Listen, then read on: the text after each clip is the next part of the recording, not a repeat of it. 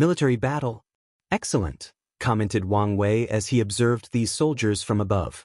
Although it might look like these troops would become useless after proving the Tao, it was far from the truth. After proving the Tao, his strength will be very close to the Empyrean level if he achieves 10 extremity along with his other boosters.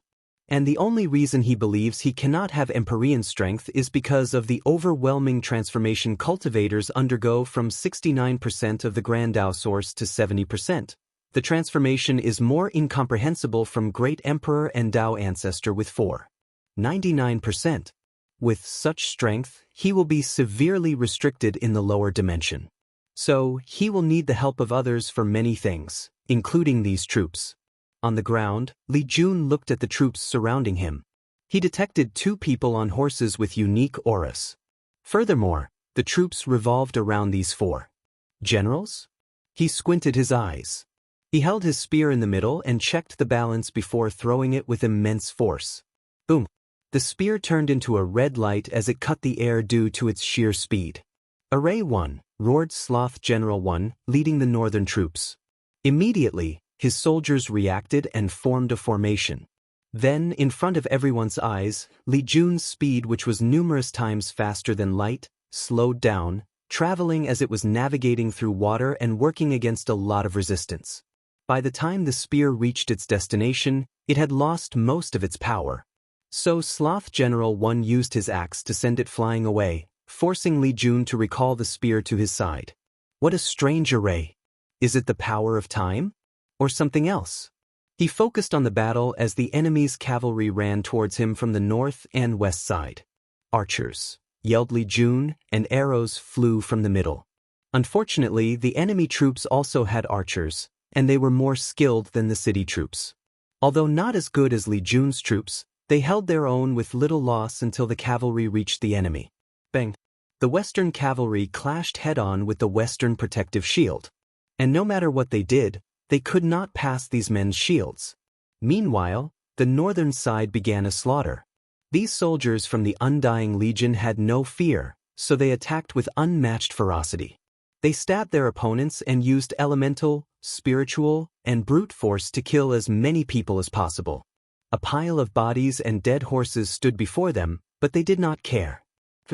A devil stabbed a soldier in the heart, destroying the organ into oblivion. But to his horror, the man did not die or falter.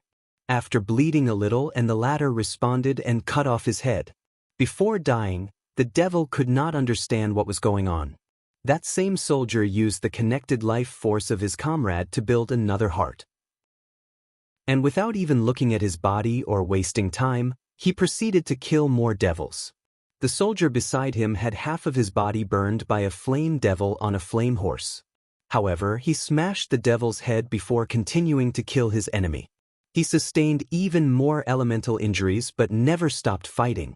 And when he reached his bonus limit, he used the connected life force to heal himself before continuing the battle. Another soldier sacrificed his arm to kill a mighty opponent. Then, with skills that indicated he had practiced before, he used his divine sense to levitate his arm from the ground and used the shared life force to reconnect it. During the entire process, he never stopped fighting and killing. Sloth General 1 frowned as he watched his enemy rapidly decimate his army. While the cavalry was being slaughtered, his infantry also approached the human troops. "Go for the head," he ordered before communicating with Sloth Generals 2 to 4, which troops had now arrived on the east and south sides. The east side was another iron wall, but the south side also had to deal with the Undying Legion.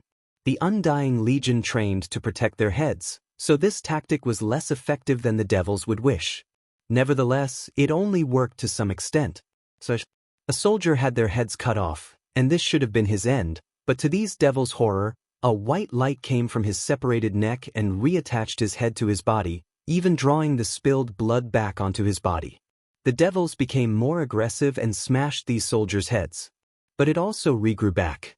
Regrettably, not all of them succeeded in regrowing their head.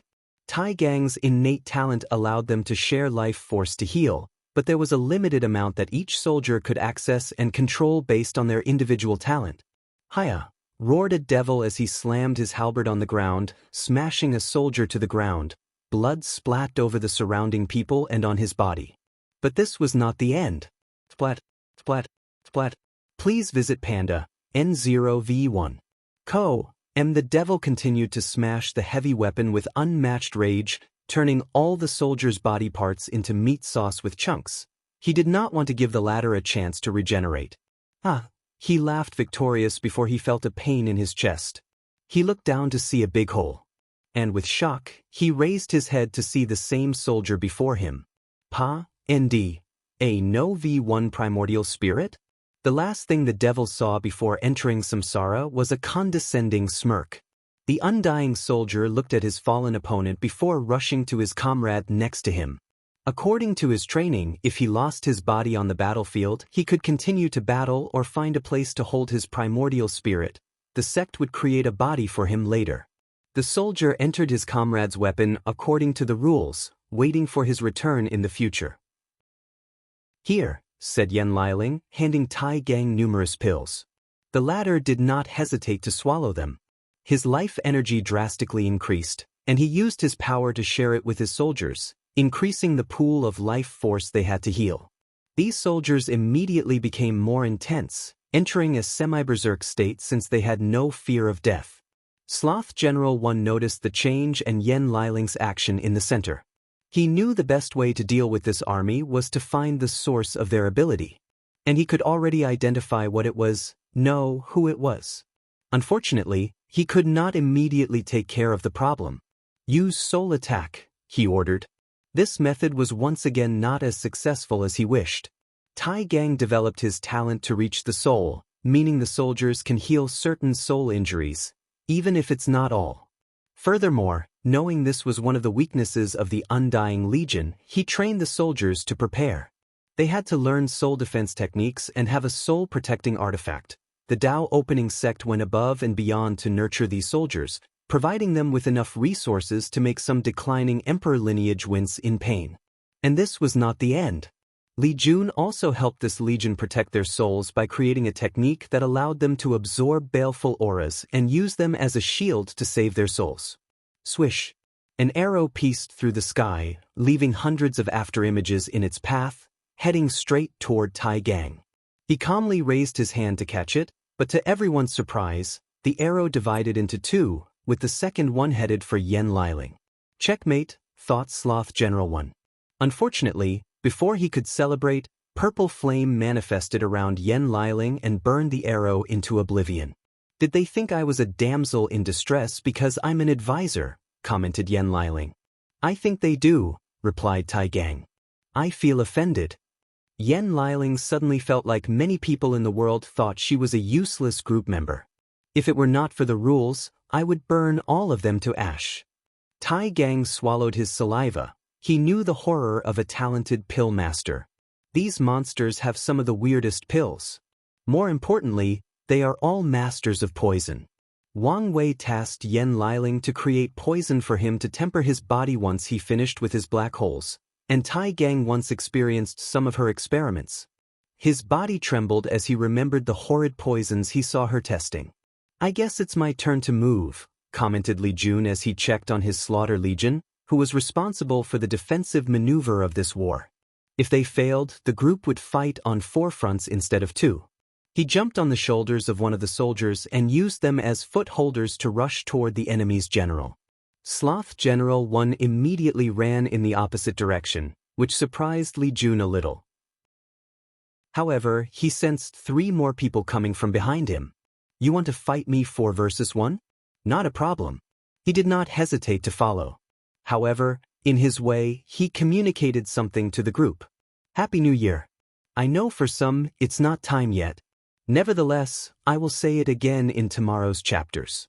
Please take some time to read the author's note. Improve Slaughter Dao. I know he's going to be fine, but shouldn't we be more careful? Said Tai Gang as he watched Li Jun rush toward the enemy in the distance. We are, stated Yen Liling, and Tai Gang finally noticed Wang Ju had disappeared, and his eyes lit up. Li Jun looked at the 4 people who surrounded him. As his red hair played with the wind, he rested his spear on his shoulder. So, who are you guys? Sloth General 1 was a devil with goat horns and claws. Sloth General 2 had black wings made of bones and a snake head. General 3 had 2 bull heads and was 5 meters tall, and General 4 was a headless human. No answer, huh? Uttered Li Jun. I guess we are doing this the hard way. General 4 was the first to attack as he turned into an enormous creature more than 30 meters tall before punching Li Jun. The attack was comical if someone compared their size. However, Li Jun easily blocked it with the tip of his spear. He never stopped tempering his body and suffering through the pain. Li Jun's goal is to reach one primordial dragon force in body refining before the heaven will battle. General 4 acted immediately and changed into a tiny creature as tall as 30 centimeters and rushed toward Li Jun with unmatched speed. Transformation Dao? Or a lesser version of it? He flicked his spear to send him flying away. Suddenly, General 1 appeared out of nowhere in front of Li Jun with a dagger stabbed in his stomach.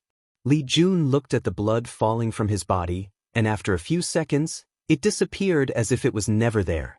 Interesting illusion. If I didn't see through it, my body would have responded as if I did and created a stab wound, he commented. It's a shame I outclass you in spiritual strength. The General 1 before him disappeared since it was an illusion.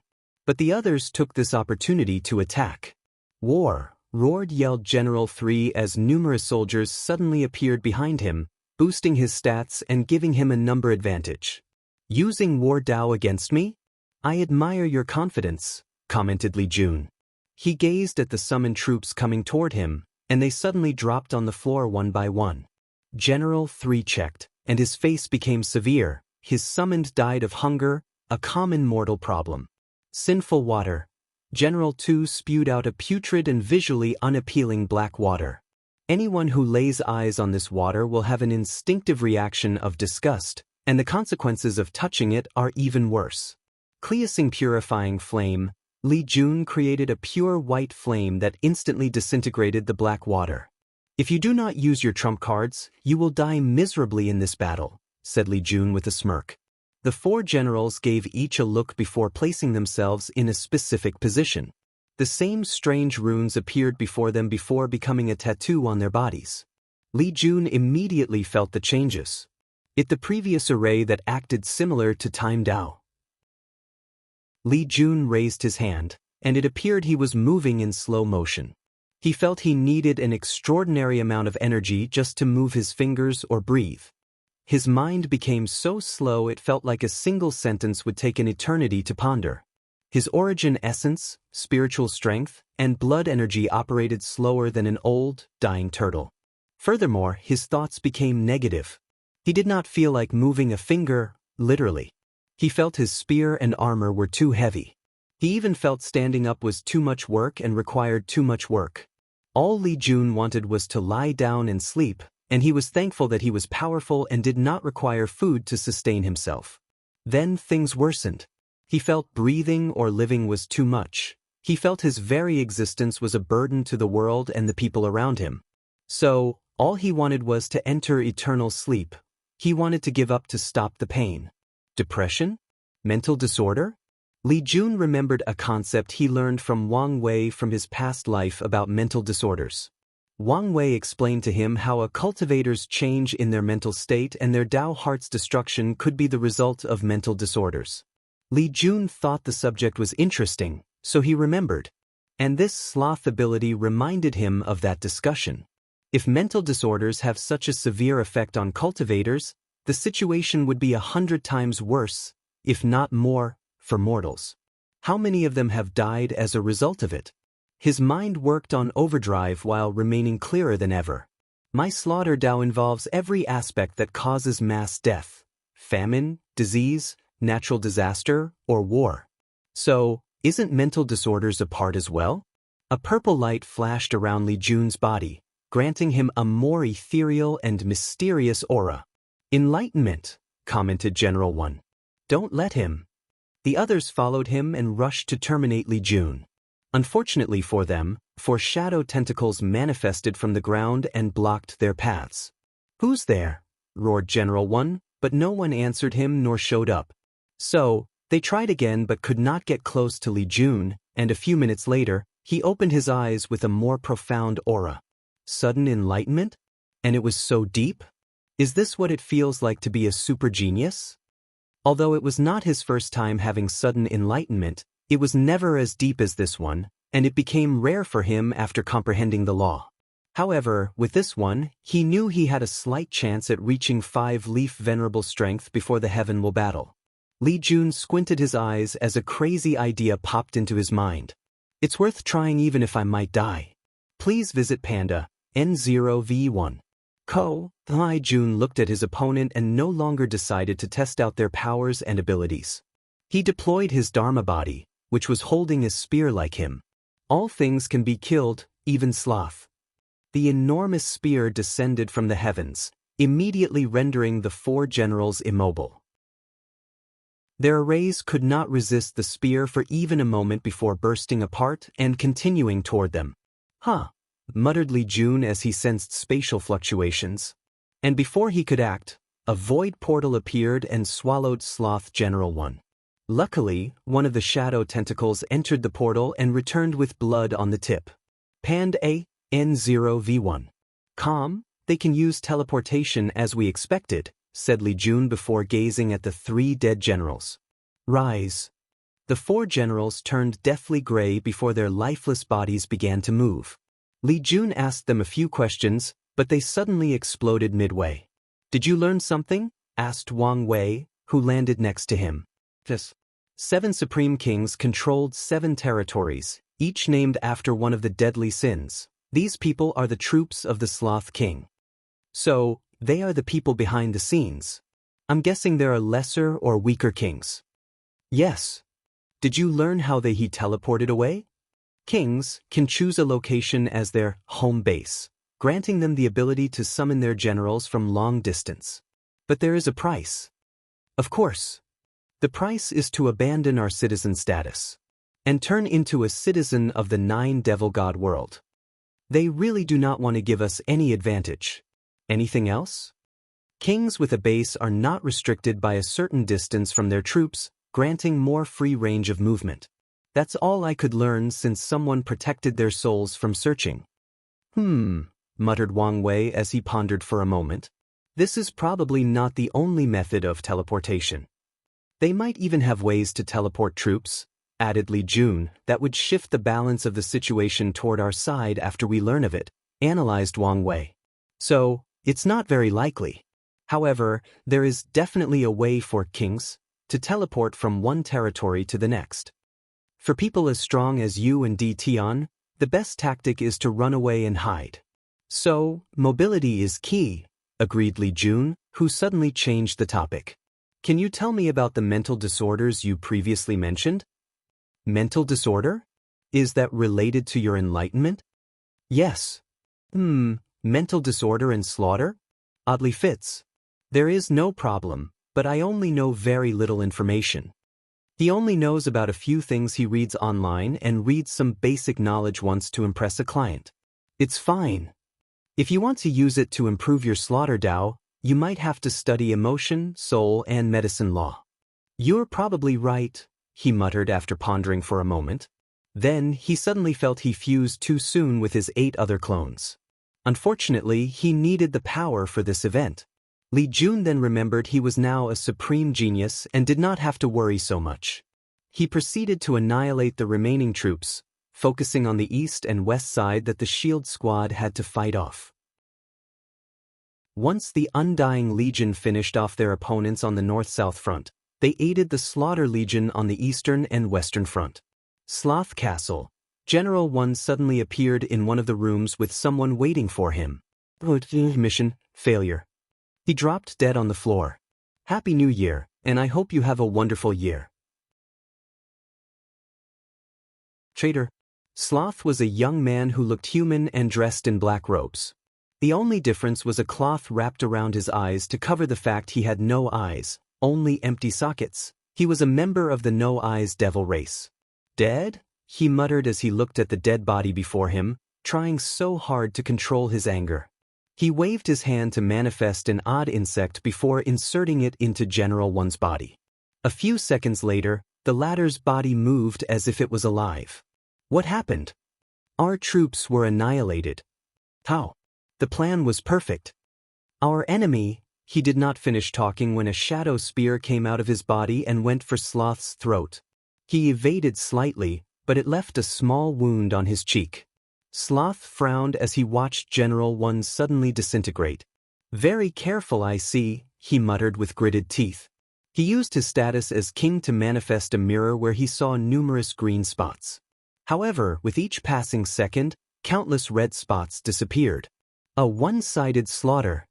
Sloth could already predict he would lose 4 of his legion and generals, leaving him with 1.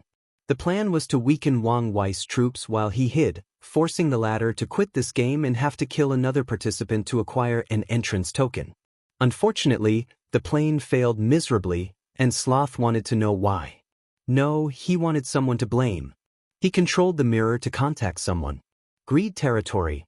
A man lay in a tent with numerous women surrounding him. They would feed him, fan him, and massage different body parts. When is this going to end? Asked Lazy Suave. You have to bear with it, husband. I don't have to fight, right? You may have to if a powerful king shows up, responded another beautiful voice. What a pain in the ass, replied Lazy Suave, who suddenly frowned. Husband, is something wrong? Nothing, just felt sleepy. Then he closed his eyes and slept in his bed. In his dream, someone appeared before him. My lord, said Lazy Suave as he knelt on the ground. Why didn't you tell me? Excuse me? Why didn't you tell me Li Jun's troops were so powerful, you waste, roared Sloth as he kicked Lazy Suave away. Forgive me. I didn't know. Your job is to know. Your very existence is to know things I don't, rebutted Sloth as he continued kicking. General and troops training is very private and only shows up during the Heaven Will battle. In most generations, they are unimportant, so little information is known about them. Sloth stopped while Lazy Suave spewed blood. I cannot infiltrate the Dao opening sect, so my information source is almost non-existent. Sloth took a moment to breathe and calm down. He understood this was the truth. Lazy Suave could infiltrate the Myriad Emperor world and create a decent information network due to a unique chaos treasure that Wrath gave him that allowed him to hide his identity and because of his laziness gimmick. Most people who know him would only chuckle at his story and would not pay him much attention, allowing him to blend in and do things in the shadow. His role was not as crucial since Wrath seemed to have a way of acquiring some deep secrets like Di Tian and Wang Wei's strength. You better not fail me again, declared Sloth. He made Lazy Suave by imbuing a human with a core part of his essence, making Lazy Suave just a part of him. Otherwise, you know the consequence. Sloth ended the communication, leaving a trembling Lazy Suave. Immediately afterward, he contacted Wrath to have a meeting with the others. So the plan failed? Uttered Wrath. Yes.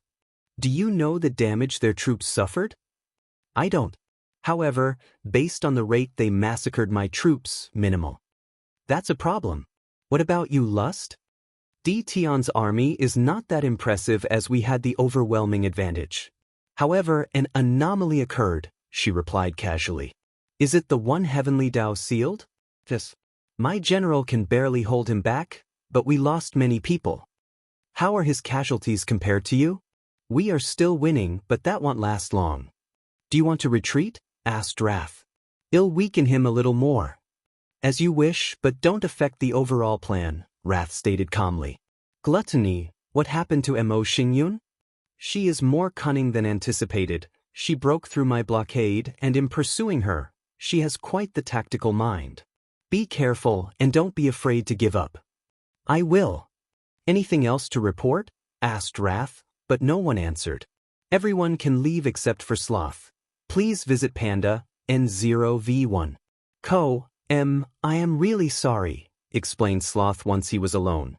No need to worry, I won't blame you, he reassured. I'm here for something else. Sloth was confused, so Wrath explained. Someone placed a tracker on you, and I'm here to remove it. Tracker. Sloth's face suddenly changed as he remembered something. It seems you know what happened, said Wrath. Yes. Wrath removed something from Sloth's cheeks. Be more careful from now on. I will. I know you, so you must plan to get your revenge on Wang Wei. What method are you going to use? Wrath knew how petty Sloth was and refused to take any loss. Tell me the plan. If I approve, I will support you. If not, you can give up now. Sloth felt tremendous pressure as these beautiful eyes gazed directly into his soul. Without hesitation, he confessed what he had planned. It's a good way to satisfy your desire for petty revenge. Very well, you're dismissed. Sloth immediately ended the communication, breathing deeply as he felt a weight lifted from his shoulder. Still as scary as usual, he muttered before frowning. He activated the mirror. Lust, what do you want? I wanted to check on you. Pan, in 0v1, C, M, since when were you so nice? That's unfair. We used to be very closed, so what's wrong with me checking on you? What do you want? Asked Sloth with raised eyebrows. Nothing. I was just thinking about our intimate past, before the trial, before the game. After seeing how distressed you were, all these memories rushed in. Lust smiled gently. I wanted to see you. Sloth bit the lower part of his lip. Fine, you can come to see me. Kings can teleport between each other's locations if they ally. That's the primary way they travel between different territories. It's because of this alliance system that they can communicate long distances. A few minutes later, Lust, dressed in quite a revealing outfit, teleported to his base. Without hesitation or pause, they jumped onto each other's arms, acting like wild animals lost to their primal desires. A few hours later, Sloth looked at Lust's beautiful and elastic skin. Her charm was simply irresistible. Do you mind if I walked around in your territory? It's been a while since I was here. Do as you wish, but be careful. Thank you, said Lust as she gave him a kiss with a jovial smile and left the room. Sloth watched her go with a deep look in his eyes. In that trial, we had first to conquer our 7 deadly sins. So, what happened to you? Did you fail or decide to indulge in your power? He shook his head while sighing. He put his clothes on before leaving. He had other plans he needed to accomplish. Sect Master, I've got some news, said Wang Ju. What is it? Someone removed the tracker I placed on the enemy.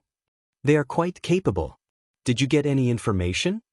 I got a general location of their position, but nothing concrete. That's more than enough. Wang Wei looked at his entrance token, which was more than 75% activated. With a few more victories, it would be activated. By then, he has to worry about the number of people the token will allow. He guessed the more people allowed, the higher a token would be required. And Wang Wei wanted to bring the maximum number of troops to protect him from cannon fodder tactics and ensure he was in the best state for his fight with Di Tian. This was a worthwhile victory, said Li Jun as he approached the rest of the group. And we finally have enough horses for a cavalry. We also have our destination, said Wang Wei before he explained what Wang Ju found. If kings have a base, it should be different from normal cities and obvious to detect once we see it. Yes, but the location might be at the far end of this territory, forcing us to walk for years with nothing in sight, complained Tai Gang. You have a point. We have horses, but not enough for everyone. Let's head in that direction. If we found the base, it's fine. If not, we will accomplish our main objective while trying to find a faster way of travel, summarized Wang Wei. Before that, Liling, let's try something new. What is it? Let's see if advisors can give people other roles. If that's possible, my workload would be drastically reduced. She had to refine all the pills and even repair some of the soldiers' equipment. An aide would greatly help her. Someone in my Discord predicted this twist, so I almost removed it from the story. There is nothing more aggravating as a writer when someone predicts something you were excited to reveal. However, I decided otherwise because most people would not remember who Lazy Suave was. Third match. Yi Liansheng floated above, showing his jagged teeth as he looked down. Beneath him was a cube-shaped barrier that contained a large ocean. 2 armies fought inside that ocean, the Devil and the Sea Race troops. Yi Liansheng was calm as he watched the battle since his troops used this array to change the environment and give them an advantage. The water boosted the Sea Race troops' power, allowing them a one-sided massacre. Every time a devil died, Yi Lianchang would inhale their soul, energy, blood, and flesh. Terrible sacrifices. Even the number cannot make up for the lack of quality. I need better sacrifices. He frowned as he pondered. I came to this place due to the fewer restrictions in the myriad emperor world. However, I did not expect to be even more restricted. Yi Lianchang waited until the battle finished and had his men close the formation and clean up. As he watched everything from above, he became irritated. I need an excellent sacrifice. He then remembered the clashes between these two a while ago. Wang Wei, talent, strength, soul, luck, and destiny, he is the best sacrifice I could ever find in the lower dimension. He licked his lips thinking about it. Although Di Tian is excellent as well, he lacks something I cannot pinpoint. Yi Lianchang squinted his eyes. Luckily, I don't need to choose. I can get my hands on both. He looked in the distance before muttering, "Where are they?" Suddenly, he heard indistinguishable murmurs that would drive most people to madness. The sloth and lust territory? That's very far from the pride territory. Yi Lianchang knew how long it would take him to travel from his current location to the sloth territory with his troops. By the time he reached his destination, the entire event might have ended. As for waiting until after the game, he came to this place in the first place because he feared using his power in the myriad emperor world and being detected by some old monster or some hidden power. Yi Lianchang looked at his entrance token for a moment before shaking his head. It was not that important since he could take it from someone else. Then he gazed at his troops. His arm turned into a gargantuan octopus tentacle before slapping these soldiers into oblivion. He ignored the scream and desperation of his own men, killing them without hesitation or remorse. He only left one person alive, a general. Yi Lianchang absorbed these people's blood, flesh, and everything of value. Then he landed on the remaining survivor. "Lord Wei, we dedicated our lives to serving you," asked the soldiers with tremendous pain in his voice. He dedicated his life to the Lord, but it was painful to see how easily they were discarded without any purpose or explanation. "You don't need to know," said Yi Lianchang before making the general pass out. "If it was not for this stupid game and its rule, you could have survived longer," muttered Yi Lianchang before putting that general on his back. Then he ran at full speed toward the sloth territory. He regretted he still could not fly with only one soldier.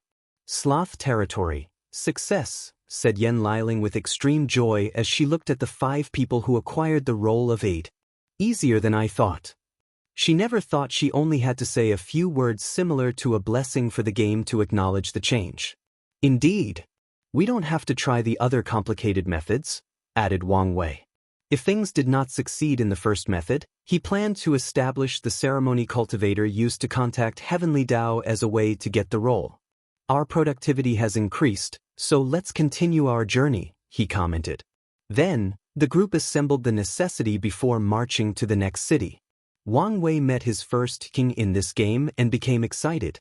Unfortunately, the latter was too weak and could not quench his thirst for battle. As he looked at the dead king before him, he could only shake his head before proceeding to check his body. "Did you find something new?" asked Li Jun, who had just finished with the city's cleanup. "Not really. The only thing I discovered is the more powerful a devil, the higher concentration of human bloodline it contains." "So, your theory is correct. They use human bloodline to deal with the seal." "The evidence suggests as such. What I want to know is who is responsible for this idea. The 7 ultimate kings, the sealed devil gods, or someone else entirely. Our lack of mobility and restriction makes it more difficult to investigate these things." "That's the current issue," agreed Wang Wei before looking at his entrance token. "We only need 2 to 3 more cities before the token's activation. Then we can head to Sloth Space to see if we can find something." The troops gathered all the resources from the destroyed city before moving on to their next destination. During their march, the scouts suddenly returned with news. Enemies detected in the northeast. Northeast? According to the map, no city or town is in that direction. It is one of our own. A heaven chosen? The leader of the Divine Tao League, Feng Lijuan. It seems fate knew we had unfinished business, Li Jun said with a smile. He did not immediately order the troops to go after her but contacted Wang Wei. Please visit Panda, N0V1. You can deal with her, responded Wang Wei. Heavenly Dao cannot blame him if he is not the one massacring these heaven chosen. Furthermore, he worries about alliance and cannon fodder affecting his stamina. So, it's in his best interest to reduce the troops of his competitors. Damn it, said Fong Lijuan. I should have guessed something was wrong with that squad. She's been fighting with this powerful legion that used guerrilla tactics, forcing her to follow them. But recently she lost track of them and felt something was wrong. However, before she could react, her scout brought news Wang Wei's troops were nearby. How many troops do they have? Roughly 20 million, replied the scout. 20 million? That's the exact number they came with. Are you saying they've barely lost any soldiers? I'm only reporting what I saw. Fong Lijuan's eyes became red as he looked at the scout, but she did not act out as she understood this man was only doing his job. Furthermore, she knew she had to remain calm in this situation to have the slightest chance of survival. Do they have horses? Yes. Fong Lijuan immediately knew running away was not an option, even if she abandoned most of her troops. Plus, Wang Wei can catch me as long as he's not too far from his troops. She knew the horror of the Nine Extremity Foundation from Mo Xingyun. Many thoughts flashed across her mind, thinking of the best way to survive this encounter. I should have followed Mo Xingyun's advice and come with a puppet. Fong Lijuan knew it was not the time to have these useless thoughts. What matters is to find a ray of life in this desperate situation. There is only one solution. She made up her mind and ordered her troops to prepare, waiting for the opponent. A few minutes later, she saw Li Jun gallantly leading his troops before her. If it isn't the god of war, Li Jun, Fong Lijuan said with a sneer and blatant mockery. I can smell the fear from you from a mile away. I'm surprised. What have you so rattled? Countered Li Jun, and he was not lying. His recent enlightenment gave him a sixth sense of detecting emotions. Fear? Why would I be afraid of a loser I previously defeated? Replied Fong Lijuan with great composure despite the rapid beating of her heart. Interesting. Besides fear, I can sense hope and desperation from you, said Li Jun. So, you must have come up with a way to survive this encounter. Be direct, and I might entertain the idea. Fong Lijuan secretly clenched her hands. She did not like the feeling of how he could see through her. Fine, she said while exhaling. I'll be direct. I want to make a deal with you. Deal? I'm listening. Li Jun could guess what she would say next. A battle between the of us. If I win, I want you to let me leave, without touching my men or me, she said, looking at Wang Wei, who seemed nonchalant about everything happening. And when I win? If you win, I will give you the invisible talisman. The invisible talisman is now linked to your Dao. Removing it from your body would result in terrible Dao Foundation injury. Such injury would end your cultivation path, unless you use precious resources to heal. However, with how poor your Divine Dao League is, you don't have to worry about our status. As a heaven chosen, she has used her luck to drastically improve the League's situation. Nevertheless, Li Jun was correct regarding the resources to heal Dao Foundation injury of this magnitude. Good proposition, but I can take the talisman from your corpse without any agreement. What are you scared of? Oh, I forgot you need your master's help to do anything. What a good little dog, she taunted with a sneer. You will have to do better than that, Li Jun replied calmly. Fine, I'll add news about the whereabouts of the war talisman. Li Jun squinted his eyes. Are you serious? I am willing to sign a contract to prove him not lying, replied Fong Lijuan. However, I've taken measures so that only I know this information. No matter what you do, you can't get the news from me, even from my corpse. Li Jun pondered for a moment. Alright, I agree to your terms. He knew Wang Wei could not kill her, but she did not know that. So, he would use this lack of information to his advantage. They signed the contract before beginning the battle. Killing Fate? Fang Lijuan did not waste time and activated her Dharma body, which looked like her but had a weird aura surrounding it that made it seem that it did not exist, that it was invisible. Li Jun followed her and deployed his Dharma body, except it had a hidden, quiet bloodlust hidden deep in his eyes. Tell me, how can you affect something you cannot see? Something invisible. Li Jun immediately lost track of Fang Lijuan as she became invisible to him and unknown to the world.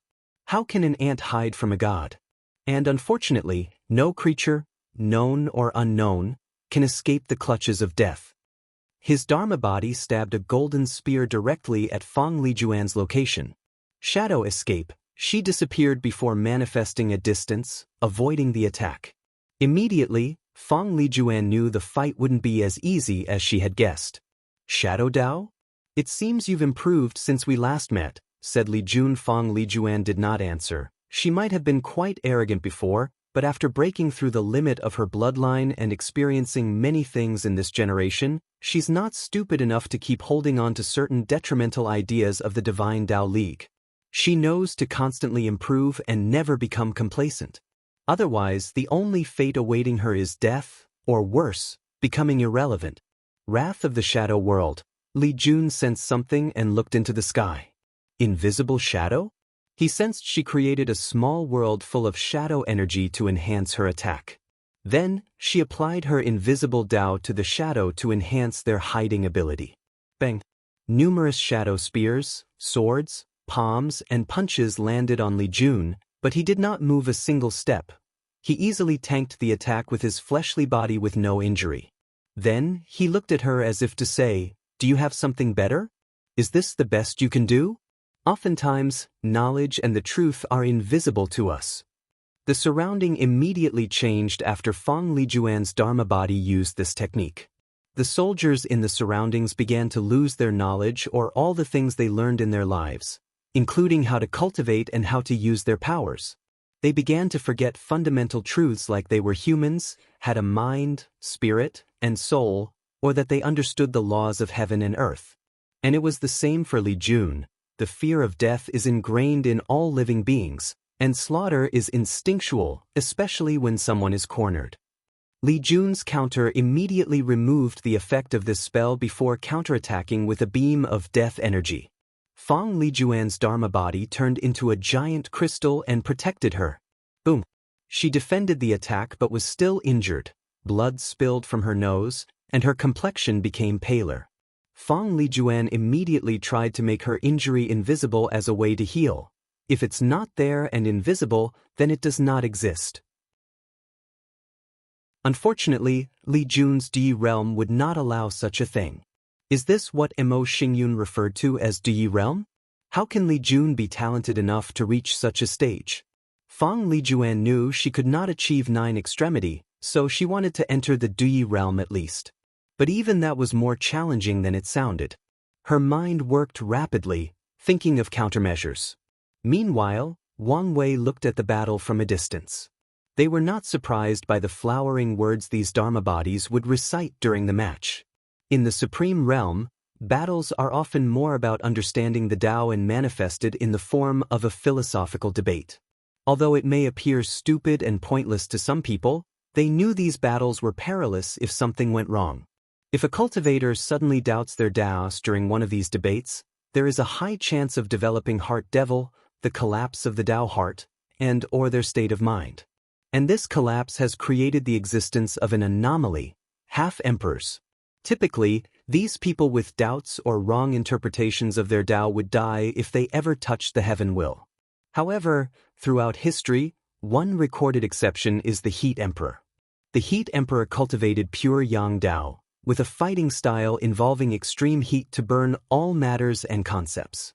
However, in one of his battles in the Supreme Realm, someone pointed out that solitary Yang cannot exist without Yin, and vice versa, meaning he needed a touch of Yin Dao in his extreme Yang Dao. Unfortunately, the Heat Emperor refused to accept this fact and went on a maddening tirade. Years later, no one knew how he managed to enter the quasi-realm, and he took the heaven will with some luck and strength. Then, the world learned of half-emperors, an entity even weaker than pseudo-emperors. Pseudo-emperors can become third class as long as they fix their Dao hearts. However, half-emperors are as weak as 5-root Dao ancestors.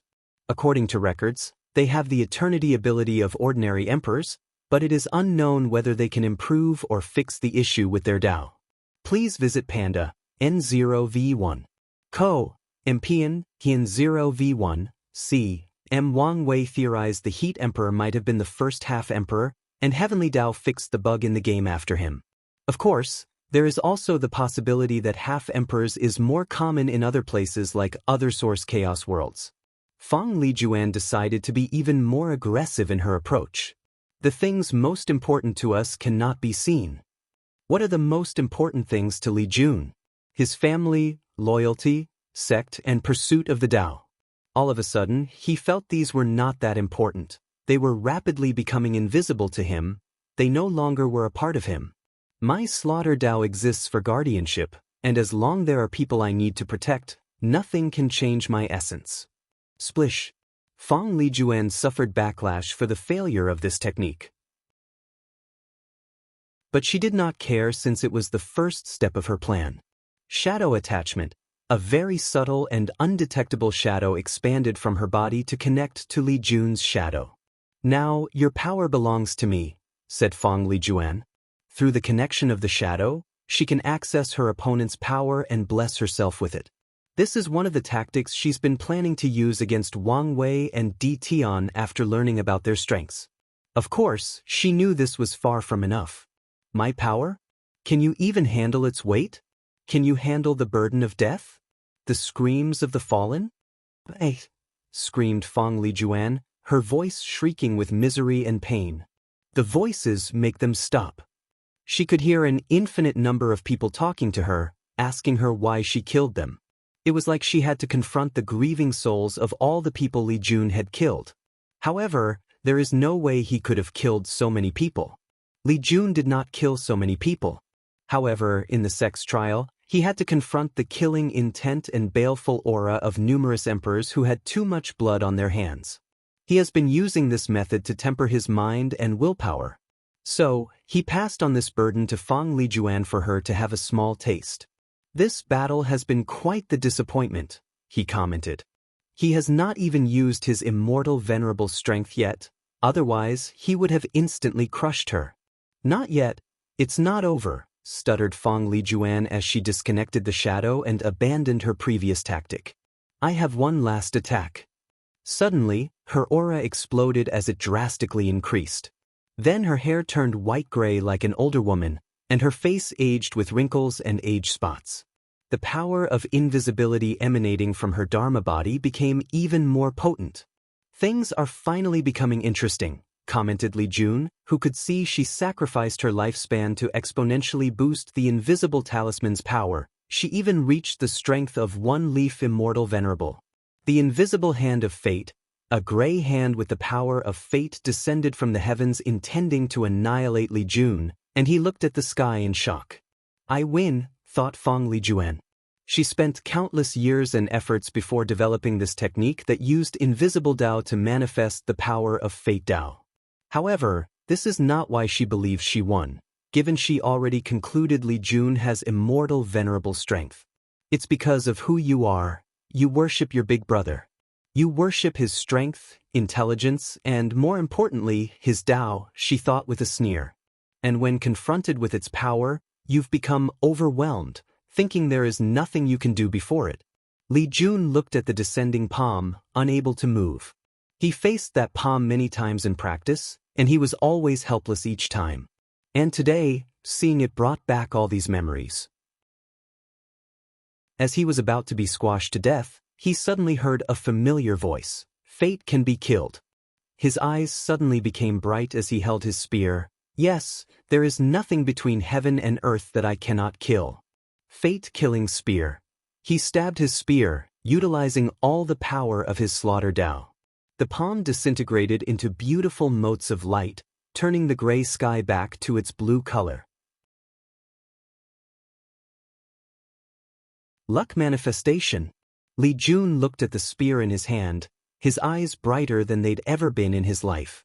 His mind was clear as he felt a blockage in his mind was removed. Maybe it was in his mind, but he felt his breathing was more regular, the air was fresher, and the world was more colorful than usual. He glanced at Fong Lijuan. I guess I should thank you. Impossible. I should have won, argued Fong Lijuan. But you didn't. It's unfair, yelled Fong Lijuan. The only reason you're so powerful is because of him. It's not fair. And without the invisible talisman, you would never have today's achievement, countered Li Jun. You would only be a Medicare member from the Divine Tao League restricted by your bloodline. Luck and destiny manifest in different ways. Fong Lijuan did not know how to answer. She looked at her old and decrepit hand, thinking about her life from the moment she was born. She thought of the burden of reviving the Divine Tao League. She remembered how her fate would have been a tool for marriage if she did not display enough talent. Fong Lijuan remembered how she had to put away her pride and dignity to deal with someone as lowly as Long Outyin. Her decision turned out to be correct since she found the invisible talisman, which changed the direction of her fate. Can you spare me? Don't want to die. No one wants to die, replied Li Jun. Now, hold your end of the contract. Are there no rooms for discussions? No, so please don't force me to make you experience a fate worse than death. Fong Lijuan opened her mouth but did not say anything. She wanted to plead for her life and even offered to become his woman. However, she knew with this man's display of willpower, he would not accept such an offer. More importantly, she still had some pride. She did not want to grovel before her enemy, begging for her life. Nevertheless, she did not want to die. Fong Lijuan told him about the information she had gathered regarding the war talisman. Although it was not the exact location, with the Tao opening sect's information-gathering capabilities, he should find its location after searching for a while. Then, she placed her hand above her heart to take out the invisible talisman. I don't want my journey to end here. Fong Lijuan was unwilling, and until the end, she thought of any possibility of escaping. Hurry up, demanded Li Jun with impatience. Suddenly, Fong Lijuan's old eyes brightened and she yelled, Heavenly Tao, I want to change sides. I want to join the devil's side. Bang! Li Jun's spear hit a golden barrier that easily nullified his attack. Then, he sensed the unique power of Heavenly Tao that controls the game. Player Fong Lijuan wishes to switch their allegiance? Please confirm yes or no. Yes, but take me away from this place. Do you know what you're doing? By becoming a traitor, you'll forfeit your right to prove the Tao, said Wang Wei. Maybe in the myriad emperor world, but the endless void is vast, with many opportunities, replied Fong Lijuan with a sneer. What about your Divine Tao League? Do you know the fate they'll suffer once your betrayal is known? Fong Lijuan gritted her teeth but did not answer. This method was the only way to survive. The switch is part of the rules and accepted. Fong Lijuan turned into a white light before disappearing. Damn it, cursed Li Jun, what about the contract? Two things descended from the sky into his hand as soon as he said these words. World source and merit? That's the price for breaking the contract? Immediately he sensed something wrong. Why is Heavenly Tao willing to go this far from one Fong Lijuan? That's a good question, said Wang Wei as he looked at the horizon. If I knew this would happen, I would have killed her quickly. Don't blame yourself. At least we learned one more important game rule, comforted Yen Liling. What do we do with her troops? Asked Tai Gang. Should we kill them? Do we have enough food and supplies to sustain them? It's not a problem to feed them with the good fortune seeds. The only issue is the spiritual herbs to refine the energy recuperating pills they need after each battle. Why do you ask? I have a feeling they might become useful as cannon fodder very soon, explained Wang Wei. Please visit Panda, N0V1. You'll find a way, logistic-wise, to sustain them. And I'll go place the fear of the heavens on them to surrender, said Li Jun before walking toward them. Wrath territory. Inside a castle, Wrath suddenly opened her deep red eyes that contained multiple rings. She stood up from her cultivation retreat with no clothes on. She had the habit of cultivating completely naked since it felt more liberating. A white hanfu appeared on her well-defined and developed body. Adding her beautiful light pink hair in the form of one braid, her beauty could give Su Shi and Su Ya a run for their money. And in terms of aura, she only lost to Wu Hong because she had not seen the pinnacle of the Tao, standing above trillions upon trillions of living creatures. She walked out of the room, calculating something. A defector? Her eyes lit up. Such a person would make the plan go more smoothly.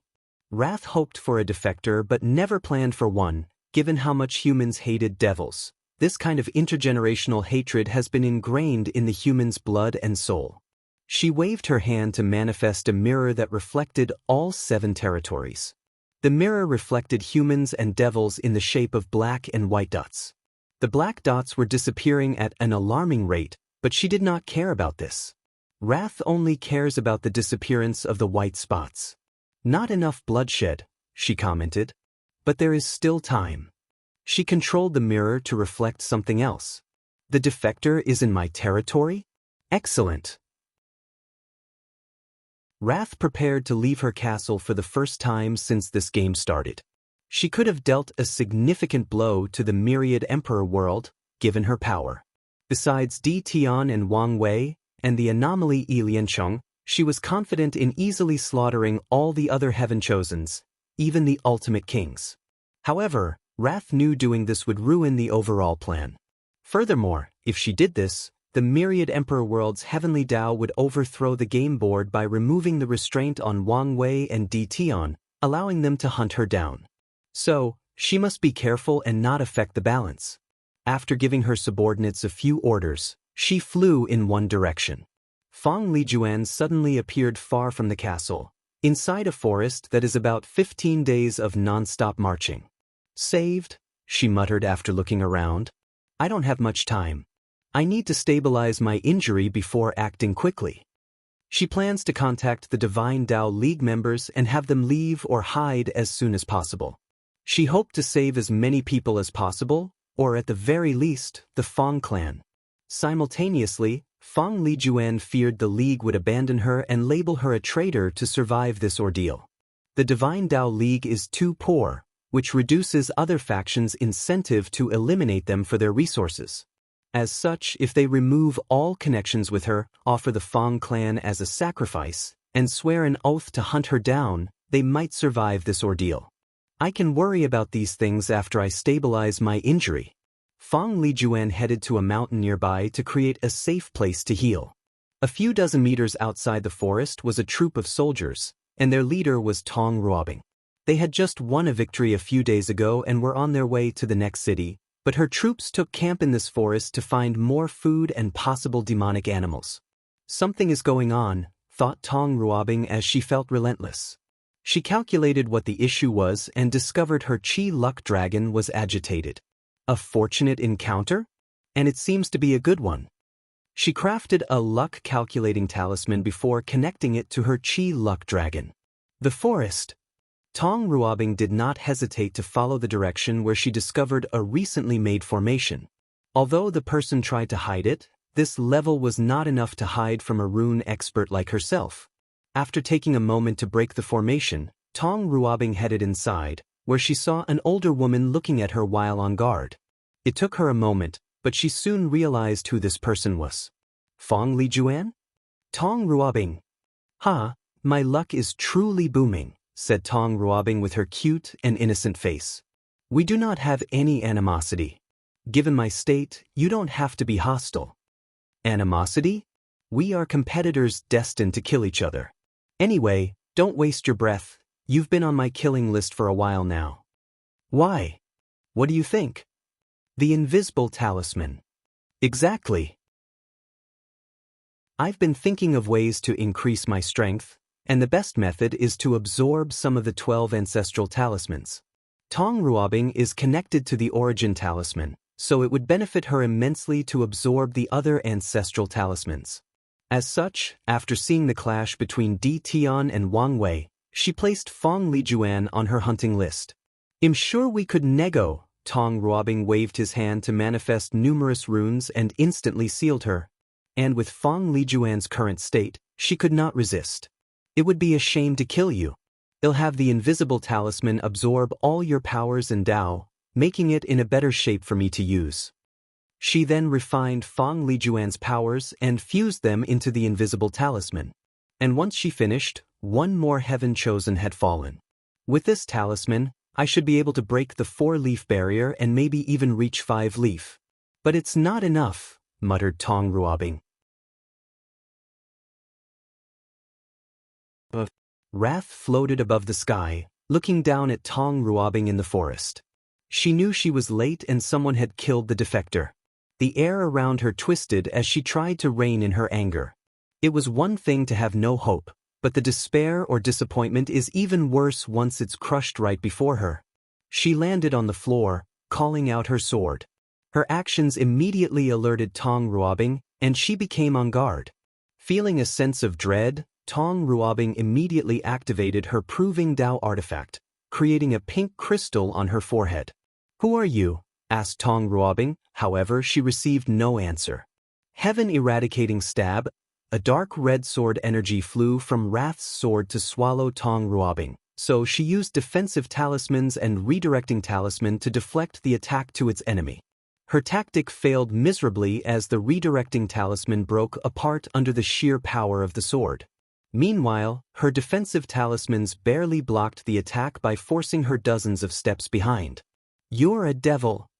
Tong Ruobing's surprise came from Wrath having no physical traits of any devil subspecies. Even her bloodline did not give away her identity. She only discovered it because of the innate maliciousness devil contained deep in their souls due to their ability to absorb negative karma. "No, you're more like a human with a devil bloodline," commented Tong Ruobing. "Does that matter?" Heaven Killing Slash. The surroundings turned dark red with a swing of Wrath's swords. Cries of agony could be heard as if the heavens roared in pain because of that sword. Tong Ruobing acted swiftly to use teleportation talisman for short-distance space travel to evade the sword. She discovered kings could teleport short distances when they engaged in battle. Regrettably, her attempt failed. A sword that kills the heaven must be mighty and encompassing. "So, how could you evade?" said Wrath with a sneer. After being hit by that slash, Tong Ruobing felt every atom of her body was about to sever. Her defensive capabilities were like a mortal child fighting a body-refining stage cultivator. Immediately, she activated her trump card, one of her best talismans, the Reality Illusion Conversion Talisman. She converted many of the attack's potency and injuries into an illusion to save herself. "Who are you? And what do you want?" asked Tong Ruobing, lying on the ground missing her left arm, the right side of her brain, and many holes in her body. She knew she would have perished if the opponent did not control their strength. "The Myriad Emperor world is truly experiencing a resurgence," sighed Wrath after detecting Tong Ruobing's Immortal Veneral 3-leaf strength. What's more, the latter still had more potential. Besides her, only 3 of the other sins had Immortal Venerable strength, but they were only in 1 to 2 leaf and had to rely on treasures and secret techniques to reach higher strength. However, this number should have been much higher, given who and how they were trained. Wrath looked at Tong Ruobing. "You should thank your luck." She then flew away. She controlled herself despite her emotions. She knew she could not start killing these heaven chosens, otherwise, the plan would be ruined. After returning to her castle, Wrath headed directly to one of the rooms where a red sword floated above a dark red blood pool. A mysterious aura came from different locations to enter the sword. "My 9-leaf strength is not enough. I need to reach the Dao ancestor level of power, and this is my only chance." She squinted at the sword before leaving. Sloth territory. The group had finished subduing Fang Lijuan's troops and was camping when Wang Wei sensed something. "What is it?" "I think something happened to Fang Lijuan," he replied. "What do you mean?" "I don't know since I cannot calculate heaven's secrets in this place. But I sense a shift in the river of fate. Her heavenly luck was stripped from her because of her betrayal, so something bad definitely happened to her. She might even die." "I say good riddance," stated Yen Liling. "If it's true, I would be sad," said Li Jun, shaking his head. "And why is that?" "She is technically the first real opponent I've ever had in my cultivation journey. I don't know. Somehow, I feel sad knowing she was dead." I could understand you feeling that way, if she did not become a traitor. Li Jun shook his head and did not explain. He disdained Feng Lijuan's actions despite understanding she did it out of fear of death. Nevertheless, he still felt nostalgic for some reason. Please visit Panda, N0V1. Muttered Wang Wei as he looked in one direction, garnering the group's attention. Soon, they sensed the same thing as him as someone approached them. Wife, he said. Surprised, said Wu Hong with a smile. I am. I thought you didn't want to come. I only said that to surprise you later on. Well, that was a great surprise, replied Wang Wei with joy written all over his face. I knew you would like it. More than like it. With you here, I can figure out the ins and outs of this stupid game. With his wife by his side, he's like a tiger with wings attached to him, becoming 100 times deadlier and more efficient as a hunter. Bang! Wang Wei punched straight through Wu Hong's heart, blood splashing on his clothes and the ground. Then, with a calm and indifferent gaze, he removed his bloody fist, looking at her kneeling on the floor. How did you know? Every time I see her, my heart flutters, and the world seems brighter. In our more than 100,000 years spent together, this has always been the case. Even if I slept next to her and lay eyes on her in the morning, this has never changed until today.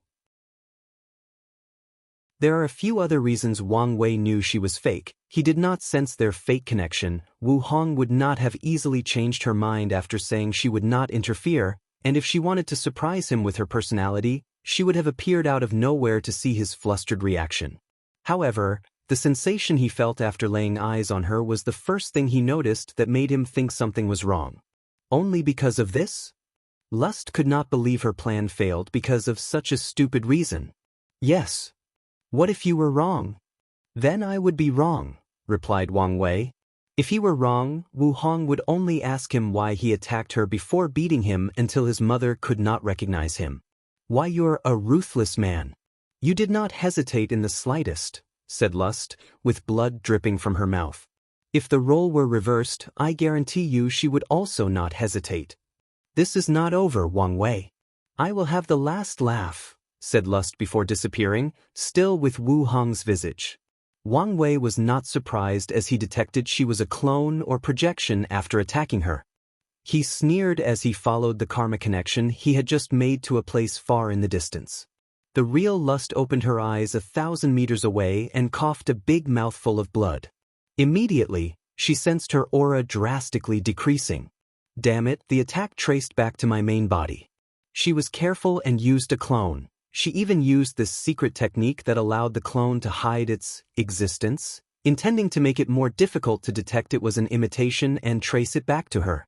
Unfortunately, she underestimated Wang Wei's capabilities. To be precise, even if she overestimated his ability for this plan, it was not nearly enough. I don't have much time left, she concluded after analyzing her condition. She hurriedly activated her alliance authority to return to Sloth Castle before teleporting to her territory. After returning home, she immediately took out a chaos treasure. After passing the trial, each of the 7 deadly sins received one. She did not hesitate to sacrifice and ruin the treasure to heal her injury. However, Wang Wei's 9-stage DE realm was a nightmare, so she could barely stabilize her injury. Damn it, do I have to ask Wrath for help?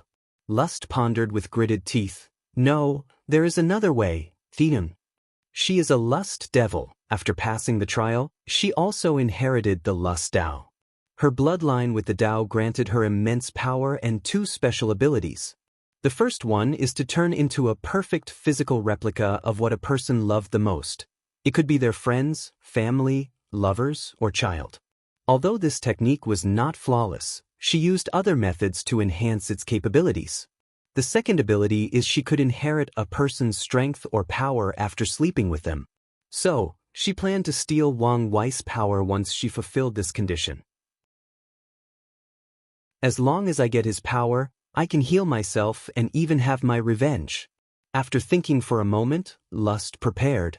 She had to worry, but she also was not sloppy. She found a way to hide her injuries and prevent Tion from detecting something. Unfortunately, she was too weak to create another clone and had to take the risk. Once the preparations finished, he headed to his destination. Obsession. Tion sat in a tent with a table and map, looking at the marching route of the army. He was not satisfied with his troops' performance. Nevertheless, they could still get the job done and activate his token. I still need good generals to counter Li Jun and Tai Gang. Before the destruction of the Sleepers, he knew of these two troops, especially of Tai Gang's Undying Legion. However, back then, he cared only a little for a general and their troops since he did not think they would become that important. So, he only asked his Sleepers to keep their eyes on them and infiltrate their ranks if possible. All that work, gone in an instant. Tion was still mad about that tremendous loss. Although he has rebuilt the Sleepers, they were nothing compared to their past selves. While planning the next attack, he suddenly sensed something in the distance. Someone trying to lure me? He sneered before walking out of the tent, heading in the direction he felt something. Tion paused as he saw a beautiful woman bathing in the light of the moon, gazing at the sky. The tree next to her shaded from the freezing cold of the night wind, guarding her like an eternal protector. So perfect, he muttered under his breath, mesmerized by her aura. Ning, is that you? After leaving his seal, he tried to find her again, but to no avail. I thought you did not want to see me. I didn't want to, but here I am, replied Xiaoning. Tion walked before her, holding her warm hand. He hesitantly raised his hand to caress her cheek. They were the same as he remembered, the exact same face he longed for. Something seems wrong. You seem weaker than when I last saw you. Xiaoning sighed out loud. I did not want to tell you, but I don't have much time left. You're disappearing? I should have expected this. Whatever obsession keeps you tethered to this mortal coil would not last forever. A sad truth, regrettably, replied Xiaoning as she also caressed his face. Before I leave, I wanted to see you one last time. To spent. She blushed, which in fact accentuated her perfect beauty. One last night of passion. I cannot remember the last time I saw you so embarrassed, Tion stated with the most brilliant smile on his 100 million years of life. Don't make fun of me, you know I get shy. That's true. He gently kissed her, feeling the lost sensation of his youth. The last time he stroked her lips, he was nothing but a young, passionate, and arrogant late with no fear of the world and boundless hope and ambition for the future. Tion waved his hand to isolate the surrounding area and clean the ground. Then, they took off their clothes and lost themselves in the bosom of passion, thrusting themselves into the abyss of longing. Their lust and passion lasted more than 5 hours before ending. Tion stood up from the floor before slowly putting his clothes on. He did not rush or use spells or techniques to place them on magically. Once he finished, he turned around to look at Ninger on the floor. With a calm gaze, he watched as black smoke emanated from her body. He sighed. How did you know? Lust could not believe she had failed twice in a row, especially when she reached so far with Tion. Longing is one of the most powerful things that exist, stated Tion calmly. One time, I missed her so much that I began to dabble in illusion to see her again. Unfortunately, no matter how hard I tried, I could not recreate her. But you succeeded. I don't know how exactly, but you turned into my Ninger. He guessed she could reproduce things perfectly from his mind, but he was not entirely sure. If so, how did you know? She asked, pain expressed all over her face. When I touched you and felt the warmth of your hand, when I sensed your heartbeat and the vitality in your face, I knew you were alive.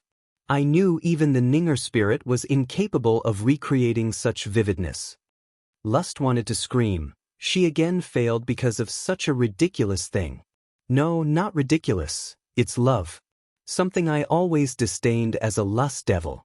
Her life was always about unbridled and unrestrained passion, so the concept of love to her was nothing but a human emotion that she believed many species let themselves be slave to.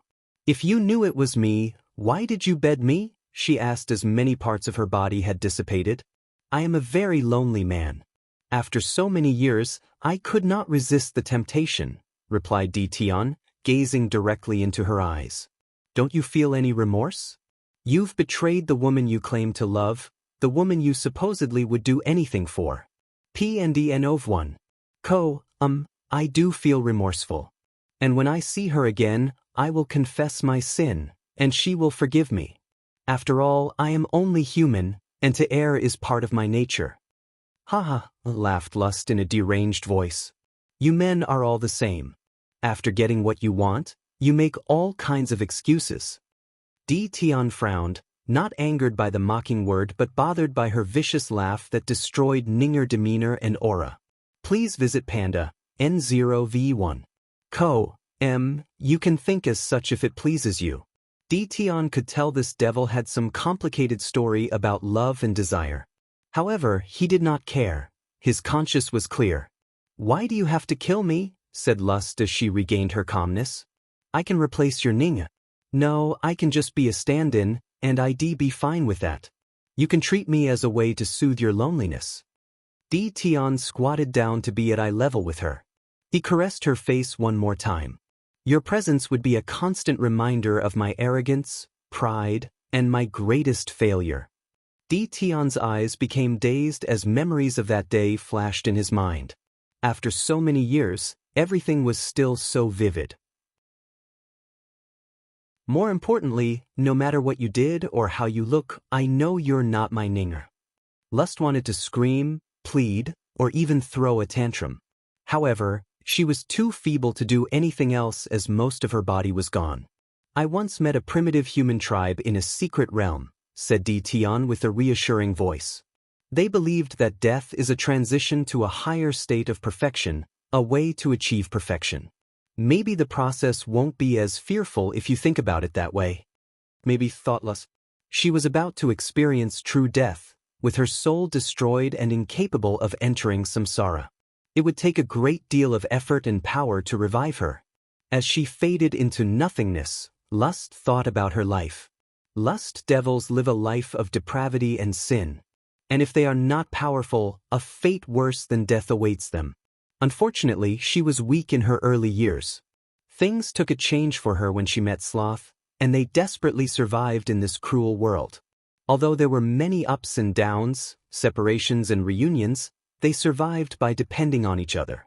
Then, everything changed once the 7 Deadly Sins trial began. They competed against millions of the most talented devils with the best bloodlines. They survived and became the supreme rulers of the race, creating an era of peace and prosperity. When did everything go wrong? Thought Lust as her life flashed in her mind. She reviewed all her memories to find the answer. The trial. After having a taste of power, I could not handle it. She sighed mentally. In her last breath, she remembered Sloth's face.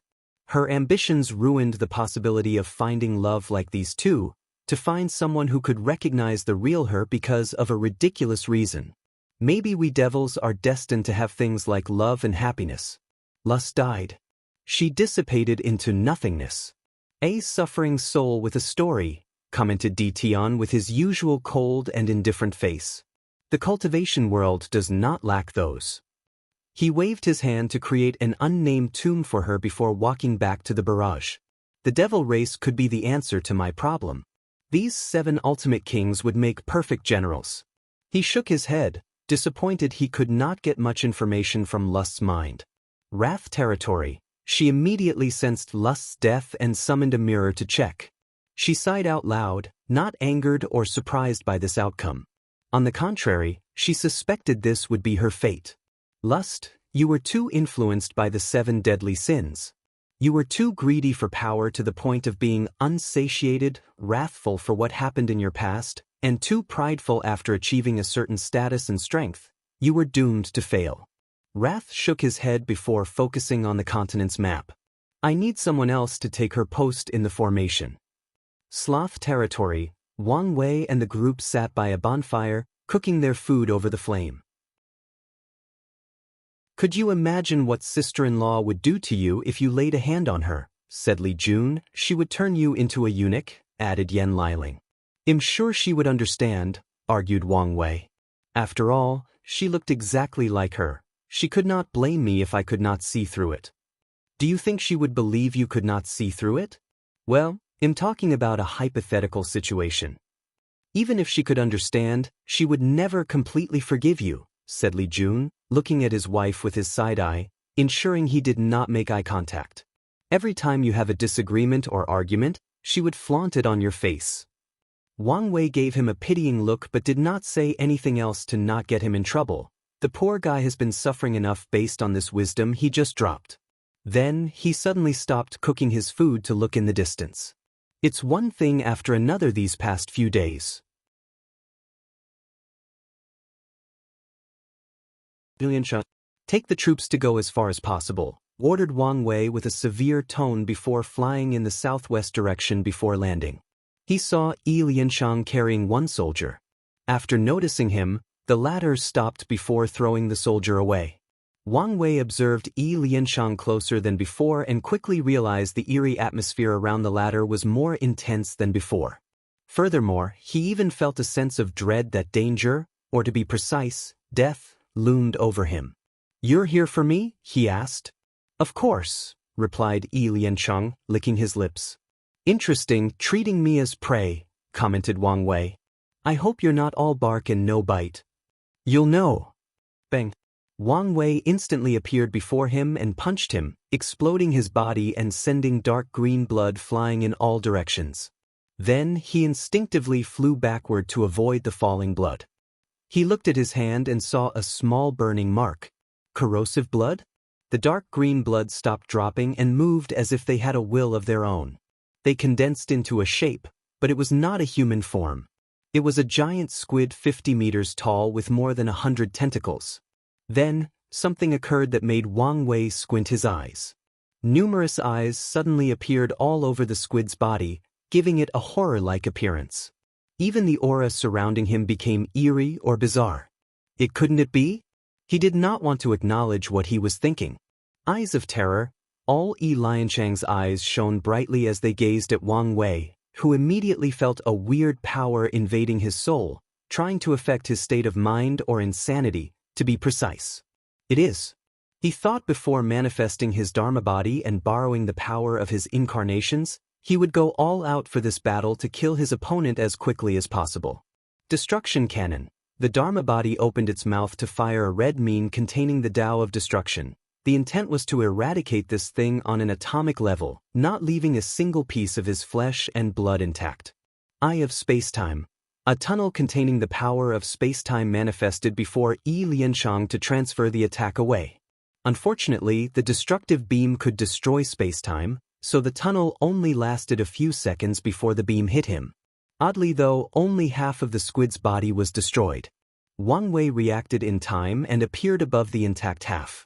He gathered all the power of his fleshly body and punched Yi Lianshang. Nothing happened, not even shockwaves from the force of his attack. Immunity to blunt force? This guy is the enemy of pure true power Tao cultivator. If a person only cultivated their fleshly body and relied on brute force to fight, Yi Lianshang would be a nightmare for them. Immunity? Well, see about that, thought Wang Wei with a sneer. Conceptual punch. Bang. He punched the second half millions of times in less than an instant before it exploded into dust.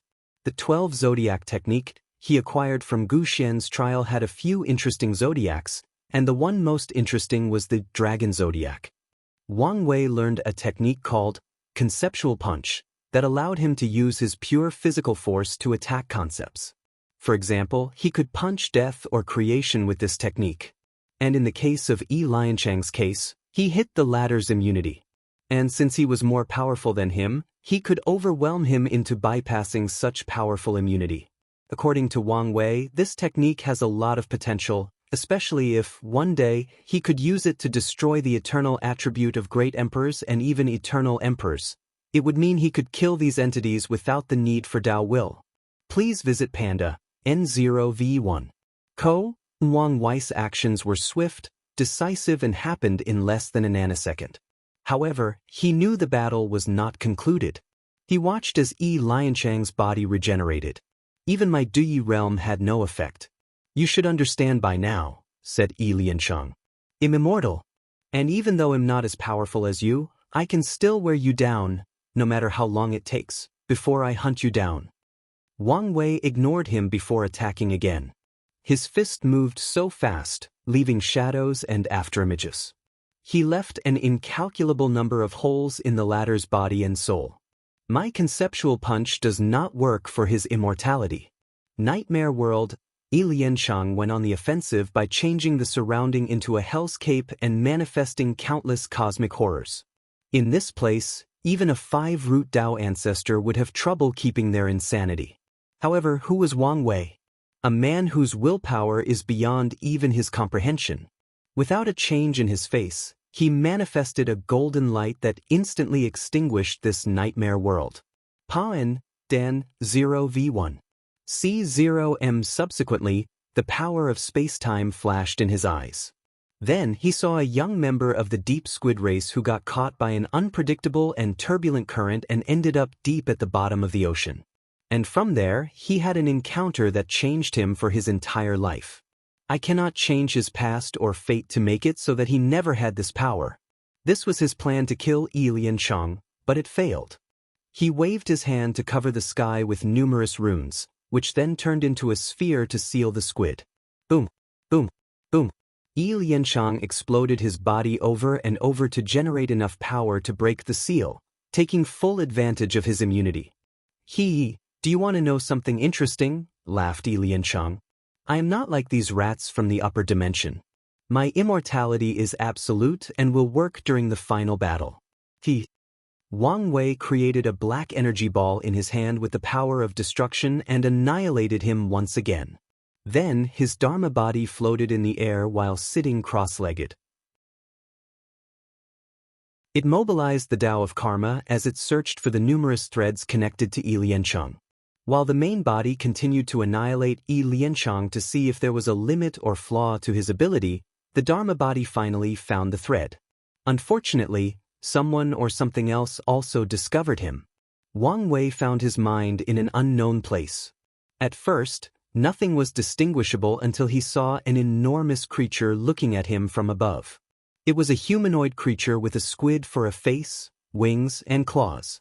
He could not see everything else clearly besides the creature's face. Immediately, he knew what he faced: one of the 13 taboos, the old ones, the great dreamer, the sleeping one, Cthulhu. Fear was about to overwhelm Wang Wei when his intuition told him being afraid was the last thing he needed to do. Instead, he needed to directly face this mighty being without a hint of timidity. And that's exactly what he did. He looked directly into Cthulhu's eyes, ignoring the murmurs that could probably drive any great emperors and even empyreans to madness. As Wang Wei looked directly into the creature's eyes, he began to notice things he previously did not. For example, Cthulhu had chains on its body, preventing its mobility. And the power he sensed from these chains seemed scarier than the creature itself. After what felt like an eternity, Wang Wei's vision ended and returned to reality. Without hesitation, he instinctively gathered his willpower and Dui realm and perfectly fused them. Then, he cut the karmic connection between Xianxia and Cthulhu. What the hell is going on? See, he did not say the name. He once asked Wu Hong if there were other civilizations like Western magic or based on other races or ethnicity in other chaos worlds. And she told him they did not exist in the chaos universe. And Earth is probably the only place in the entire universe with races or ethnicity, making it a special place that even she did not know the secret to. But Cthulhu is Western mythology and should not exist. No, that's not important, thought Wang Wei as his mind began to work rapidly now that he had managed to calm down. In Lovecraftian myths, Cthulhu and the old gods are often portrayed as creatures outside of space and time. They are so powerful that they can only interact in the world through clones or incarnations. What if the one I saw was just a clone of the real Cthulhu? By that logic, the real body would exist outside of the chaos universe. It would exist in Hongmeng. This information confirms my theory there are other chaos universes besides this one. Wang Wei's eyes lit up as he felt this information might become crucial to him in the latter part of his cultivation. He exhaled a deep breath out. Why am I drawn to all these taboos? I really hate this part about being a protagonist. With how much trouble he seemed to attract, Wang Wei accepted his fate as a protagonist. "What have you done?" yelled Yi Lianchang in hysteria. Spirit Genesis sect? Wang Wei gazed at him and saw a man who had just destroyed their entire world and lost his spiritual foundation. Wang Wei did not say anything but created another dark ball of destruction. "What did you do? Why can't I sense my lord?" yelled Yi Lianchang. "Give it back to me. Give me back my lord. He is my everything. Give him back." "I can't say I feel pity for you," commented Wang Wei while shaking his head. "I really want to search your soul to get more information. However, I don't want to deal with you and your lord and take unnecessary risks. So be gone." Boom. Yi Lianchang turned into nothingness as not even a single particle of his being remained in this mortal coil. If Wang Wei could, he would have erased the latter's existence to ensure he was genuinely gone. Wang Wei checked thoroughly with his divine sense to ensure the latter was dead and he did not make a mistake. Once he felt relieved, he continued his thought of being a protagonist. He deeply understood the concept of luck, sons of destiny, and even era destiny. But his situation is different in a subtle manner. He is drawn to too many higher-than-life events or entities. In other words, he is a danger magnet. He is only immortal, but he is already connected to 4 taboos, something that most paragons have to actively search to get in contact with. And the 4 are the ones he knows, as he feared he might even be secretly connected to unknown ones. My destiny is obviously not ordinary, but what is it? Am I destined to control fate and become free and unfettered? Or is my destiny as simple as one day becoming a primary character of this chaos universe? Wang Wei understood destiny does not equate to guaranteed success. People have to work for their destinies and could even fail to accomplish them. Nevertheless, it did not change the fact his life would not be peaceful. He raised his hand to manifest a few karma threads connected to him, focusing on the one connected to the Tao opening sect. "I've cut all connection to my family and can remove the last thread after proving the Tao. However, it does not change they are still my weakness, and the future could use them against me." Wang Wei decided to do something about this if his life was destined to be turbulent. He exhaled before sitting cross-legged on the ground to check his sea of consciousness. He wanted to check his primordial spirit for any possible problem. Upon closer inspection, everything was normal, but he was not reassured. He checked every nook and cranny, but he appeared all right. However, paranoia took over him, so he checked over and over again, mobilizing his force control skill and soul Tao. And as expected, he saw a black spot on his primordial spirit that was hidden too well.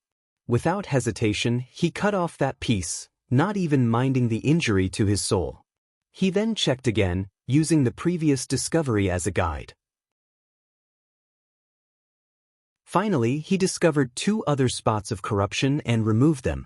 "Are you all right?" These were the first words and sounds he heard after opening his eyes. "I am fine," he replied. "Is Yi Lianchang so powerful that he can injure you?" Things were a little more complicated than that. "Is that so?" Li Jun did not continue to ask since Wang Wei did not want to talk about it. He understood some secrets he could not be privy to unless he reached a certain strength level. Wang Wei stood up and tried something. The previous fusion of his Di realm and his willpower. What power was that? He felt a certain sublimation, but he could not reproduce that perfect fusion again for some reason. He tried to enter that state of clarity and concentration when he fused it, but it was useless. Maybe because his life is no longer threatened, he could not accomplish the same feat. "Let's put this as another form of training from now on. Let's go," he said to the rest of the group before returning to the troops. Wang Wei wanted to activate his token as soon as possible before using the same method as Yi Lianchang to travel to other territories and survey the situation. Above the sky, only a few dozen of meters from Wang Wei's group, a shadowy figure watched them. No one detected its presence or how long it had been here. The figure gazed at Wang Wei's back.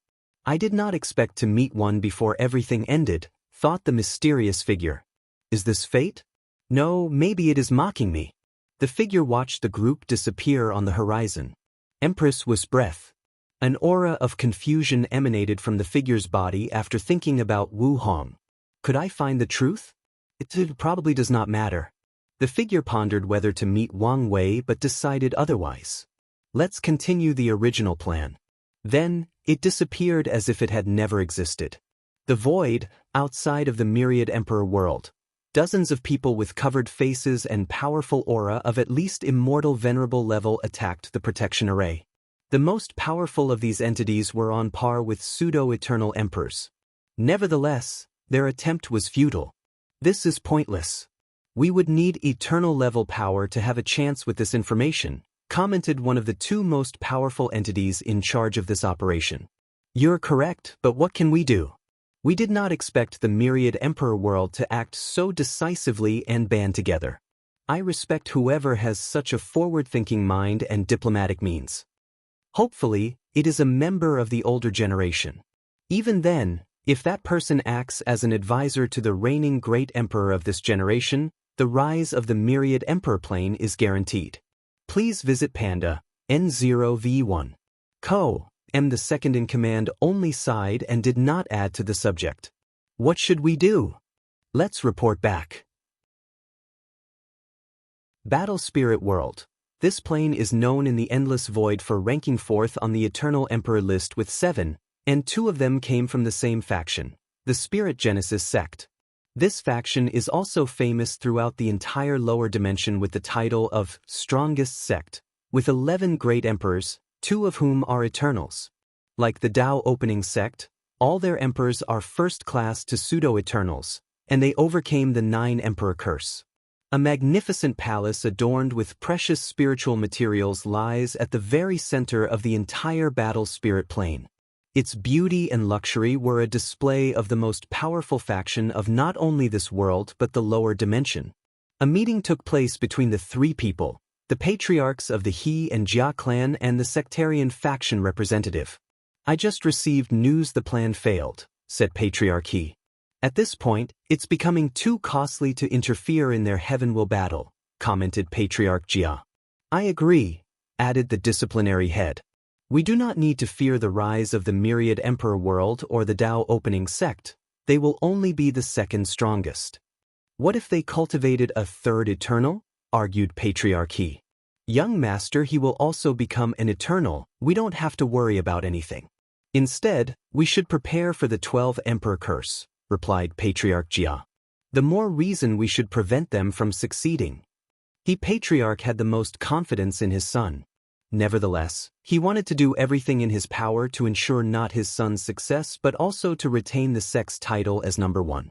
After all, such a title will manifest in the form of destiny and chi luck. Furthermore, his He clan has cultivated 4 great emperors and 1 eternal. Once he succeeds, they will have 5 emperors with 2 eternals, surpassing the Wang clan. As such, he must interfere in their promotion. What else do you want us to do? Send our immortal monarch. That's exactly what I want. Absolutely not. I also disagree, added the disciplinary head. Their faction only had 3 great emperors compared to the others 4.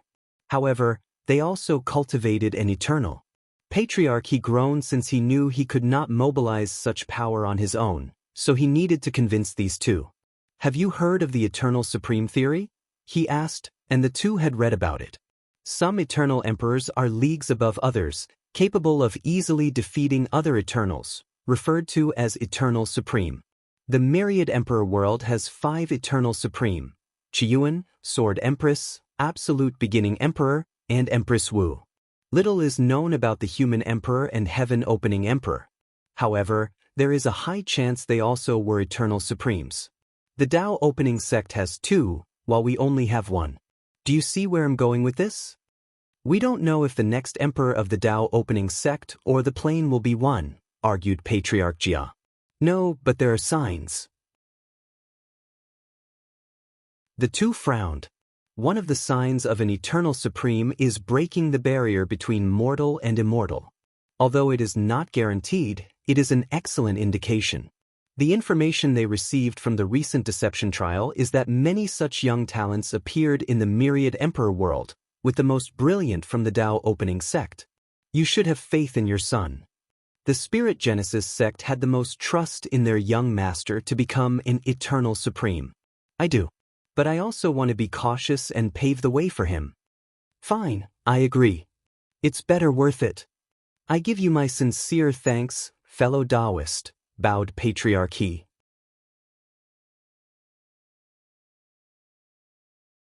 Energy dominance? What should we do? At this rate, the resources we have to use to maintain the array is becoming too much, said the Origin Rune Palace's insurgent representative. What other choice do we have? If we stop now, then only death and destruction await us, replied Headmaster Song Li, stating the Academy's stance on the issue. This level of attack could only be the result of an immortal sovereign. Are they willing to go this far to stop us? Asked Jian Yi of the sword-casting villa. Apparently so. The issue is whether we should counterattack? Asked someone from the Tao-worshipping academy. Before an immortal sovereign, that would be suicide, commented the Tai Profound Gate. The best course of action is to have people controlling the array to increase its defensive power. As long as we last a few 100,000 years until the heaven will battle, everything should be fine. Indeed, this is the best option in the current situation. Luckily, we activated the protective array in time. Otherwise, the result might have been catastrophic. Everyone gave Origin 1 a glance, thankful someone in this generation was wise enough to predict this possible future and prepared beforehand. Simultaneously, these people were envious that it was not their heaven-chosen who had this level of foresight. They even wished it was someone from the older generation who had this idea instead of Wang Wei. I'm curious who is responsible for this attack? Probably a collection of worlds. However, there is definitely someone who leads the fray. That's not important for now, and we can search for the culprit later on. True. Origin, you've been very quiet. Is something in your mind? Something on my mind, reassured Origin 1. But you don't have to worry about the situation, we will take care of it. And exactly will you accomplish this? Emperor lineages with 6 or above emperors suddenly shift their focus on the Tao opening sect. They sensed that something that would further affect the world's power balance was about to happen. It's best to show you. Origin 1 changed the array to display the image outside of the plane in the void. Initially, he pondered whether to use this opportunity to get some benefit from these people. However, considering the need to keep the peace and stability, he chose otherwise.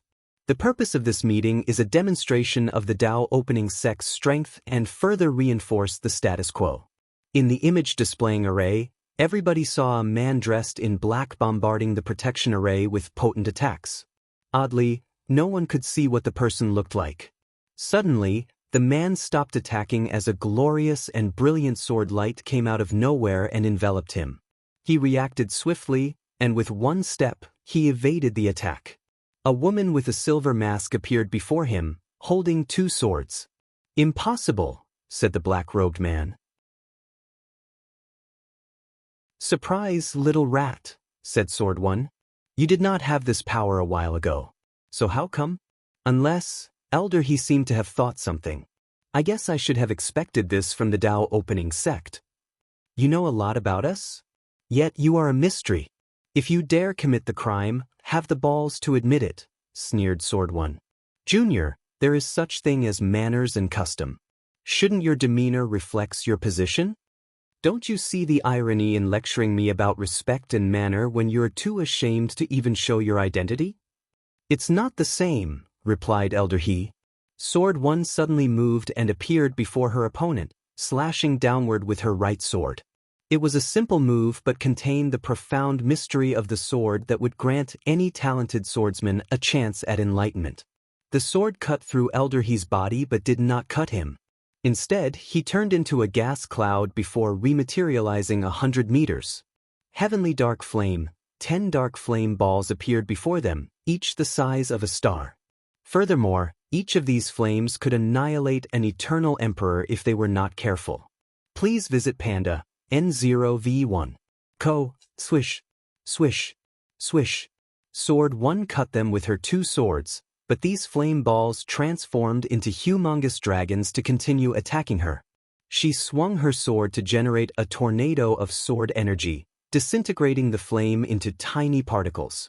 And with incredible speed, she followed with another attack, not giving her opponent Sword 1 turned into a silver streak, traveling at a speed too many times faster than infinite. She appeared in front of Elder He as if she had teleported before slashing down. Elder He calmly summoned a shield, and the sword cut through it as if it was tofu. However, when the shield broke, it released a repulsive force that sent Sword 1 flying away, albeit uninjured. "You indeed have the power of an eternal," commented Elder He. "However, you are not as difficult an opponent as any of them." He had experience fighting other eternal emperors and even killed one. Of course, he had to use the help of Dao Will artifacts to accomplish such a feat. As such, he knew how disgusting it was fighting eternal emperors.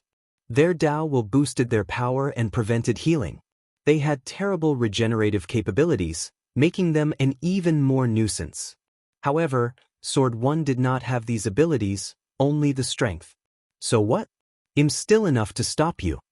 Elder He shook his head with great disappointment. His emotions were not directed towards Sword 1 but himself. His power was severely limited in the lower dimension. Once he summoned strength above a certain threshold, he would find himself in a quagmire-like feeling where it was extremely challenging to mobilize his immortal chi.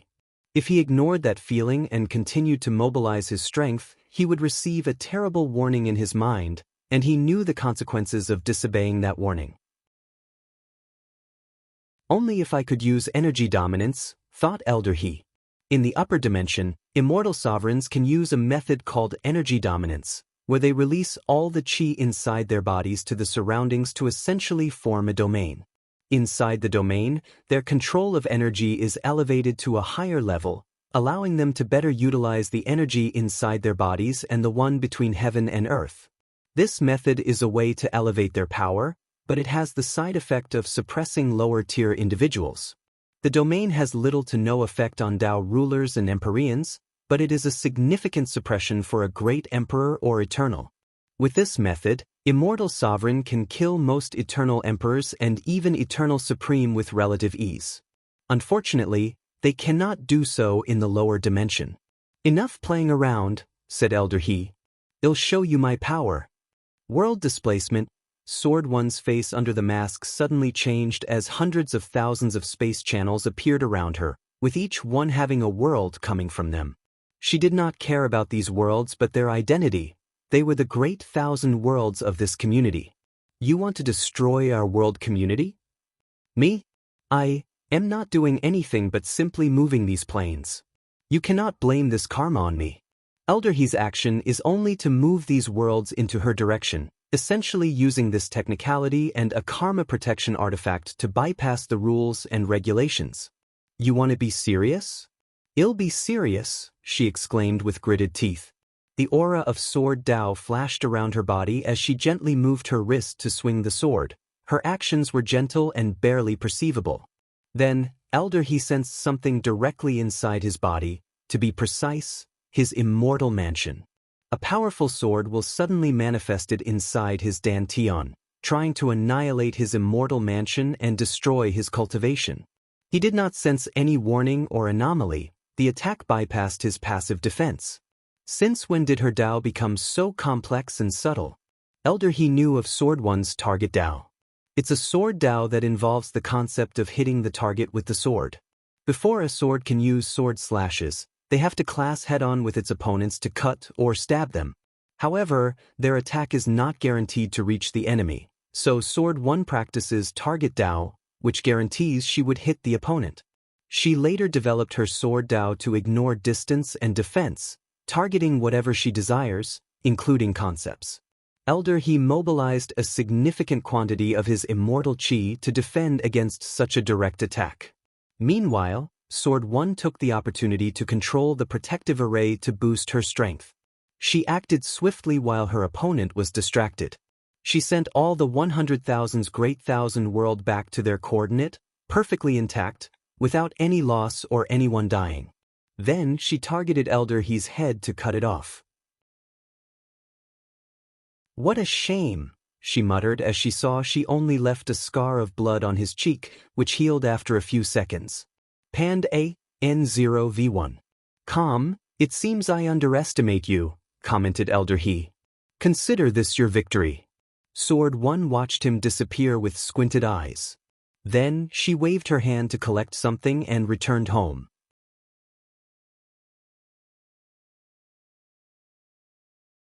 Emperor Jia. Congratulations to the Dao opening sect. Our world has a protector. Congratulations to Origin fellow Taoist. We could not survive this situation without you. Congratulations. Now that the world is safe, I can rest easy. Now, I'll be leaving. I feel the same. The sect has many things I need to take care of. I hope much prosperity to the Dao opening sect. Now, I have to go supervise my son's cultivation. One by one, the factions gave their congratulatory words before quickly leaving with one excuse after the other. Origin 1 did not say much besides nodding his head. He knew most of these people would plan on how to deal with this recent power shift, and many would even form secret alliances. However, his act of revealing Sword 1's power was calculated, and he expected this outcome. Let's go talk to Sword 1. Emperor Enlightening Academy. Headmaster Song Li ended the conversation, a deep frown on his face. What should we do now? Asked the teachers and insurgent. In this generation, they technically did not have a heaven chosen. The situation was not looking too good for them, and their future was bleak. The best option is to use the praying altar. Only the founder can save us, or at least give us a survival chance, said Song Li after pondering for a while. Immediately, the academy headed to a secret realm with an altar of Emperor Kong and prayed to it. You did a great job, commented Desolate One. However, Sword 1 shook her head. Even with the array, I can barely equal that man. He's not any ordinary immortal sovereign. He is not only powerful but also experienced. You shouldn't put too much pressure on yourself. You've only got to that level and are still adapting. He's right. All that matters is you have the strength to protect the sect, said Origin 1, who had just arrived. Not. Anyways, I still have some room for growth. As long as you have the right mindset. Now that we have the strength, should we use a more aggressive approach when doing things? No, our current model is fine. We must keep things calm until the kid proves the Tao, disagreed Origin 1. Origin is correct, added Sword 1. Plus, we have to be more careful. After I reach this realm, I sense there might be some hidden immortal sovereign left in our plane. What? Seriously? We did suspect this possibility. However, all information proved otherwise. My question is, why have they not shown up? The ones I sensed seem feeble, so I guess they are secretly healing, replied Sword 1. I'm also guessing some are hiding, sealed, or waiting for something. Everyone became quiet, pondering the ramification of this news. We always knew the Myriad Emperor world was the most complicated, said Judgment 1. Since Eternals are hiding, why not Immortal Sovereign? Forget about this for now, said Miscellaneous 1. The pending issue is those people who attacked us. We can theorize they were responsible for what happened to the heaven-devouring emperor. But who are they exactly? Sword 1 took out one of her swords. Glad you brought this up. I got some blood from him, hoping to find them through it. She handed it to Miscellaneous 1, who observed it. I should find something. He connected to the sect's formation for his calculation, and as expected, there was an ungodly amount of resistance to calculating an immortal sovereign. Maybe the previous me could not do anything, but I've learned a great deal from the Emperor, thought Miscellaneous 1 before changing tactics and using the things he recently learned. Not enough power. Use the sect's luck, said Origin 1. It'll let you use the protective array. Under normal circumstances, the array could only be used once there was imminent danger and the Council of Emperor Lineages agreed. After all, any active use burns far greater resources. However, no one can say anything to Sword 1, especially since she is not doing it to hurt other factions. The Dao opening sect just needed to give the excuse that she was fighting a foreign enemy and needed its strength. With this boost, Miscellaneous calculated something. A string of runes. And after translating them, they were coordinates. Is that the coordination to the Battle Spirit World community? Unless something changed since the Devil era, it should be. So, they are the planes scheming against us. So, who is the faction that sent that immortal sovereign? They must be from a very powerful and lucky faction to have a surviving sovereign. Everyone looked at Shadow One for an answer since he was in charge of information gathering from the endless void. Don't ask me.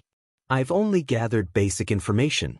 Besides knowing the battle spirit world is fourth on the eternal list and has a growing presence in the commerce hub, I know very little.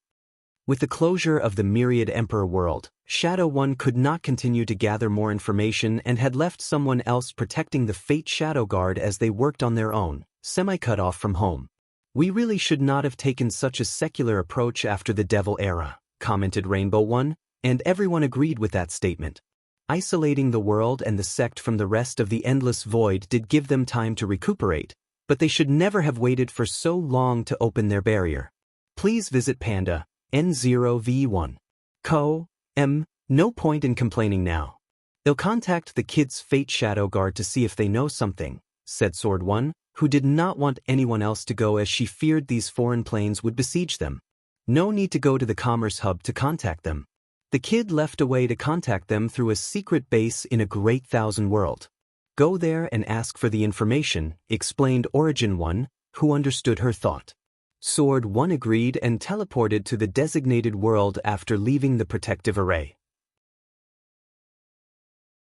A few hours later, she returned. I think I know who's responsible, she immediately stated after returning home. The Spirit Genesis sect, known as the strongest sect. Better than us? Sword One shared the information gathered, which was basically one page with little information, and everyone reviewed it rather swiftly. This sect is weird, commented Turtle One. They act arrogant and overbearing in the battle spirit world. However, in the endless void, they are extremely low-key despite their influence. The basic information gathered on them highlighted this aspect. It painted the Spirit Genesis sect as a faction that does things in the shadow when interacting with other world communities. Wait, something is wrong, said Shadow One with a frown. The number of eternal, why is it 2? What do you mean? After the sect master met with the heir of the Star-Lord Mountain, Mu Lei, he learned there were only 2 factions with 2 eternals. So, he asked me to investigate, and the result of that investigation was a sect known as Purple Heaven Temple. But they mysteriously disappeared, creating the rumor someone destroyed them. And they only had 7 emperors. Everyone frowned. Did they change their name? Doing such a thing would cripple a faction's chi luck and lead to their destruction. So, why would they do that? Maybe a way to bypass the 9 Emperor curse? The Chaos Ruler sect tried that and looked at what happened to them.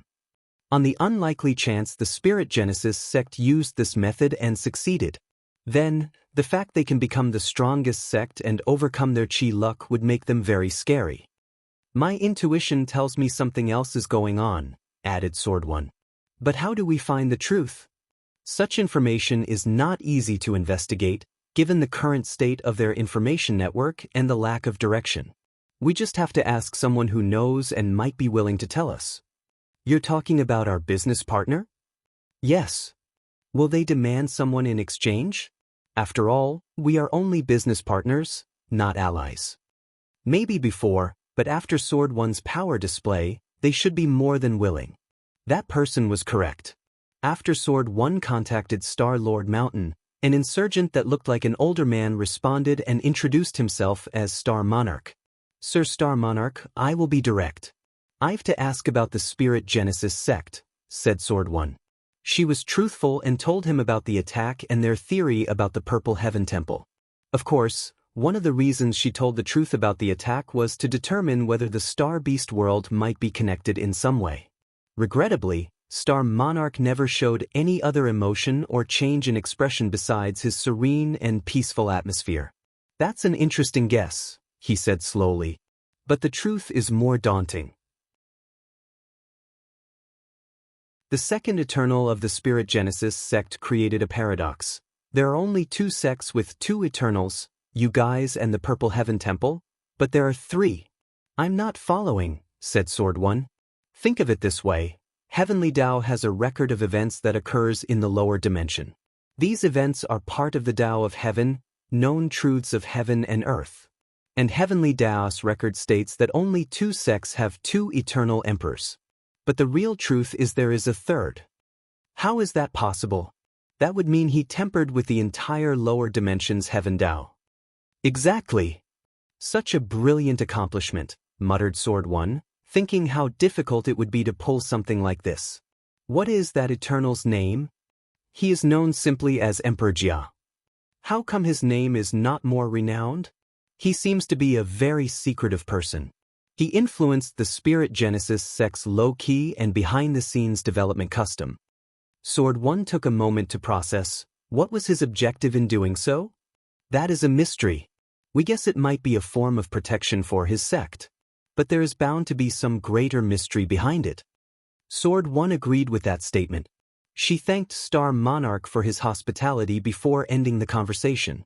PANDNOVE 1, and Emperor Jia's name is from the sectarian faction, and the character Jia for his name has a different meaning than the one for the Jia family. Chaos Ruler sect is mentioned in CH 232.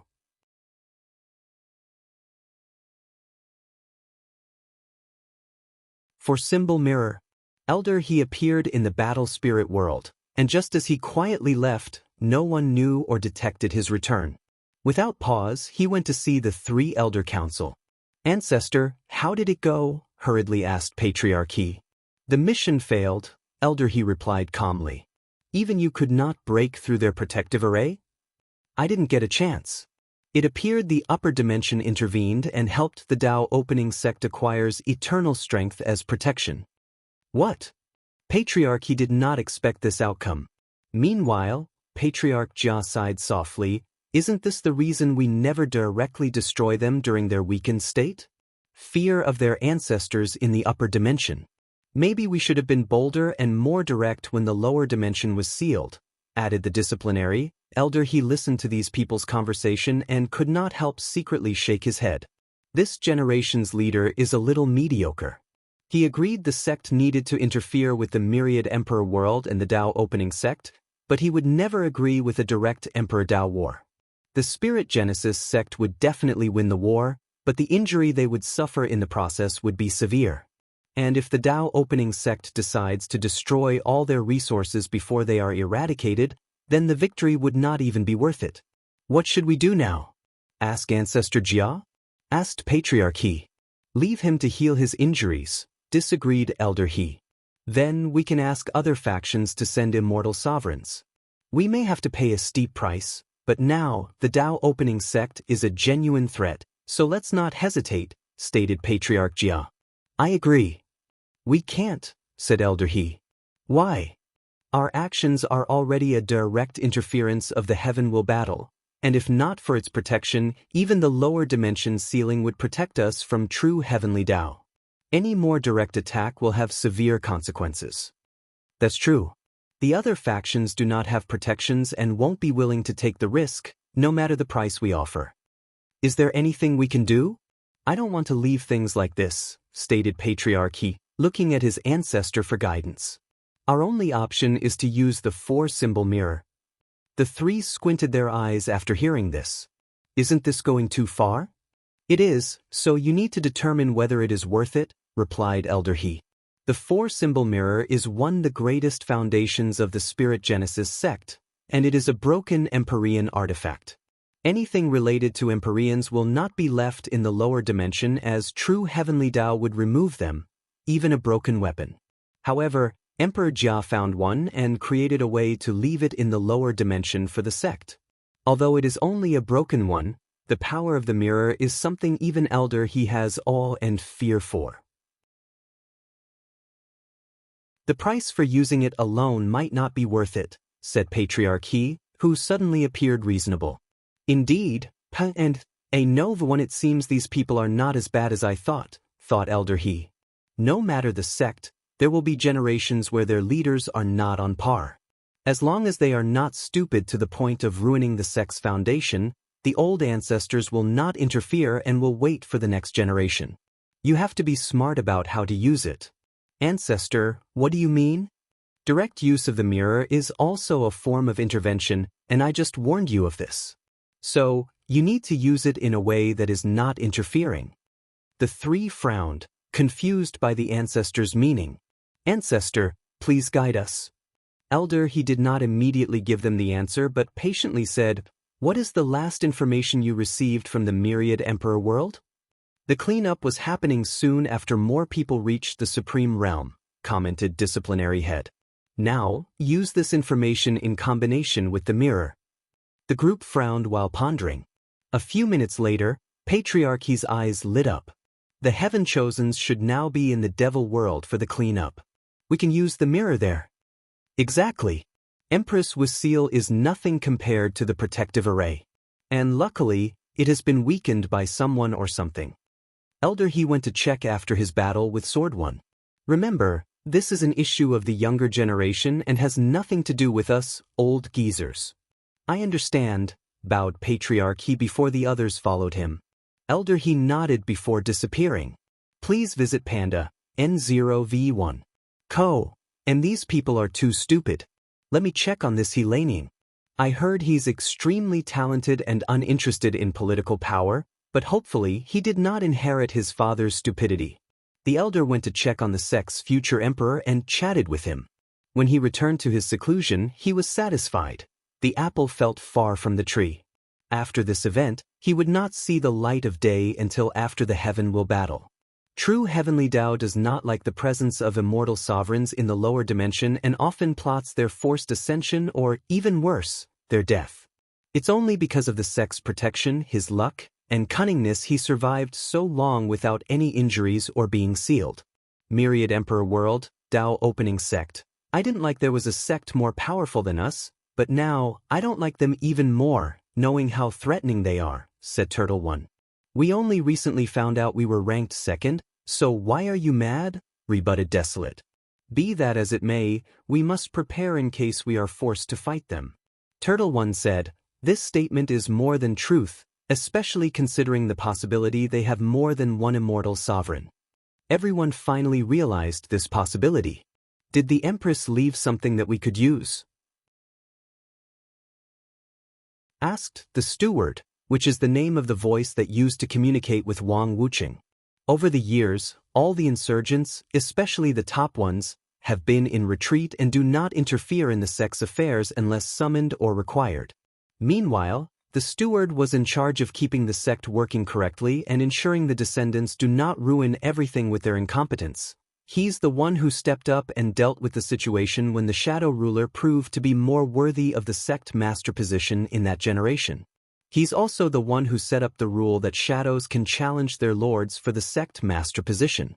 "She only left a Tao will artifact and a protective talisman," replied Sword One.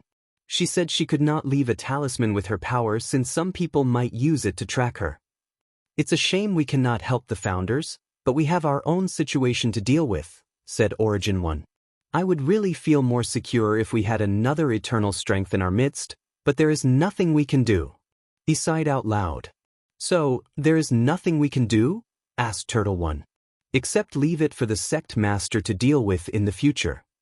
"I don't like the idea of leaving everything to the kid," commented Sword One. "We should be the ones protecting him until he grows, not keep piling burden onto him."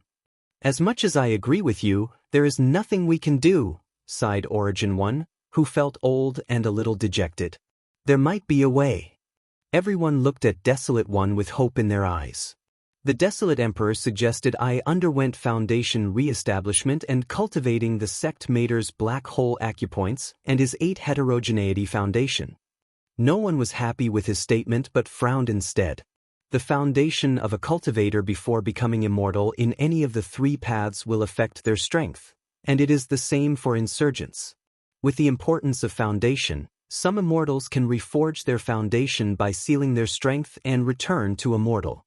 Then, they recultivated the mortal realm before absorbing their immortal essence or powers. However, things are not so simple. Sealing their immortal power is exceptionally complicated and delicate and could easily lead to losing it or even dying. On top of everything, they have to experience a horrifying heavenly tribulation and Tao heart tribulation. Unfortunately, things are not finished after surviving all these things. Cultivators will undergo a period of weakness and experience immense pain after sealing their power, It is the price of once again becoming immortal after ascending to immortality, the price of reducing their status as higher dimensional creatures.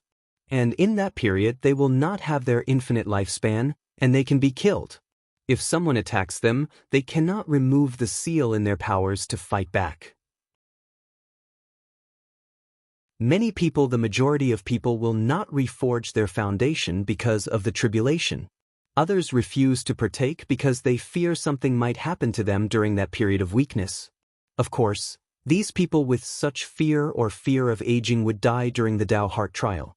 All these steps are for Tao ancestors and immortal venerables who wish to reforge their foundations. Emperors who also want to do this have to undergo another terrifying tribulation once they have to reabsorb their power. Furthermore, their process also involves merit and other complicated things. Most do not bother with this method because foundation reestablishment will not allow a second class to become first class or a pseudo-emperor to become eternal. It will only let them have the battle strength but not the means. Are you sure about this? Asked Origin 1. If you fail, you will die. I know and am prepared. Origin 1 nodded. If someone has a chance to succeed, it would be you. Ask if you need anything. And I will be your protector during your time of weakness, added Sword 1. I will be in your care. I feel like I can breathe now, said Turtle 1 with a smile. By the way, do we need to tell the sect master about the Spirit Genesis sect? The Heaven Will battle is coming, so it might be best to wait afterward not to distract him. No, he needs to know in advance since they will probably be one of the greatest obstacles to his plans, said Miscellaneous 1. It's best for him to know and prepare, added Origin 1. But we can wait until the cleanup finishes.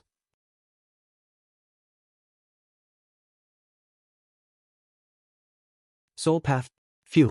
Wang Wei exhaled as he opened his eyes. He finished today's meditation.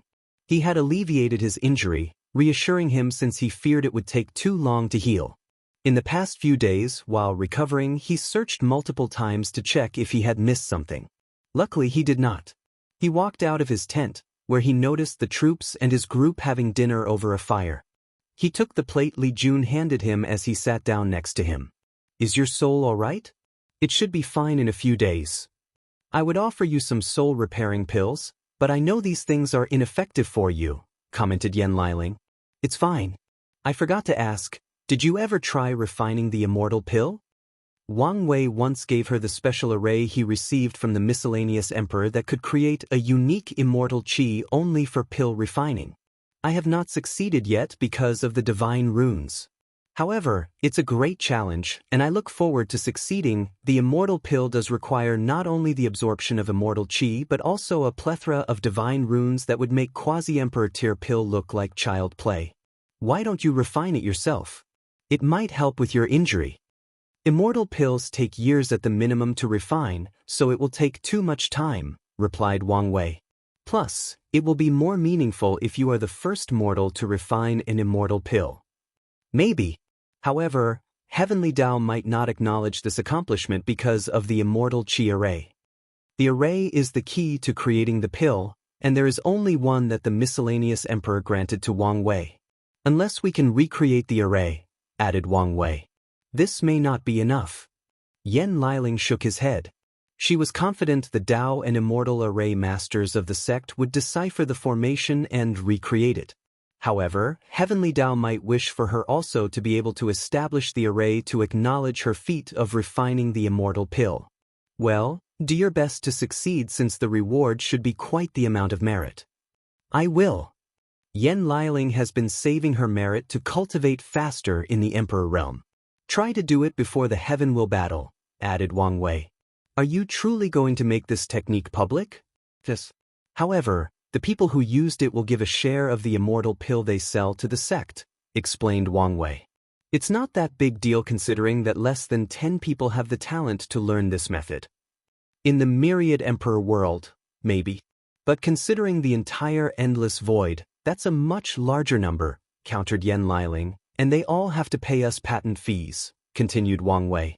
My guess is some factions in the myriad pill world have a similar method of refining immortal pill, even if it's not as perfect as ours. If they were as open-minded as us, how much more wealth could they have gathered over the generations? They could put in clauses in a contract that anyone who made innovations to this technique has to share it with them. If you put it that way, it does make sense. Of course, Yen Liling understood such a method would not work for some weak factions who could not protect their intellectual properties from others. Nevertheless, this method was a great business model for the faction with sufficient power. Could you use Liang Shixin's soul path method to heal your injury? Suddenly said Li Jun. No, because it would require too much. Wang Wei spoke incoherently as his mind seemed elsewhere. After close to a minute of silence, how can I be so slow? He clicked his tongue. Did you think of something? Asked Li Jun. Why is there no soul path? What do you mean? Body, qi, soul and Tao. From the information we know, I can theorize cultivators can achieve immortality after opening the gate of power. The immortal path is the path of qi, and Tao ancestor is the path of Tao, so logically, there should be a soul path. Emperor has a Tao body, Emperor soul, and high immunity to qi, commented Li Jun, a combination of the three paths. So, there should have been a soul path already existing. Exactly. Do you suppose there used to be a soul path, but something happened to it? Maybe someone destroyed it or something, added Yen Liling. That's one of the greatest possibilities, agreed Wang Wei. The other is true heavenly Tao removed that path for some reason. But I prefer the first one. That's worth thinking about.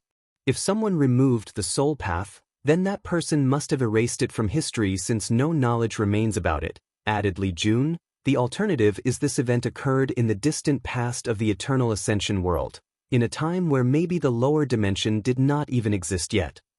True. The same goes for the true power Tao realm. I always suspect there should have been 3 gates instead of 2, and someone was responsible for the missing gate. However, Wu Hong told me she did not know anything. And for as long as she knows, it has always been 2. If someone was responsible for its disappearance, doesn't that mean trouble will come your way once you try to re-establish the soul path? Stated Tai Gang, which made Wang Wei's mouth twitch. Probably. You're really a trouble magnet. It may not be as you said. There is the possibility true heavenly Tao granted Liang Shixin the destiny to revive the soul path, and him just helping. After all, his unrelenting hatred for the Emperor path is suspicious. Please visit Panda, N0V1. Let's hope you're correct. Wang Wei glared at him since he felt this guy was calling him unlucky before looking at his palm. Is something wrong? Asked Li Jun. My palm is itchy. What? Can your palm be itchy? It's a sign I'm about to acquire tremendous wealth. Fortunate encounter? In this place? Apparently. Wang Wei was not surprised by this prediction. As a son of an era, he should be having fortunate encounters left and right. However, he controlled his qi luck since he knew the downside of immense luck. Nevertheless, after surviving any catastrophe, his luck will peak, granting him powerful fortunate encounters. P&D-N-1. After surviving his meeting with the Great Cthulhu, his luck should be activating. He closed his eyes, thinking about what he needed to improve his strength. I need a better proving Tao artifact. His wife used countless chaos artifacts to refine her proving Tao artifact, so he should not lose to her. After making a plan, he activated his luck Tao and used a technique on his qi luck. Done. He knew for sure this upcoming fortunate encounter would involve his proving Tao artifact. Tomorrow early morning, the troop continued their march. They destroyed city after city. Wang Wei's token was finally activated, and he learned that Heavenly Tao only allowed 100 million troops per token. But their current token could only bring in the 20 million soldiers they brought with them. So, the group continues killing to reach the 100 million quota. Soon, they found the sloth base located in the far north. Envy territory. Aoshin looked at the woman before him with a frown. The woman looked like a typical human beauty except for her pupils. They were mirrors. She was dressed in a man's tight leather clothes, but the clothes could not hide her feminine charm. The Mirror Eye Devil tribe, thought Aoshin, immediately becoming on guard. Who are you? You can call me Envy. Are you the ruler of this territory? You can say so. Interesting. You should be worth many points, said Aoshin with twinkling eyes. Now, there is no need to fight, Envy said. You and I are similar in many ways. Similar? I would love to hear this, replied with a sneer. We are. Humans treat us worse than dogs. They hunt our kind for sports and resources. We have not become extinct because of their grace. So, we do have much in common. Except your kind also treated my demon kind the same way during your reign. That is only in the past. We have paid for the sins of our ancestors. Then, what about the fact our demon race is not the enemy of the entire lower dimension? Why are you trying to be difficult? Said Envy with annoyance. I'm not, but just stating the truth. Are you saying you don't see the advantage of an alliance between our kind? The devil race will never stop paying for their ancestors' crime. I don't know what you're planning, but you should understand Empress Wuxia protects your race. If you ever escape, there are too many other planes who would go to extreme lengths to hunt you down and exterminate your species. Envy quieted down for a moment. I really wished you would understand. I do. I understand the demon race's current situation is way better than allying with you. At least we can still live under the sun. Since you're not an ally, you're an enemy. I would not have it any other way.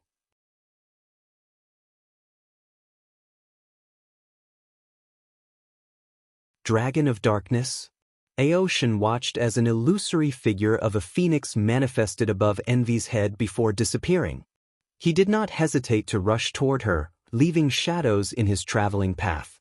A beautiful and potent flame shield emanated from the spot he attacked her, trying to burn his hand into smithereens. Unfortunately, he had a naturally powerful body as a dragon. Aoshin tried to break the shield with pure physical force, but Envy infinitely increased the temperature, countering his power. Then, a black energy cloud came from the dragon's body and instantly corroded the flame, turning them black. Aoshin gained control of this intense flame and turned them into its owner, forcing Envy on the defensive. She knew she would be injured by such flame even with the power of the immortal phoenix, so she decided against direct confrontation.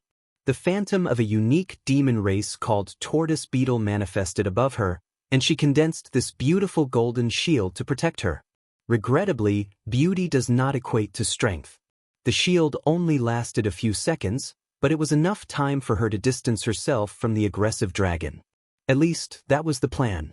Aoshin suddenly appeared above her, opened his mouth to become larger than humanly possible, and spewed a devastating breath of darkness.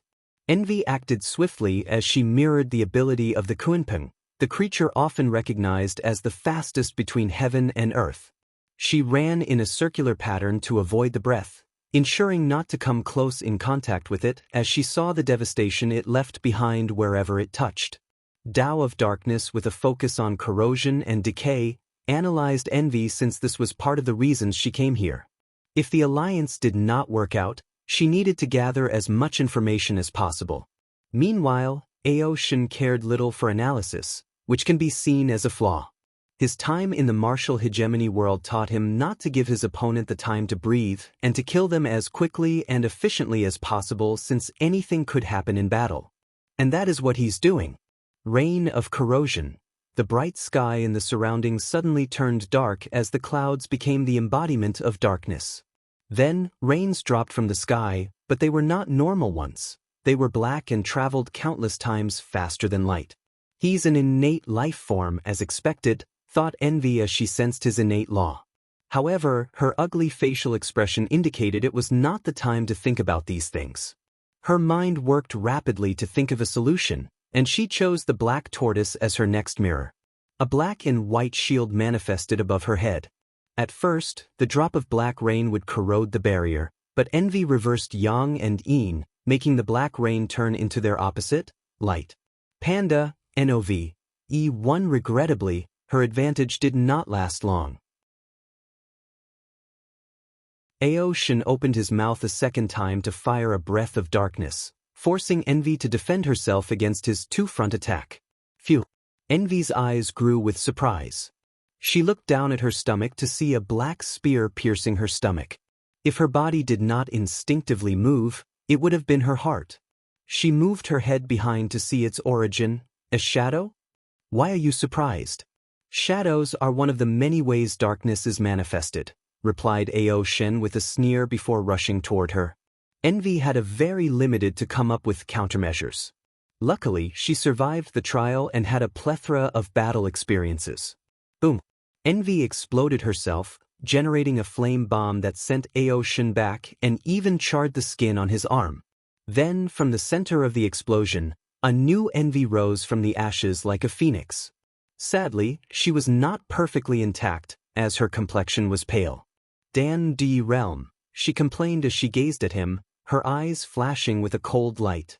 As Ao Shen spread his cultivation to the demon race, the stages of his Di realm drastically increased. Now, he is only waiting to reach the quasi-emperor realm to fuse with his clones that receive the benefit of the orthodox Di realm with his main body, which has the unorthodox Di realm. Let's see how you enjoy having your power used against you. A new phantom appeared behind Envy, and it was the spitting image of Ao Shen. Then, the power of darkness flashed around her. A mirror devil subspecies who can reflect or mirror things, and the Tao of envy, which involves self-loathing and being jealous to the point of wanting to become others, commented Ao Shen. It's the perfect combination to copy other people's powers. But can you really copy everybody? No, but the only thing special about you is your innate law and the privileges Heavenly Tao granted them, and I don't need to copy those. Ao Shen squinted his eyes. I need to be more careful. He realized the opponent's strength was relative to him, so he could not eliminate her as swiftly as he wished. So, his cautious nature has awakened. Ao Shen's arm turned into a black shadow as he punched forward. Corrosion punch. Envy followed him and used the same technique, canceling out his attack. Ao Shen went for a fist-to-fist battle since he is more comfortable with this fighting mode as a martial artist. Bang! Their fists clashed, generating enormous shockwaves that destroyed the surrounding grounds and dispersed the clouds. If not for the limits of the game, the space would not remain intact, and the devastation of these attacks would have been farther and wider. Please visit Panda, N0V1. Co. M. She's inherited my physical strength? Ao Shen became frustrated for a moment before quickly reining himself and analyzing the situation. She should not have inherited by experience. Ao Shen rushed and clashed with her, but this time, things were different. After their first touch, a fog of darkness suddenly came from Envy's hand and enveloped her right hand before she could even understand what had happened.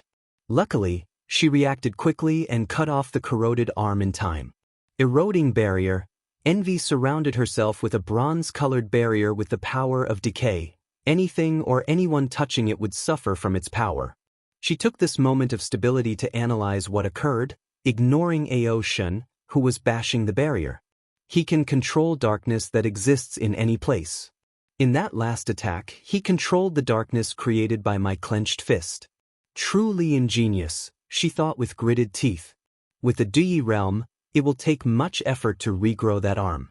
My mission is finished, but am not satisfied. I will not leave until I make him suffer. Envy did not hesitate as she mirrored someone else, wrath. As the phantom manifested, her face became paler, and blood trickled down from her eyes, nose, and ears. She gritted her teeth to bear the pain but did not make a sound.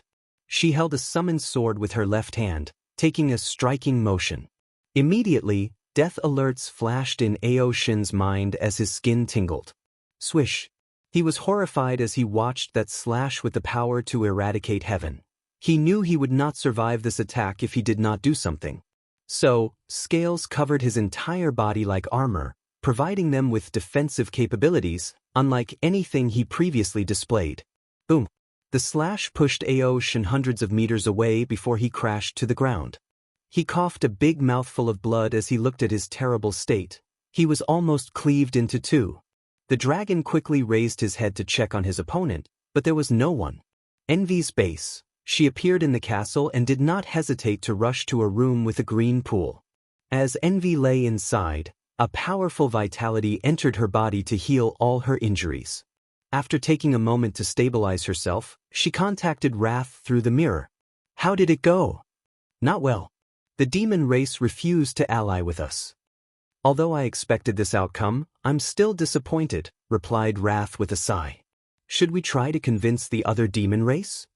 Demon tribe is very united under his banner. I doubt they would go against him, especially to ally with the devil race. Yes, with their alliance with the Tao opening sect, their lived have improved tremendously. They don't actually need us, agreed Envy. Did you get information about him? Innate life form, as we theorized, Tao of darkness, 3-leaf strength, very aggressive fighting style, also cautious when needed. However, he was not using all his strength.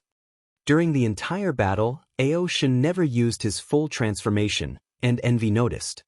3-leaf? The Myriad Emperor world is truly a cesspool of talented individuals. Do you know what species he is?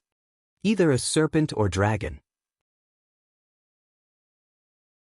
Envy saw the scale during the last attack, but she did not know for sure if they were from an innate dragon or some innate snake species.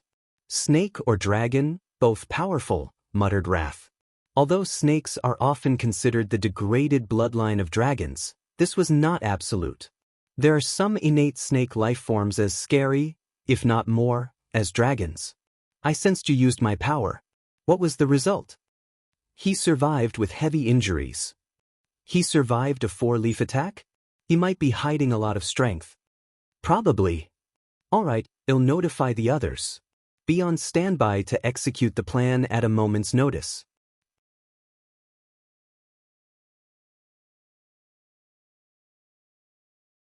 Hidden rules. Wang Wei and the group looked at the towering mountain with a castle at the top. It was a world of white due to the snow, and they observed only one road from the bottom to the top. This thing is a nightmare to conquer, said Tai Gang. There is only one path, and our troops would be decimated before reaching the top. Even with the Undying Legion, we would suffer terrible losses before we reach the castle. It's a double-layer formation, added Yen Liling. The outer formation covers the mountain, while the inner layer protects the castle. Both are immortal tier, if not more. I'm guessing the array virus will not work for these formations? Asked Li Jun Panda, NOV, E1, no, replied Wang Ju. With the formation, it's virtually impossible to dig secret tunnels to reach the top, Li Jun added. We cannot use blockade tactics since they are likely self-sufficient with a small world full of resources. We do not know the effect the low temperature will have on our soldiers, and given this stupid game, there will definitely be consequences. Everyone looked at the map, shaking their head. Without all the restrictions, they would have way more options to conquer this mountain. But as of now, it was impenetrable. The best tactic would be to lure them out, added Tai Gang. But I doubt the enemy is so stupid. So far, the Sloth King seems a rather careful individual by his actions, and he might not even be in the base. The conclusion is we might be able to conquer this place, but the damage to our troops would be catastrophic. So, it's not worth it, concluded Li Jun before looking at Wang Wei. What do you think? I don't care about the Sloth King. However, if I can get my hands on this base, my understanding of order disorder Tao would benefit immensely. Do you want to take the risk? The price we will have to use to retrain these troops is not worth the benefit. I'm sure you can find another way to comprehend the laws from this game. Li Jun spent too much time with these men and did not want to die needlessly. We don't have to lose much. We will use their rules against them, replied Wang Wei before explaining his tactic. That might work, but you must deal with the formations. Leave it to Liling and me. Li Jun quickly mobilized the troops and divided them into many groups before sending them back to the previous cities they had conquered. Meanwhile, Wang Wei and Yen Liling sat cross-legged before the mountain entrance, analyzing this immortal formation. The process went smoothly with Wang Wei at the helm. Although his main body stopped studying professions, his other incarnations had plenty of time and took any chance they had to practice. So, he only had to absorb their knowledge and experience.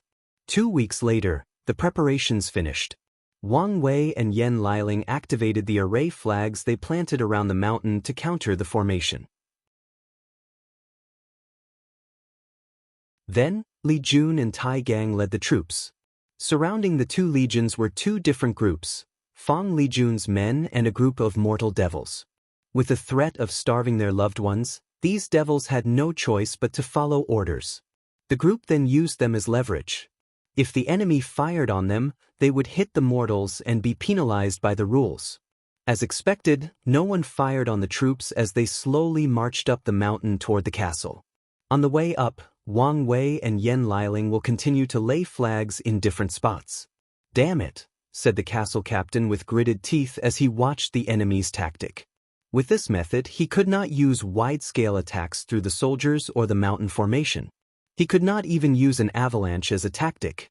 "Archers, shoot the people in the middle," he ordered, and his troops responded. Unfortunately, Li Jun's troops were also elite and countered these attacks with their own arrows. Furthermore, they used Fang Li Jun's men as shields when necessary. After marching a quarter up the mountain, Li Jun already noticed his man's stamina deteriorated at a faster rate than before, most likely because of the snow. So, he ordered them to stop and set up camp. A group of archers will be on guard before switching to another. Yan Liling set up a formation of her own to protect the group and give them time to rest. She also ensured the devil mortal had proper heating. The last thing the group needed was for any of these people to die because of them. Inside the castle, the captain knelt while talking to a floating mirror. "I guess I should have expected such cruel tactics from the myriad emperor people. Master, do you want to attack? We are willing to bear the consequences." "No, Heavenly Tao is on our side because we care and protect the people to the best of our ability. Doing this is counterproductive to our purpose," disagreed Sloth. "But at this rate they would soon reach the castle. I doubt the formation is enough to stop them. Please visit Panda, N0V1. I know, so you guys need to use Tactic 15. I will give you authority for the base." The captain was momentarily shocked. "As you wish." Sloth took one last look at his castle before ending the communication. He went to report to Wrath. The group slowly marched up the mountain for 3 days until they reached the castle. "Have you noticed?" said Tai Gang, looking at the castle ahead. "Yes, their attacks have not been as constant as the first day," nodded Li Jun, who looked at the other two set-up flags. A few hours later, the formation opened, and Li Jun broke the gate with one spear. As he led his soldiers inside, he quickly noticed an anomaly. Too few soldiers were in this place. The devil troops looked at the invaders with hatred. Then, with unbridled passion and determination, the leading general yelled, "Glory to the devil race! Curse the humans!" He crushed a talisman that immediately led to countless runes appearing above the castle. "As expected, they want to blow up the castle to kill us with it," said Yan Liling, who calmly activated the flags they placed all over the place, taking control of the castle's formation and annulling the devil's attempt. Li Jun led his men to kill the remaining devil soldiers while Wang Ju went to check the castle. Everything disappeared, leaving little to nothing of value. However, they discovered the central hub of the base, which was a mirror. "According to the game rule, we can use the base's power after conquering it," stated Wang Wei as he looked at the mirror. "However, if they destroyed it as planned, we would have nothing." "What can this mirror do?" asked Li Jun. "I can monitor the entire Sloth territory and use teleportation once a day." "That's it." "What do you expect?" said Tai Gang. "The entire point is to restrict us." "That's more than enough," commented Wang Wei. "Use the mirror to get the 100 million troops quota. I'm going to use this place to retreat." Wang Wei used the main room of the castle for his retreat. He connected to this base, comprehending the order-disorder laws that Heavenly Tao used to create this base or the concept behind this base's existence. The process was smooth and fast because he essentially had a teacher teaching about this particular law. As such, a few days later, after using his spirit particles and 360 future Buddha self, he learned something new: how to add hidden rules and restrictions using order and disorder Tao. "Quite the fruitful retreat," muttered Wang Wei as he opened his eyes. "Now, time to find out what the devil race is planning." As he walked out, he saw Wang Ju waiting for him. "How is the situation?" Li Jun fulfilled his quota. "Oh," said Wang Wei as he checked his entrance token, and she was correct. "I knew I could count on him. Do you want us to exit the game and leave one soldier for you?"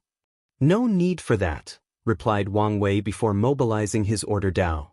After using a technique, the title above his head suddenly changed to Neutral King. He could now travel anywhere in this territory, but the restriction is he could not attack anyone, unless counterattacking. "As you expected of you, young master." "Oh my, since when were you so complimentary? Isn't it you who said it would help my career to sometimes slip some compliment to the boss? I remember your exact words were to be discreet and not make it look like you're a sycophant." "Haha, I did say that, didn't I? Well, who would reject compliments?" replied Wang Wei as he looked into the sky. "Tell Li Jun he can send the troops home, but don't leave it. I feel something big is going to happen." "Something big? What do you mean?" "Just a feeling." Wang Wei then flew away. With his new status, he still could not teleport, but he did not need to with his speed.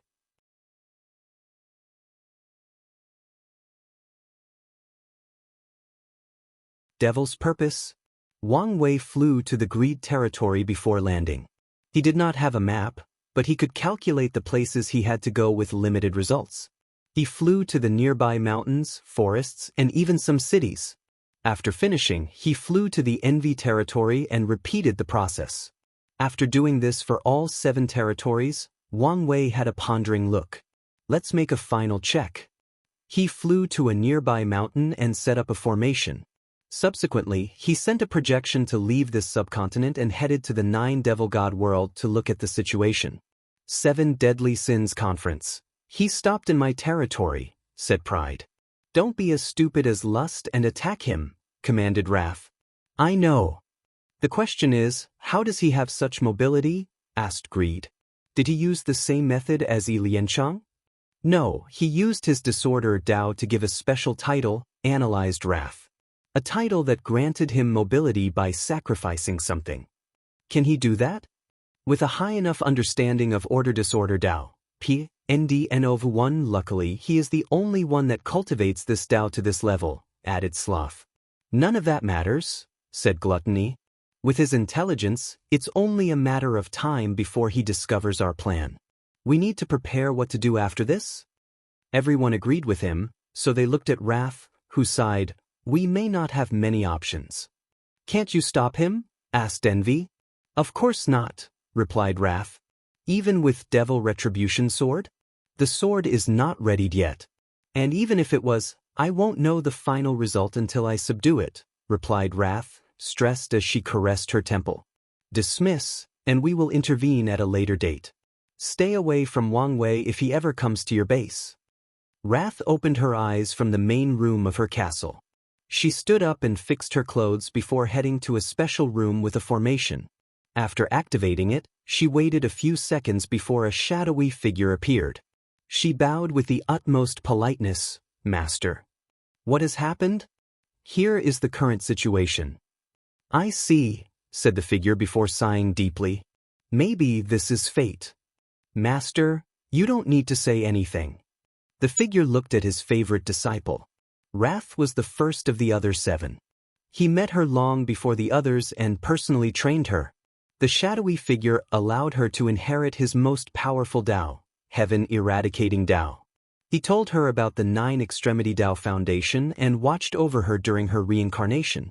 He ensured the reincarnation was not random and she could establish her foundation in the shortest time possible. Unfortunately, Empress Wuxia was difficult for him to completely nullified in his current state, so it affected Wrath during her reincarnation, making her fail the process. Luckily, Wrath was not discouraged and thought of creating the Devil Retribution Sword to make up for her strength. Then, the figure met the other 6 and had her participate in a trial to show her dominance. Once he gathered the 7, they began the plan. "I don't have much time left," said the figure. "Master," said Wrath, with tears falling from her eyes. She remembered when she was nothing but a young devil, starving in the 9 Devil God world. Her master gave her food, shelter, and strength to protect herself and the people she cared for. During her long life, her master has always been with her. You have the bad habit of relying on me when things get too difficult. I will no longer be here, so you have to deal with this situation yourself. Please visit Panda, N0V1. Co. I will. Disciple, I'm sorry. You don't have to be. But I am. I should never have forced my dreams, hopes, and regrets on you. I am willing. The figure shook his head. What choice did that starving little girl have? You need to take care of yourself from now. Remember, your safety is more important than the plan. The shadowy figure looked in the Pride territory direction before disappearing. Wrath breathed deeply before wiping the tears from her eyes. She knew this moment would arrive one day. She did not expect it to come when things were so close to success. After calming her emotions, a look of determination appeared before leaving the room. Wang Wei opened his eyes, as predicted. One of his working theories was correct. The devil race in this continent wanted to sacrifice the 9 devil god world to the myriad emperor world in exchange for accepting their status as a subspecies of humans with devil bloodlines. This plan is why most devils in this continent have a human bloodline. Some can even be considered pure humans with devil bloodlines. If this plan succeeded, not only would the crime of the devil's race be pardoned, the 7 Sins Kings will be allowed to participate in the Heaven Will battle and prove the Tao. Wang Wei frowned as the situation became complex. He divined something inside with disappointment. Only 2? Not enough. After absorbing the 9 devil god world, the myriad emperor world will only give birth to 2 Heaven Will. This should be good news for Wang Wei since he could split the final battle with Di Tian without competing. However, this result would affect his plan for Li Jun and Yan Liling. Should I let them compete in the generations after my father instead? We have the karma washing water even if I'm not here? Thought Wang Wei. After all, he was not entirely sure he could defeat Di Tian since the latter had a higher chance of reaching 10 extremity than him. If there was no need to fight and he could prove the Tao, why not take this opportunity? After all, who wants to work hard for something they could easily acquire? Who wants to take risks in uncertain things when something else is guaranteed? So, the answer was obvious. He should. No, I cannot have this mindset, thought Wang Wei, who woke up from this temptation. My cultivation path will not be easy or smooth. And Di Tian is nothing but of the many obstacles I must overcome. His mind cleared, and he began to analyze this choice more rationally.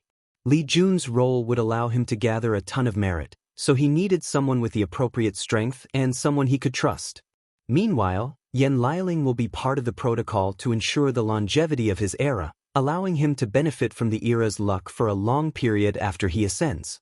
If they have to prove the Tao after his father's generation, too many unpredictable variables could happen, and it's not guaranteed they would prove the Tao then. Meanwhile, if he refined the 9 devil god world, these 2 are guaranteed to succeed. Additionally, his plan of making these 2 emperors is a way to deal with the 12 emperor curse.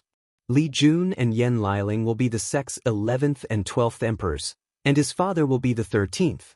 After his training, his father should have 5 root strength once he completes his 9 extremity foundation. As such, once he participates in the next generation's Heaven Will battle, Heavenly Tao will not have much time to scheme against the sect, nor would it be able to do much against Wang Tian's overwhelming strength. The best course of action Heavenly Tao can take is to skip the next generation as it did before. However, Wang Tian can still wait for another generation and would still win. Wang Wei has decided to modify samsara to prevent anyone practicing 9 extremity from reincarnating in the myriad emperor world in the next few generations.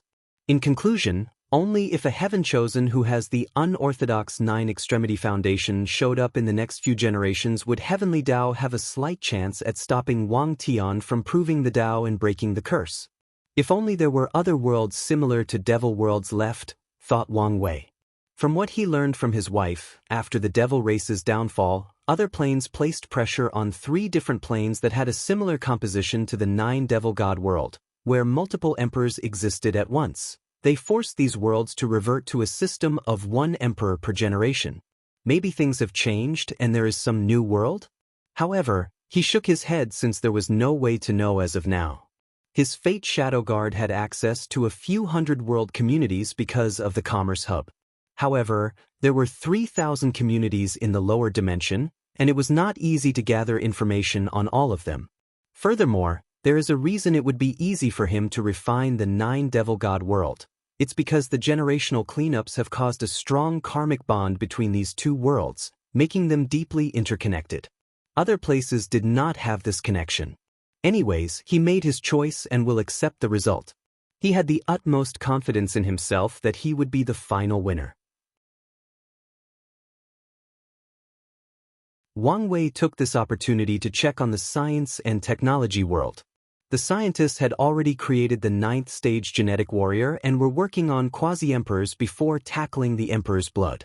I need to convince Heavenly Dao to refuse this merger. Otherwise, he'll have to do something to lose the Sun Era title. This was the best solution to the current problem. Wang Wei prepared to contact Heavenly Dao and negotiate when he sensed something. Who is there?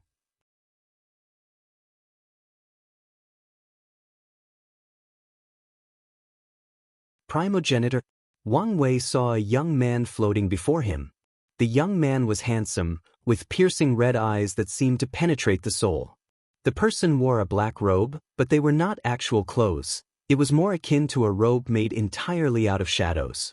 Despite his young visage, he had an air of vicissitude around him, indicating he might be considered ancient compared to even his sect's ancestors he interacted with. Who are you? Wang Wei asked again, already on guard and prepared to activate the talisman Origin One gave him. People used to call me the Devil Primogenitor, but my name is Mo Yuan. Devil Primogenitor? You're the true devil responsible for the devil race's invasion of the lower dimension? You even know of this? I guess I should not be surprised. But yes, you are correct. Shouldn't you be dead? I should, but things like resentment, regret, willpower, and obsessions are powerful forces that can create miracles. I guess they are, muttered Wang Wei as he suddenly understood many things.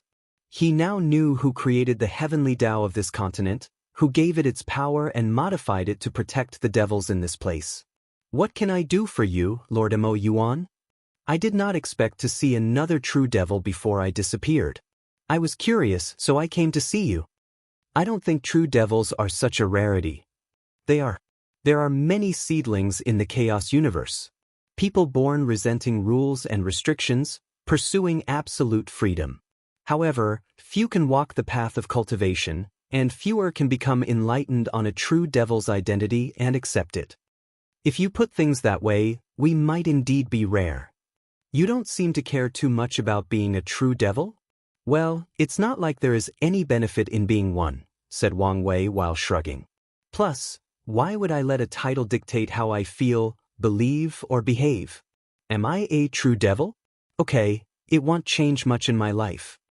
Mo Yuan paused after hearing this before a burst of boisterous laughter emanated from him. Maybe if I had a similar mindset, things would have been different. So, what exactly happened to you? Why should I tell you? Replied Mo Yuan with a relaxed smile. Common, help a fellow true devil out. Ah, what an interesting kid. Instead of answering your question, tell me what you think happened to me?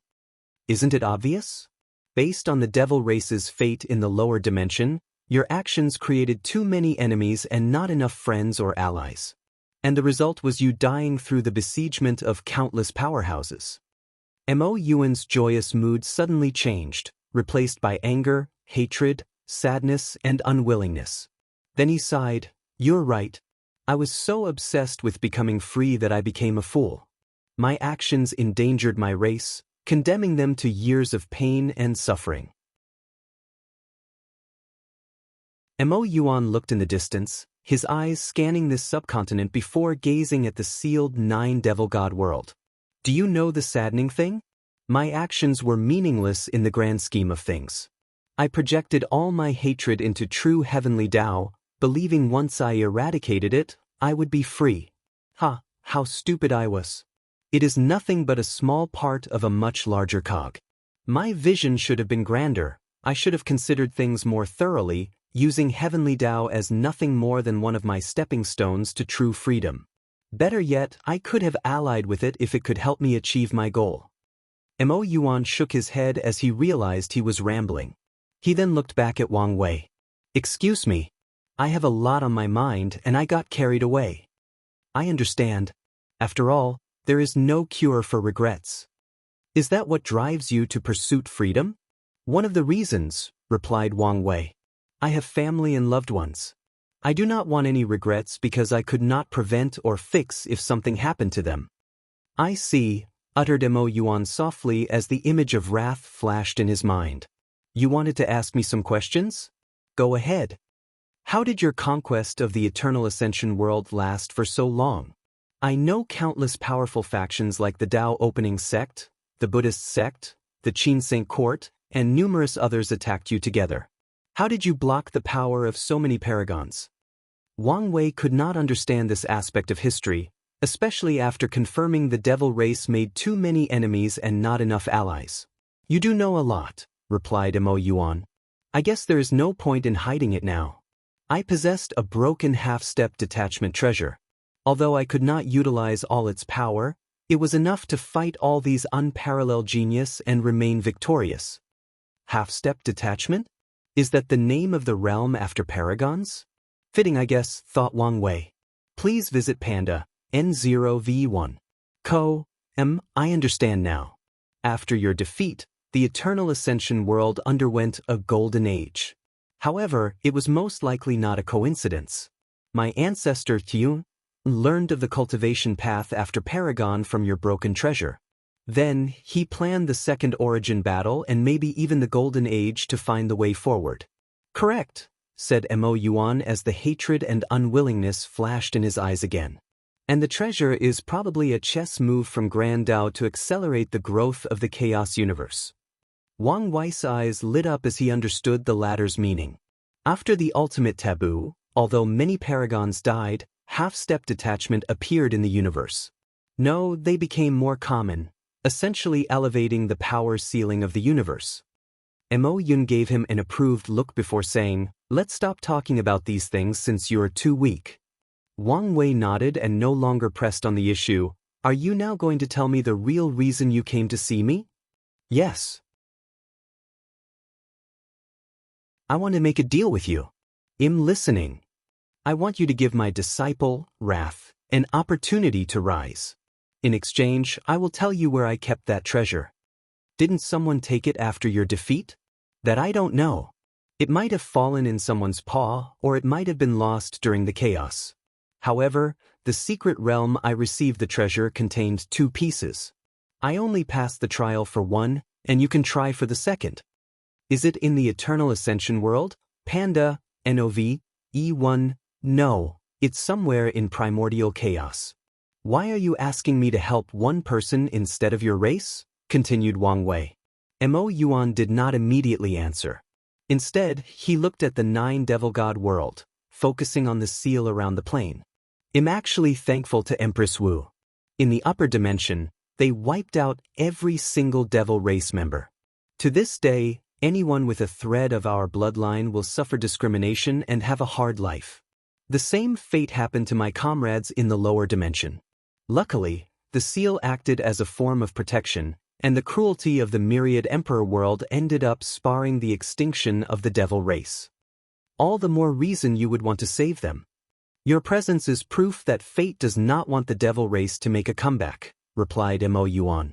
He did not think it was a coincidence that another true devil would be stopping his race's rise. Plus, I've taken solace in the fact that my race exists in other chaos worlds and thrives in some places. If I only have to watch out for her, I don't mind accepting your deal. I give you my word. Mo Yuan smiled since that was enough for him. He knew true devils were the most honorable, untrustworthy people. They will lie, steal, and scheme for their goals and ambitions. However, they will not break them once they give you their words.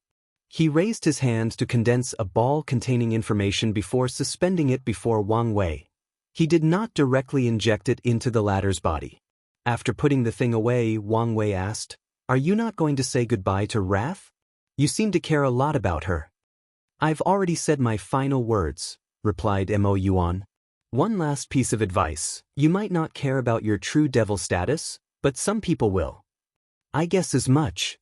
With the rebellious ideologies of true devils, Wang Wei could already predict the amount of trouble these guys would cause wherever they were, giving the name a bad reputation. Mo Yuan began to disperse into tiny motes of lights. Now he felt some peace after meeting someone like him and ensuring his disciples' future. The obsession that kept him tethered to this place vanished.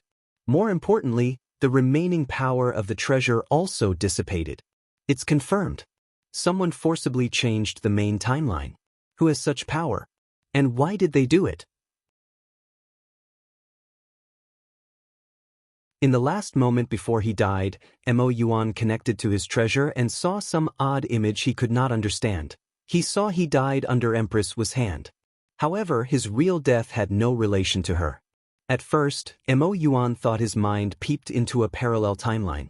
But now, he finally understood the truth. Someone forcibly changed the primordial timeline, which should not be possible. Well, it does not matter to me. My story ends here. He took one last look at Wang Wei. I wish I could see how his story unfolds and eventually ends. He looked at Wrath, who was preparing to respond to the current situation. I wish I could see you grow.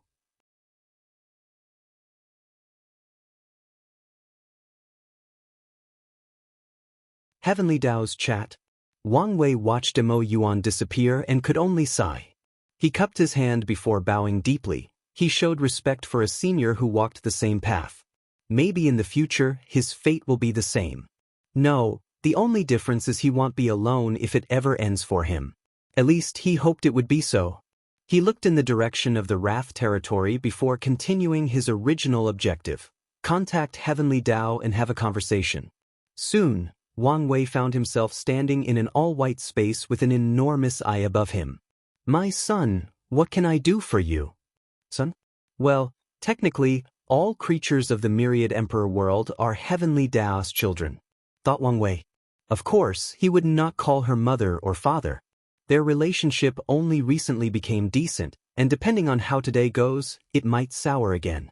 I came to convince you to refuse the merger with the 9 Devil God world, said Wang Wei. Why would I do that?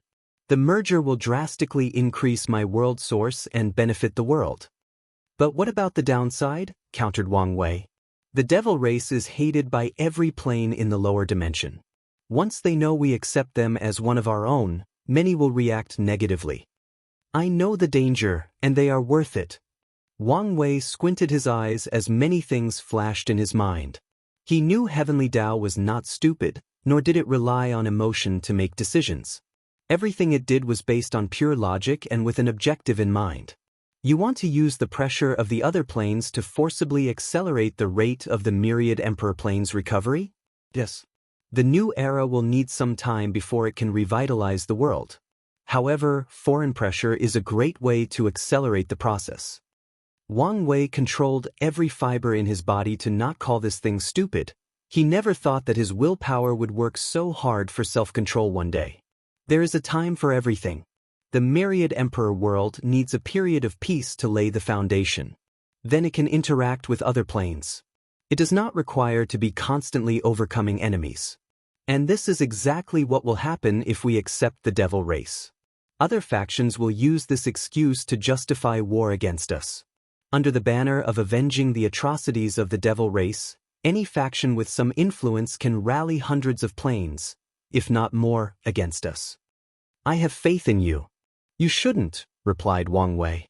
As the ruler responsible for the development of the myriad emperor world, you should never place all your eggs in one basket. What if Di Tian is the one who is the final winner? Do you think he would care if a bunch of planes invaded? As long as he revives his wife, he will sell the world if necessary. What about the others? On the likely chance they are the last man standing, would they have the strength to stop an invasion on such a large scale? The answer is obvious. Finally, there is me. Do you think I would just accept becoming the enemy of the entire endless void? I am a person who learns from his history. The devil race suffered a catastrophe of annihilation because they were enemies with the whole world. Why would I repeat their mistake? Furthermore, you overestimate how much I care for the myriad emperor world. I want it to prosper beyond any era that ever existed because it will bring me merit, luck, destiny, and protection. If I had to face an invasion from so many planes, I would just ensure the survival of my sect. That is the ugly truth. Heavenly Tao did not immediately answer as it calculated the effect of its decision, taking every word of Wang Wei into account. It calculated Wang Wei would set up the foundation of a brilliant era. Unfortunately, it did not know the exact plan. However, no matter the era, it will take a couple of generations to show any real effect. So, Heavenly Tao wanted to accelerate the process. Taking into account Wang Wei and Di Tian's strength after proving the Tao, they should be able to stop any invasion and use war to accelerate the recovery and growth of the plane. It even prepared to negotiate with Di Tian using his wife's imprint.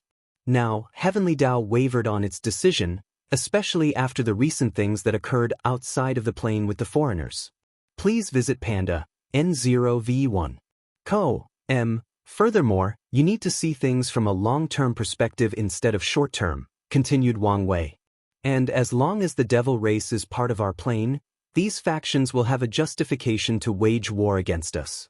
We might defeat them now, but a few hundred generations later, they can use the same excuse to start a war and rally allies. Then there is the integration of the devil race. Their hatred for humans is ingrained deeply in their bloodline. After integration, such intense emotions are bound to create chaos, contradictions, and infighting. At first, the problem won't be as big because of how weak they are. However, when a mighty great emperor appeared in their ranks, the same situation with the Golden Ape Emperor might occur, but even worse. I considered this possibility and hoped you used your diplomatic capabilities to deal with this issue, just like you did the demon race. Wang Wei's lips twitched. He did not know whether to be thankful Heavenly Tao thought so highly of him or should he complain that the latter overestimated him. The demon race is still a ticking time bomb despite my effort. I will spend some time appeasing them and making their situation better. But even then, I will not be able to completely garner their trust nor remove their hatred for humans. And in the case of the devil race, their hatred and distrust are 100 times worse. Even if I did my best to alleviate the situation, after leaving, everything could revert to the way it was.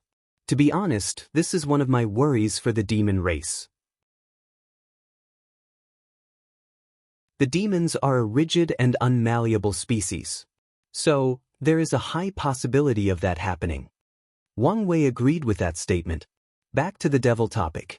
Accepting them in our midst has other repercussions. We do not know how it will affect the great emperors from our plane after they ascend. From my knowledge, they are also greatly hated in the upper dimensions. Maybe, some powerhouse will begin to attack members of our plane for accepting the devil race as our own. The upper dimension is outside the scope of my duty. I did not consider this possibility. Heavenly Tao knew it benefited greatly when its emperors reached higher cultivation stages or accomplished extraordinary feats in the upper dimension. However, once an emperor ascends, they are beyond the scope of its programming. Finally, there are the devil cultivators in the Western continent. Recently, they have been quiet and docile because of the pressure from other fractions and the lack of power. But after the devil integration, these devil cultivators will definitely ally with the devil race to increase their strength. They would soon become more restless and cause more chaos. Wang Wei has not decided what to do with the devil cultivators. A part of him wants to eliminate them since they are a source of trouble, a ticking time bomb waiting to explode. Another aspect of him felt they could be helpful since their craziness and brutality make them some of the greatest military strength when used appropriately. Heavenly Tao considered everything his chosen champion stated and calculated the world's future, weighing its previous decision. It also took into account the possible selfish motive of his chosen son. But it did not mind since it understood humans, the protagonist of its plane, was a race driven by emotions like selfishness and desires. It weighed the pros and cons. After hearing your argument, I conclude my initial decision was flawed. So, you've agreed to stop the merger?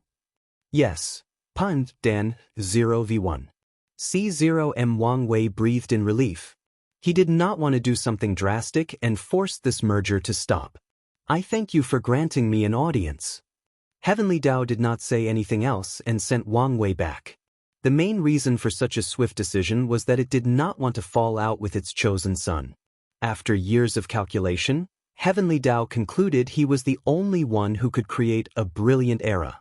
Anyone else who received the title of Era Son could, at best, create an era on par with the past but never surpass them. And such a person was rare to find amongst the current Heaven Chosens. Many had the strength to establish the era but lacked the foresight, ingenuity, intelligence, charisma, and desire to make the world better. The truth is that if Di Tian were more malleable and open to working together, Heavenly Dao would not place all its eggs on Wang Wei and decided quickly to end this merger.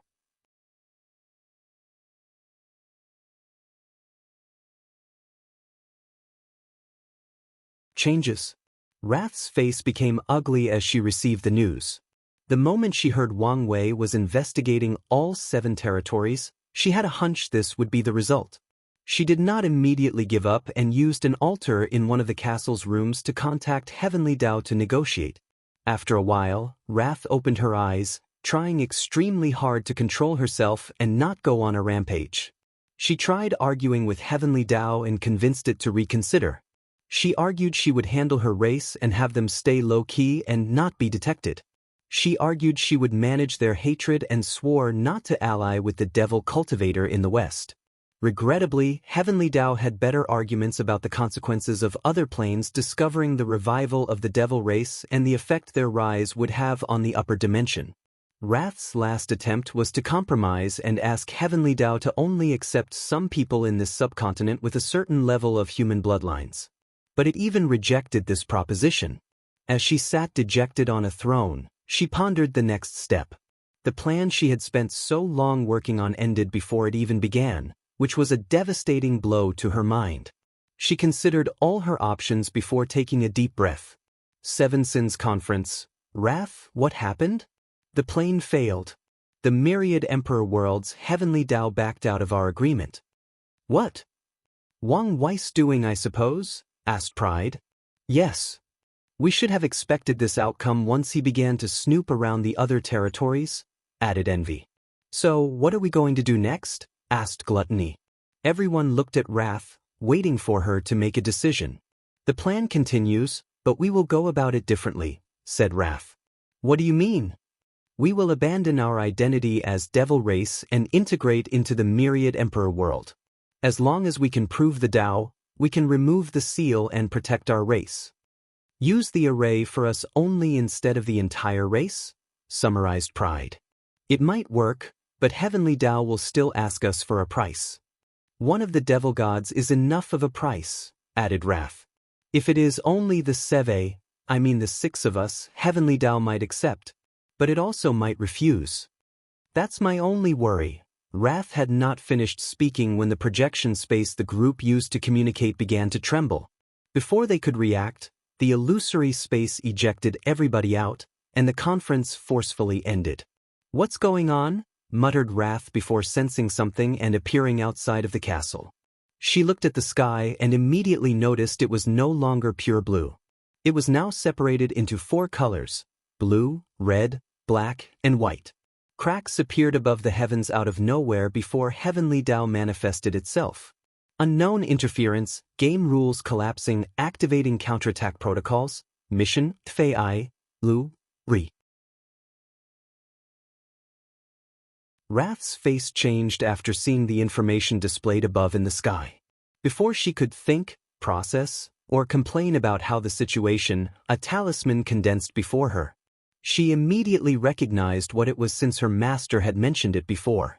She used her divine sense to immediately refine the talisman. It's so weak? Anyway, it's still enough. She immediately controlled the remaining power of this continent's Heavenly Dao to create a small world with extended capacity. Then she summoned all the devil race, mortals or not, into the small world. It's regrettable I could not save the others. Anyway, there is still some power left, thought Wrath as she teleported to the room where the devil retribution sword was brewing. Without hesitation, She sacrificed the remaining power of heavenly Tao to accelerate its growth. Come on, thought Wrath before she sent something. She turned around, and her heart almost popped out of her chest. She saw someone behind her with a bright red mark floating above their head. Gluttony territory. A young man with green eyes sat beside a bonfire, deep in thought, despite the noses of the troops next to him. Please visit Panda, N0V1. The 100 million troops limit seemed to be much, but before these two, they won't do much, thought Parasite. Even with an alliance of people with 100 million troops, they could slaughter everyone in a matter of hours, if not less. He spat on the floor, and it was an odd green color. No matter. The only purpose of these cannon fodders is to buy enough time to use designer's weapon. Such a weapon will be extremely draining and has a limited number of use. Furthermore, they have to consider the possibility of evading countless other variables. Parasite suddenly felt something and looked at the sky. He saw Heavenly Tao's message and the change of color. Someone outside is interfering? His eyes lit up as he waited for the changes to end. Immediately, he felt a weight lifted from his shoulder as he regained his freedom. He teleported to the distance in an instant before returning to his original place. Parasite took a communication talisman to contact the others. However, he saw a bright red mark floating above his head before he succeeded. A target? He frowned since he could not understand how this came about. He tried a few techniques he knew to remove them, but the power behind this marker was beyond his understanding. This power has a faint fluctuation that seemed familiar, thought Parasite for a moment before stopping thinking about it since he could not recall. Then he contacted the others. Do you guys know what's happening? Some outside force is intervening in our cleanup, said Undead Flame. I know this much, countered Paraste, annoyed that he stated the obvious. I sense a lot of spatial disturbance. I guess a bunch of people teleported to this continent, added Designer. And based on the target above our head, their targets are probably people from the Myriad Emperor world. So, some plane wants to use this method to kill most of the Myriad Emperor world's Heaven Chosens and delay their rise, summarized Parasite, even more annoyed. A pointless endeavor. All this will do is kill the weak ones and make it easier for these two to prove the Tao. Their plan lay on using other Heaven Chosen as cannon fodder through an alliance. However, the recent changes in this continent will not affect Wang Wei and Di Tian, only their allies, thus ruining their plans. There is little we can do in this situation besides actively hunting these foreign Heaven Chosens, added Undead Flame. However, if we display too much strength, we will be on Wang Wei's radar. And as you know, he has no hesitation about killing us just because of his suspicions. Isn't there some restrictions about him hunting us down? After all, as an Era son, his actions would be detrimental to the world's growth, asked Parasite, and he looked at Designer for an answer. Sons of Era must kill each other for destiny, that's how things should be. However, this is the first time I've heard about a complete one, so I'm not sure. Anyways, we cannot put our faith in the possibility he will not hunt us down, added Undead Flame. True. Anyway, this situation can be favorable to us, added Parasite. We can help some of our allies that cannot reach the 100 million troops limit. All the Heaven Chosens are now gathered in this place, making it easier to make allies. This is also a perfect opportunity to gather more resources, commented Designer. We can plunder from these foreign Heaven Chosens. Or better yet, kidnap them and ask for their faction to pay us handsomely to return them intact. This might work, agreed Parasite. However, we should be careful and use a third party for negotiations. As I said, we need to be more low-key. Should we contact the others? Asked Undead Flame, and the three immediately became quiet since they knew what he meant. The Seven Moons also sent spies in other world communities. However, their existence is a backup plan in case the ones in the Myriad Emperor world fail. These spies must prove the Tao in other world communities before banding together to restrict any growth to the Myriad Emperor world. And if possible, give them a strong enough blow to delay their recovery for countless generations. The Seven Moons know the rise of the Myriad Emperor world is fated to occur, and it is the catalyst for the return of the other paragons in limbo. However, as beings who reach the pinnacle of the cultivation world, they can manipulate fate or destiny to some extent. A better word would be to influence fate and redirect its power. There is no benefit from contacting these people besides risking exposing ourselves, disagreed Parasite. We can exchange information to prepare in case our mission fails. We will not fail.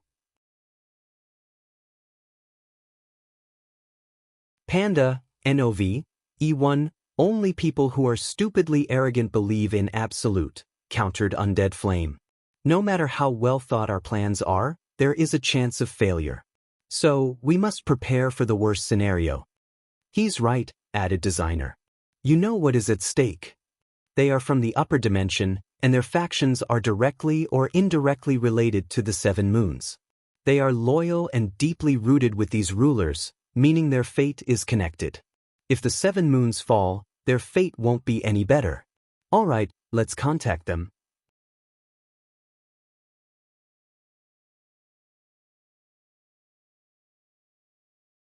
Another great deal. A beautiful woman walked out of a portal, looking at the surrounding with confusion. Her presence or beauty immediately eclipsed the ground she stood on, the floating clouds, and even the air she breathed. A few seconds after landing, some information appeared in her mind telling her to hunt the people with the red mark above their heads. What is going on? Muttered Su Shi. Not long ago, news of a secret realm with the inheritance of an eternal supreme spread throughout the world at an alarming rate, enticing countless heaven-chosen to check it out for themselves. At first, Su Shi was not interested since her primordial chaos art is an eternal supreme level scripture, but she also did not want someone from her world to get their hands on it. So, she went to check, but not long after the secret realm opened, a mysterious power teleported everyone here and asked them to kill people with a red mark above their heads. Su Shi felt something was wrong. The entire secret realm situation felt rushed, making her suspicious. After scanning the area, she flew in the northwest direction. Su Shi had somewhat of a vague map inside her mind that indicated the closest person with a red mark. A few seconds later, she saw the person. Huafeng Huang. Su Shi? Asked the ancient clan heir. Do you know what's going on? Wait, why don't you have a mark above your head? Su Shi did not immediately answer, but she guessed something. You should be careful. After warning her former competitor, Su Shi flew to the nearest mark on her map. And as expected, it was someone from the Myriad Emperor world. Someone is definitely planning against them, thought Su Shi. She quickly analyzed the situation. The Emperor Enlightening Academy did not have anyone present on this continent, meaning they won't lose much in this chaotic situation. Simultaneously, she cannot hunt these people and make more enemies for the Academy. I could use this situation to my advantage if I act swiftly enough. She teleported to the distance without wasting time, heading to another territory. Wrath territory, Wuang Wei, exclaimed Wrath as he looked at the handsome young man before him. She immediately held the Devil Retribution sword in her hand, prepared for battle. How did you get inside here? Whatever anomaly is happening to this continent disrupted the castle's formation. So, it was easy for me to enter undetected, he replied before smiling. Relax, I'm not here to harm you. Otherwise, I would have used a sneak attack. Wouldn't you be ashamed to use such a lowly tactic? No, I would not. I've always believed humans' capability for evil is higher than us, devils. True, to some degree. However, our capability for good and empathy is something you, devils, will never experience, replied Wang Wei. Let's not mention these things. I came here because your master told me to look out for you. So, could you tell me what you plan to do next? Do you think I would trust you because of a few words? Wang Wei sighed before looking at the sword in her hand. Interesting. I've used the same method once. He realized the sword was created using the same tactic he used in the demon supremacy world. It gathered all the negative emotions and karma of the devil race. After years of suffering at the hands of the Myriad Emperor world, the devil race has plenty of negative emotions. This sword has a lot of potentials, thought Wang Wei. Currently, This sword is limited to the 9 devil god world. But one day, if Wrath can prove the Tao, she could gather power from all the suffering of all devils in the lower dimension. And maybe even the upper dimension. The potency of such a weapon after being nourished by the power of the Grand Tao Source is unfathomable. It's a shame I would not be able to use it. Only a devil could wield this weapon. And as a human, this sword would revolt against him even if he used absolute force to restrain it. He could imagine it even destroying itself to prevent being wielded by a human. You can use the sword like a pill and absorb some of its power. It should fix your broken 9-extremity foundation and grant you 2 root strength. Then you can use the sword's power to confront 5 root, albeit for a short period. He then looked her in the eyes. I can see through your eyes that you have not abandoned the devil race despite my actions. So, your best course of action would be temporarily abandoning the devil race and using your previous plan on yourself, becoming a citizen of the myriad emperor world. Then, you can prove the Tao to become an eternal before returning to deal with the seal and protect your race. Am I right? My master once said the most annoying thing he experienced in his life was dealing with you, overlords, said Wrath with a mocking sneer. And he was right. Your arrogance and know-it-all attitude is disgusting. I would not have to use my arrogance and know-it-all attitude if you followed along and told me your plan. Instead, you chose to be stubborn, forcing me to use my intelligence to figure out your plans and granting me the initiative in the conversation. If you had properly assessed the situation and followed along, you would not have to suffer the unpleasantry of my arrogance and know-it-all attitude. After this short conversation, Wang Wei could analyze what kind of person Wrath was. Intelligent, talented, loyal, but very inexperienced or sheltered.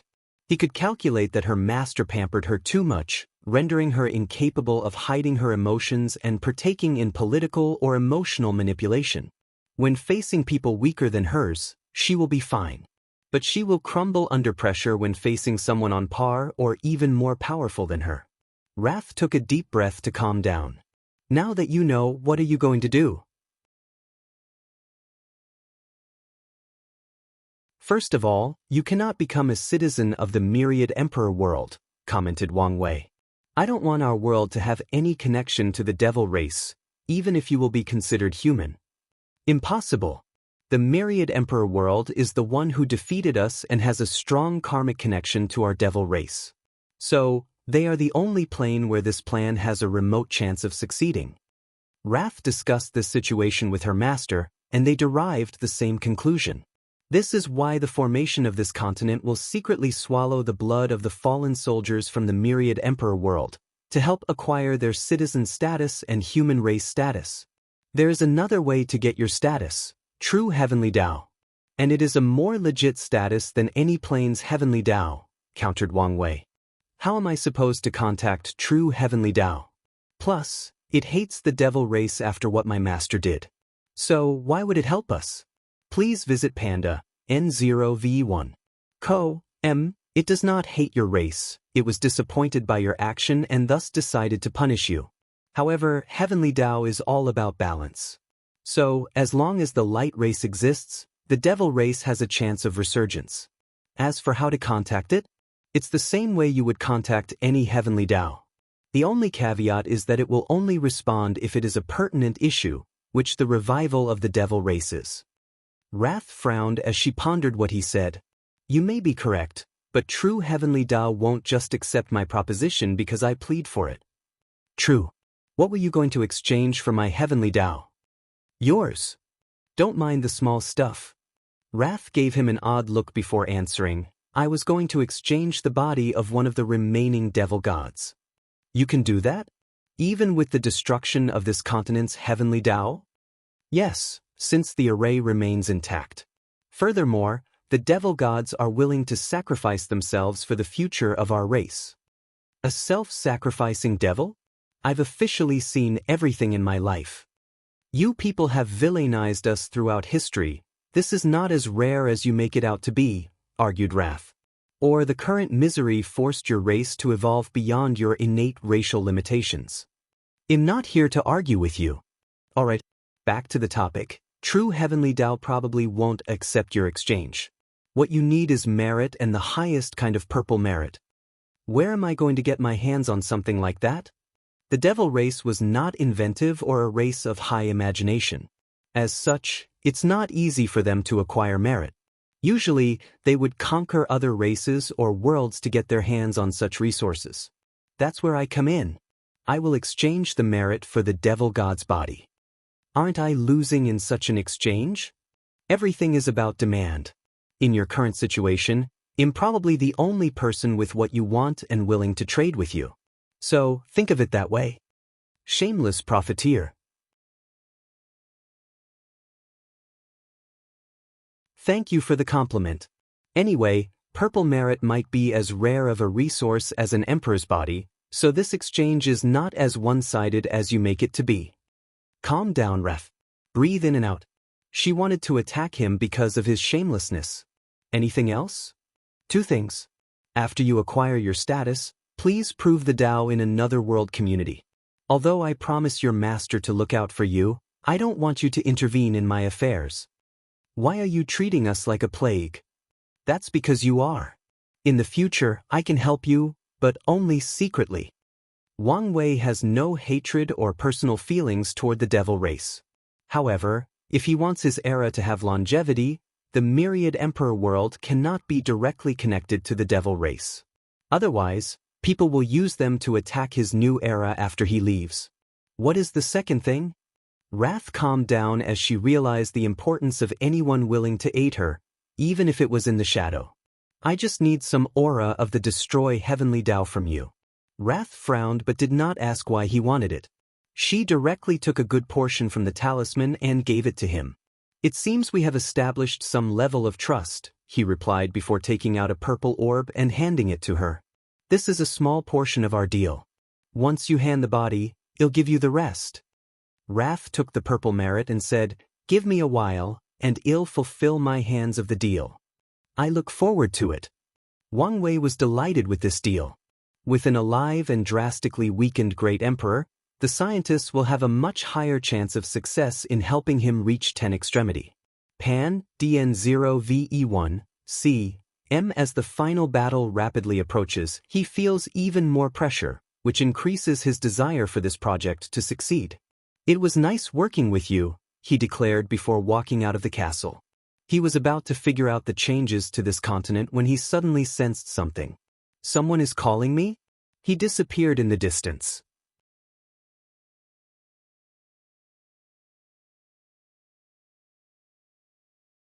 Clear mind. Wang Wei teleported to a mountain, where he saw someone waiting for him. And the moment he laid eyes on her, the world seemed to brighten as if her very presence embellished the surroundings. Miss Su Shi, I see you're beautiful as ever. Thank you, but are you saying that because you mean it or simply for pleasantry? Of course I mean it. I found it hard to believe you. Wang Wei smiled before inviting her to sit as he manifested a table and served tea. I was surprised when I did not see you during the cleanup. Now I understand why. Wang Wei was surprised after seeing her for 2 reasons. 1, she was an ultimate king by the standard of the previous game, with the strength of 5 leaf, on par with in general, and given she was still in the supreme realm, she had some room for growth. The second reason is that her aura was foreign to the myriad emperor world, meaning she was no longer a citizen. A lot of things change, responded Su Shi. I can see that. You seem more confident, relaxed, and even free, stated Wang Wei as he took a sip of his tea. Can you tell me what happened? If you don't mind. I don't. A few thousand years ago, after the deception trial, Su Shi was in a deep slumber, experiencing her life over and over, analyzing it from a third point of view. After watching her life more than 100 times, she recognized 3 defining moments or periods. The first was her childhood. Su Shi reviewed her childhood, experiencing this time of innocence and carefree one more time. Then she focused on a core memory. Su Guan and his wife were teaching a kid Su Shi. Listen up, Shire, said the fat man, who seemed eternally in that shape. Your beauty is unparalleled, so one day you will marry a man of unmatched talent, a future great emperor. This way, you can bring prosperity to the family and live a happy life. His wife nodded with him before teaching her how to be a proper lady and wife. She even taught her tricks to deal with a harem. At first, Su sure did not find anything wrong with this message. However, after seeing it a few hundred times and taking a moment to analyze the situation, she realized this core memory's detriment in her life. Why did my father always believe me to one day be a wife? Why never treat me as a prospect heaven chosen? She frowned as she contemplated. Even if I did not have the talent, he could have taught me to use my beauty to take other people's talent. Why did he have to instill in me the idea that my value was based on marrying a talented heaven chosen? Su sure continued watching her life, and the same idea was deeply ingrained in her mind by the other people she encountered. They lusted after her beauty, and all believed she would be the wife of a future emperor. Soon, she saw the second memory of her life, the conference before the heaven-chosen selection trial. She floated above the room, looking at her younger self and Wang Wei's words. She is nothing but a vase. Vase. A woman like her would offer nothing to a partnership. She is nothing but a beautiful decoration that added embellishment to me, but nothing of real substance. Let me ask you, what did you feel when you heard her playing the zither? Su sure reviewed the memories when Wang Wei figured out her personality after listening to her zither. And, for a review, reread Chapter 201 Companion. He was completely wrong about me having been conditioned to only rely on men, thought Su sure as he reviewed this memory. When he called me a vase, anger and resentment awakened deep in me. Why was that? Her life flashed in my mind as she pondered deeper. I wanted to prove him wrong. No, I wanted to prove to myself I was not simply a beautiful face. Maybe, deep down, I also resent my father, family, and friends for viewing me as nothing but a beautiful accessory for someone else. Soon after that event, her father accepted marriage to her husband, Lin Fan. Su sure worked hard to be a supportive wife and redirected her resentment toward Wang Wei. She wanted to help her husband destroy him and show him who the vase was. Please visit Panda N0V1. Co. Mpian Thin0V1. C. All this because I did not want to confront myself and look inward. Su sure shook her head before continuing to experience her life, focusing on her relationship with her husband. I did love him. Although it was a political marriage, I grew fond of him because of how much he adored and pampered me. However, Su sure watched the last defining point of her life, Lin Fan's death. She watched how he gave her the Tao-level inheritance seed, his parting words about their future, imagining their possible children, and his regret of not being able to experience it. Did he love me? Maybe. But did he love me as much as I did him? Did he give me the seed out of pure love? Countless thoughts and ideas appeared in her mind. After the slaughter trial, he was a different person than the one I married. He was more cunning, ruthless, and scheming. His last actions were not simply out of love. No, it was a desperate act to ensure his survival, to ensure he would be one day revived. Su sure felt something break from her mind as she broke some mental shackle. She finally understood her obsession to revive him and its roots. It was a calculated move on his part. You could have asked me directly instead of being so manipulative, muttered Su sure with a disappointed sigh. Then, the memory world crumbled as she woke up from the formation. Daughter, how are you feeling? Groggy, responded Su sure, who felt slightly disoriented. But I have some issues with you that I need to discuss. Gu Xian could only smile wryly. Present day. So, that's what happened, muttered Wang Wei, who was secretly embarrassed. He never cared about Su sure's existence despite his words having so much effect on her. Although these words he said back at the academy were his true thought, he only did this to impress Wu Hong. And now, after reviewing his actions, he realized how hypocritical he was, given how he sneered at the Heaven-Chosens for acting like a peacock trying to court the opposite sex, Su sure, when he was doing the same for Wu Hong. So, what will you do now about Lin Fan? I'm still going to revive him, but only to repay my karma. As for our marriage, I have not decided yet. I wish you peace in whatever choice you make. But, you have not explained why you were not at the cleanup. After my enlightenment, The Academy decided to send me to another Heaven-Will world to prove the Tao. Oh, where did you go? The Martial Hegemony world, replied Su Shi, not hiding it. The Academy helped find a struggling emperor lineage and paid them to acquire an identity token. That's a smart move, added Wang Wei as he took a sip of his drink. So, why are you willing to reveal all this information to me? To make friends, replied Su Shi. I know the conflict between the Academy and the Tao opening sect. I thought it would be best to ally with each other instead of fighting. Something tells me it's not your main objective. It is. Although another one would also be, I hope you allow me to acquire Lin Fan's imprints. Su Shu knew emperors did not like others to intervene in their plane. So, although she is from the Myriad Emperor world, she is also a foreigner. An alliance, huh? Thought Wang Wei. He did not mind her taking Lin Fan's imprints under his supervision. After all, if his existence were not affected, the Academy would have already acquired his imprints, just like he did for Ancestor Wuxia. As for an alliance with her, he did not care for her status as the Academy headmaster. He never planned to eradicate the Academy because of Emperor Kong, since he needed all the allies he could get to deal with the 7 parasites. However, he cared about where she planned to prove the Tao, the Martial Hegemony world.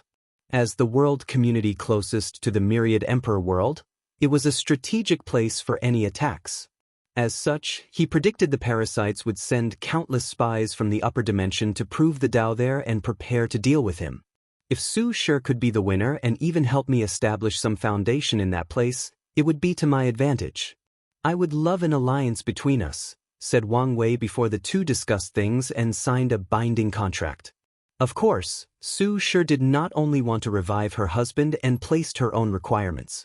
Luckily, the two came to a reasonable argument. You need to be careful, warned Su Shi. Someone seemed to be targeting the Myriad Emperor world. She told him about the sudden appearance of the secret realm and how it teleported her here.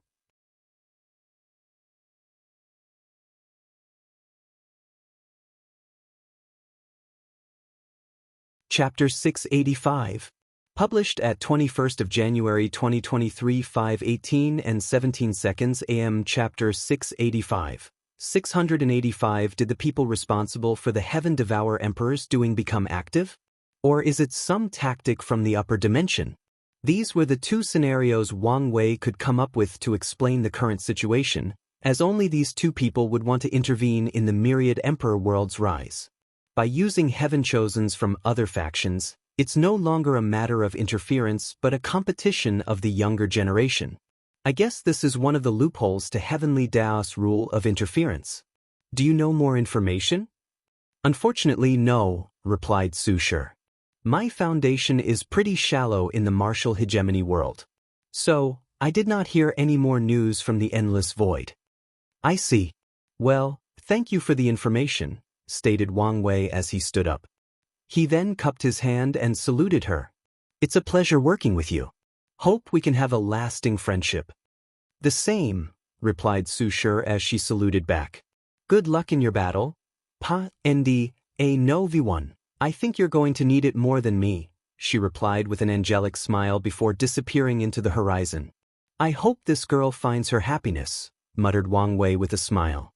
Now, what should I do?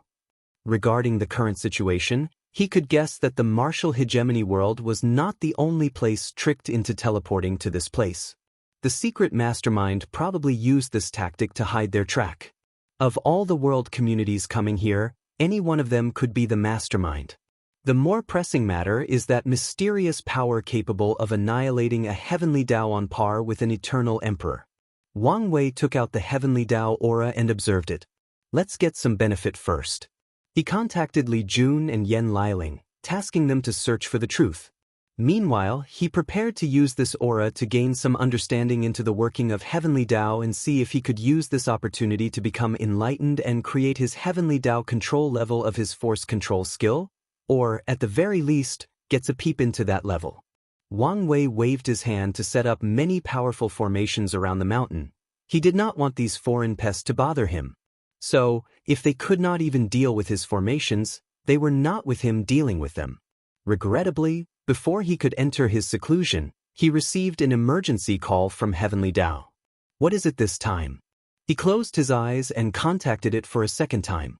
I need your help. What is it this time? I'm aware of the current situation of the cleanup, and I want you to help the Heaven Chosens. You want me to protect my competitors? The people who will do anything to kill me during the final battle? Wang Wei was genuinely speechless. If not for you, I would have long killed them. Why would I help them? I know what I'm asking is much, but it is the best action for the word. Many of these geniuses are potential eternal emperors. As long as they survive the final battle and wash their karma through sealing, they can prove the Tao. Wait, you want me to save them now but have no problem with me killing them during the Heavenly battle? Every time he spoke to Heavenly Tao, Wang Wei was baffled by its mode of thinking. The Heavenly battle exists to choose the very best of a generation, so death is inevitable. However, I aim to ensure they grow to their full potential. I guess that makes sense. But I still don't want to do it. You have grand plans for the world. And these people can be of great help to you. That's true. Wang Wei always felt it was an excellent opportunity to be born into such a brilliant generation with so many talented. Regarding his plan, many of these people can be great allies, and some will be annoying pests. Furthermore, he recently felt that he needed to make as many allies as possible, as it would be crucial for him in the distant future. I still don't want to help them. If they die here, it can only be said it was their fate. If you really want to help them, go ask Di Tian. Maybe he's willing to help you. I did and he refused. Is that so? Replied Wang Wei with squinted eyes. He could guess Heavenly Tao did not want to rely on him entirely and even wanted some form of balance. And Di Tian was the perfect person to do so. Please visit Panda, N0V1. Didn't you trade with him? Make a deal of some kind? Yes, but he still refused. Why don't you try to use his wife's imprints as an exchange? Wang Wei theorized that Xiao Ning's existence was affected during her death, just like Lin Fan. Adding that it's been such a long time since her death, Di Tian did not have much time to revive her. Wang Wei frowned before smiling. You want to use his wife's imprint for a better deal. Maybe when he proves the Tao. I guess these Heaven Chosen's life is not as important as you say. Now that I think about it, Xiao Ning died near the end of the Emperor beginning era. Even if she used her willpower and obsession to become a spirit, defy death and live to this present, her imprint should not have lasted so long. Wang Wei always believed Xiao Ning was a miracle that should not have existed in the world, and Wu Hong agreed with him. Nevertheless, she could not prevent her imprints from deteriorating. Unless Heavenly Tao has kept it intact in case it needed it for the future. This thing is more sly than I sometimes give it credit. Of course, there is the possibility this was true Heavenly Tao's method of both punishing Di Tian and preparing to deal with him in the future. I will be direct. If you save these Heaven Chosens, I will reward you handsomely. Now, we are talking, nodded Wang Wei. What is your offer? A secret reel that was a battle from the Null era containing countless broken chaos treasures that you can use to refine your proving Tao artifact. Furthermore, there is the blood of numerous innate and primordial gods. Now I know how my fortunate encounter will come, thought Wang Wei before ruminating about this deal. Fine, I agree. Although he could take this position to demand some outlandish things as conditions, he did not want to completely ruin his relationship with Heavenly Tao. But I have a condition, I won't save all of them. Why, some are too weak and only serve as cannon fodder for others in the final battle. If I let them die now, I can increase my chance of winning. His worry has always been the mass group tactic that forced him to use his stamina, which in turn made it so that he was not in the best shape in the battle against Di Tian. Moreover, he also has to guard against the upper dimensions tactics. He did not think they would give up so easily, especially knowing his strength. One of the best methods for the weak to defeat the strong is to distract them with a bunch of ants before giving them a decisive blow. On top of everything, there is the wild variable that is the heaven-devouring emperor. Wang Wei would never underestimate the capabilities of a cunning and cruel eternal emperor. I accept your terms. But I have some requirements for the people you can leave to die. Heavenly Tao then gave him detailed criteria on the strength, talent, Tao heart, and uniqueness of the Heaven Chosens that can be saved. Anyone who falls below that level can be left to their fate. Wang Wei opened his eyes and exhaled. He saw a token floating before him, and he knew it was the secret realm. He placed it away while muttering, "My Sun-era luck is on the uptake. I should be careful of the downward spiral." Suddenly he sensed something and looked in the distance. He spread his divine sense to a specific place for over half an hour. Haha, things are truly getting interesting. A bright smile appeared on his face. Let's still be weary. He looked at the sky before pointing with his fingers. He established an enormous invisible array that covered the entire continent to save the people who needed it. Then, he waved his hand to create a river of karma and bound it to the array. "I will save you, but you will also owe a great karma," said Wang Wei. Although he cannot use this karma for the final battle since Heavenly Tao would not allow it, he can still use it for the people who survive. With such a tactic, many of his plans might become easier after proving the Tao. After doing all this, Wang Wei closed his eyes to enter his seclusion. If you find any errors, broken links, non-standard content, etc., please let us know so we can fix it as soon as possible. Tip: you can use left, right, A and D keyboard keys to browse between chapters.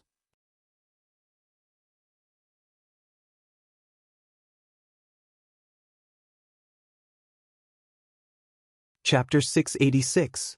Published at 21st of January 2023 5:18 and 15 seconds AM. Chapter 686. 686 D. Tian stood near his camp, waiting for something. Suddenly he sensed something and looked at the sky. He was probably the only individual on this continent who could see the invisible array and the river of karma. Wang Wei's doing? He thought with a sneer. He could already guess Heavenly Tao went to ask its favorite son for help, and the latter agreed. Although he once worked with that vile thing, D. Tian would not associate with it any more than he has to after everything it made him go through, especially for a few broken chaos treasures. The only thing that would move him is his wife's imprint, but the latter refused to hand it over. "It does not matter, I will take it myself." D. Tian no longer looked at the formation. He would not purposely interfere in matters regarding Heavenly Tao to not gather any unnecessary complications. After waiting for a while, a figure with a hood appeared behind him. "How is it?" "I have investigated everything." "The result?" "I have found a few candidates, but you must test their strength yourself." "Very well. Lead the way," ordered D. Tian, who felt the current situation was advantageous since he could move as he pleased. His shadow bowed before teleporting to another territory, and D. Tian followed. The two appeared before a group of young people passionately discussing something. However, the bright mark above D. Tian and his shadow's head immediately alerted everyone present, forcing them to become on guard. "Who is it?" asked D. Tian. His voice was calm, and he showed no aura or pressure. However, some keen people's hearts suddenly skipped a beat. The shadow pointed at a young man with green hair standing before the group. Judging by his position, he was someone of status among these groups, or at the very least, they respected him deeply to listen to him talking. "That's Lu Zongying from the mortal heart world," explained the shadow. "A power system focusing on Tao heart tempering?" commented D. Tian. "He's weak, but let's see his potential." He clenched his fist and punched forward frowny face last breath. Without hesitation, he used the first fist of his 9 Samsara fist scripture, not wasting his time. His attack brought all matters to their last breath, even utilizing some power of destruction. These Heaven Chosens reacted quickly, using all types of means to save their lives. When D. Tian raised his fist, the alarming bells of death rang in their mind, almost paralyzing many of them. Luckily, their world's cultivation system is about forging a supreme Tao heart, so they all have an excellent state of mind. Numerous people used secret techniques with great prices to increase their strength. Some used arrays, extraordinary magical artifacts, and life-saving talismans. In less than a second, the group meeting turned into a light show with all these technique displays. Unfortunately, it was useless. The devastating power of that punch killed the majority of these people. Following this, the power of death and destruction finished the job. As for the aftermath, almost everybody died. Di Tian calmly watched as some people's soul was salvaged by some immortal tier strength and did chase after these people. This Lu Zongying is too weak. His attack only closed to Immortal Venerable One Leaf but did not reach it. Such strength can be achieved by some heaven-chosens with potential. The shadow nodded before showing to another group. Although he felt this person had great potential with a top-notch Dao heart and could be adequately cultivated, it was not his decision to make. The next chosen group was of 5 individuals, 2 of whom the shadow felt were of great potential. Di Tian looked at these 5 people, waiting for his shadow to explain. The 2 in the middle are a rare twin spirit race born from a rock, great talent in body refining. Are they from the central spirit world? Yes. Di Tian guessed only a world dominated by the spirit race would give birth to such a rare anomaly as a twin spirit. Get in formation, said Xianxia, one of the 2 brothers. Immediately, the other 3 surrounded him and his brother. The 2 brothers turned into a giant rock monster of 10 meters with 2 heads, while the others transformed into motes of light that fuse into them. Are you from the Myriad Emperor world? Yes, and my last 2 preys ran away from me. However, I won't make the same mistake again. Please visit Panda, N0V1. Ko, M, is that so? Commented Di Tian before using the same punch. Boom. Before the rock monster could comprehend what had occurred, more than half of his body collapsed under the attack. So, they lay on the floor with horror in their eyes. He's better than the previous one, commented Di Tian. He's only tier 9, and once he reaches the quasi-emperor realm, there is a chance of breaking the mortal-immortal barrier. However, he seems stupid and has no sense of danger. He shook his head before motioning for the shadow to show him to his next destination.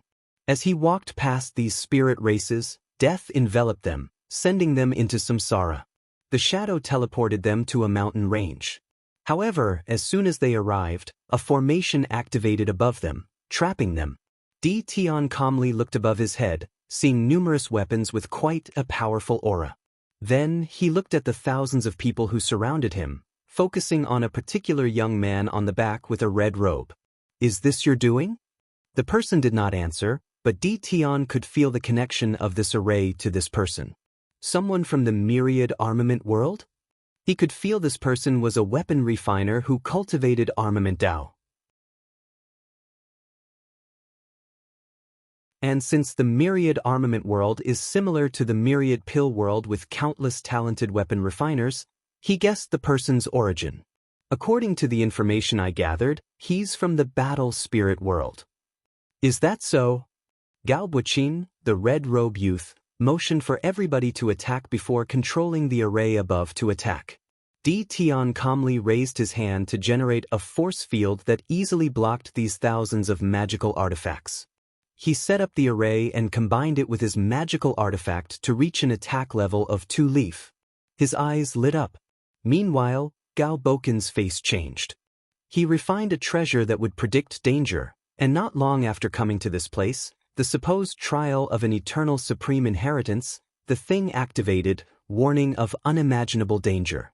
So, he acted swiftly to gather other people with the promise of resources and compromise before setting this array. However, he did not expect the situation to be this terrible. He now realized because of the overwhelming strength of the enemy, his treasure could not even correctly dictate the level of danger he would face. Di Tian calmly looked at this group of people and used his divine sense to check on each of them. Although the shadow came here for the red robe youth, he wanted to ensure there was not a hidden genius amongst this group. Regrettably, he did not find anything. He raised his hand and made a squeezing motion. Bang! Blood splatters all over the earth and the sky, leaving shattered bodies, broken bones, and mush viscera. With that single motion, Di Tian used his pure physical strength to grab the fabric of space and use it to squeeze these people to death. Then, a slight smile crept on his face as he saw the red robe youth with a pale complexion surrounded by a bunch of magical defensive artifacts. It's you! he declared before instantly appearing in front of the youth. Under his momentum, the artifacts cracked before becoming useless. He then placed his hand on the forehead of Gao Buqin, while the latter was incapable of even moving a muscle. Di Tian searched his soul to gather basic knowledge of the youth, ensuring he did not touch the emperor's seals from his faction. Extraordinary talent for weapon refining, he thought. Also a master in arrays. He knew he had found an excellent choice for a general. As for the suspicious movements he detected from some forces in the battle spirit world, he could not care less. He placed their actions on the back of his mind and only to prepare in case they became an obstacle to him proving the Tao and reviving his wife. Subsequently, he proceeded to enslave the latter by controlling Gao Boqin's soul. As a person who understood Samsara Tao to the pinnacle of what a mortal is capable of, what Di Tian's was unparalleled. Only a person with the same strength as him and cultivated soul Tao could surpass him. The only exception might be that guy with the weird soul. Gao Buqin tried to resist, but it was pointless. After a few minutes, Di Tian finished the preliminary enslavement, forcing him to pass out. Heaven-chosens from emperor lineages will have restrictions on their souls to prevent enslavement and mind control. With his method, he bypassed these measures, but it was only temporary. He needed to return home and use the Di clan's power to remove these restrictions. "Who's next?" he asked. "This was the last one I could investigate in such a short time," replied the shadow. "However, I have some news about the Devil Ultimate Kings. We can try them." "That's a good idea. Let's go." In the distance, a figure watched Di Tian's departure with a deep frown on their faces. Despite only being a few dozen meters, they were not detected. If you find any errors, broken links, non-standard content, etc., please let us know so we can fix it as soon as possible. Tip: you can use left, right, A and D keyboard keys to browse between chapters.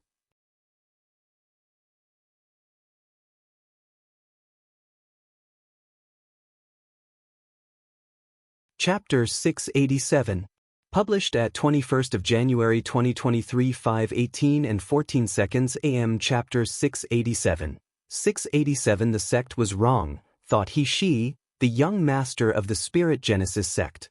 Under his invisible veil, he calmly watched Di Tian leave with a deep frown. The plan was fundamentally flawed since the myriad emperor world contained such a monster. He shook his head with a wry smile. Even with his peak immortal venerable six-leaf strength, he knew he was nothing before that man. And even after he takes the next step in his cultivation, he will only reach the limit of 7-leaf. The sect sent him here to finish the geniuses of the myriad emperor world, but they were also worried about his safety, thus granting him some powerful hiding method. "All this work for nothing," complained he. The sect mobilized its secret power to lure countless geniuses from other world communities and teleported them to this continent. Then, they used the broken Empyrean artifact to bypass Empress was sealing and destroying the heavenly Tao of this continent. After all these efforts and using innumerable resources, the result was pointless.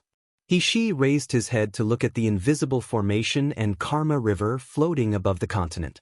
There is also another monster.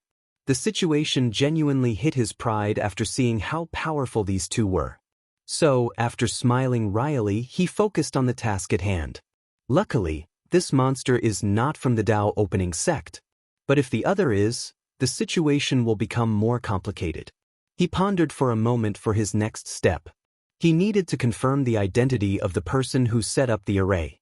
And if it is the Wang Wei they learned about from the deception trial, he needs to think about how to respond. If it is him, I need to contact the other and see if we can become allies. The myriad emperor world can have a resurgence, but the Tao opening sect cannot lead it. He breathed deeply. He wished the sect had more information and influence in the myriad emperor world. However, after the situation with the heaven-devouring emperor, the sect had to become low-key, not to be discovered. Of course, the main reason for this retreat was fear of the upper dimension. He disappeared as he decided to observe more before making a decision. Di Tian teleported to a mountain range with the shadow. He could see quite a potent formation deep underneath one of the tallest mountains. However, it seems to be malfunctioning.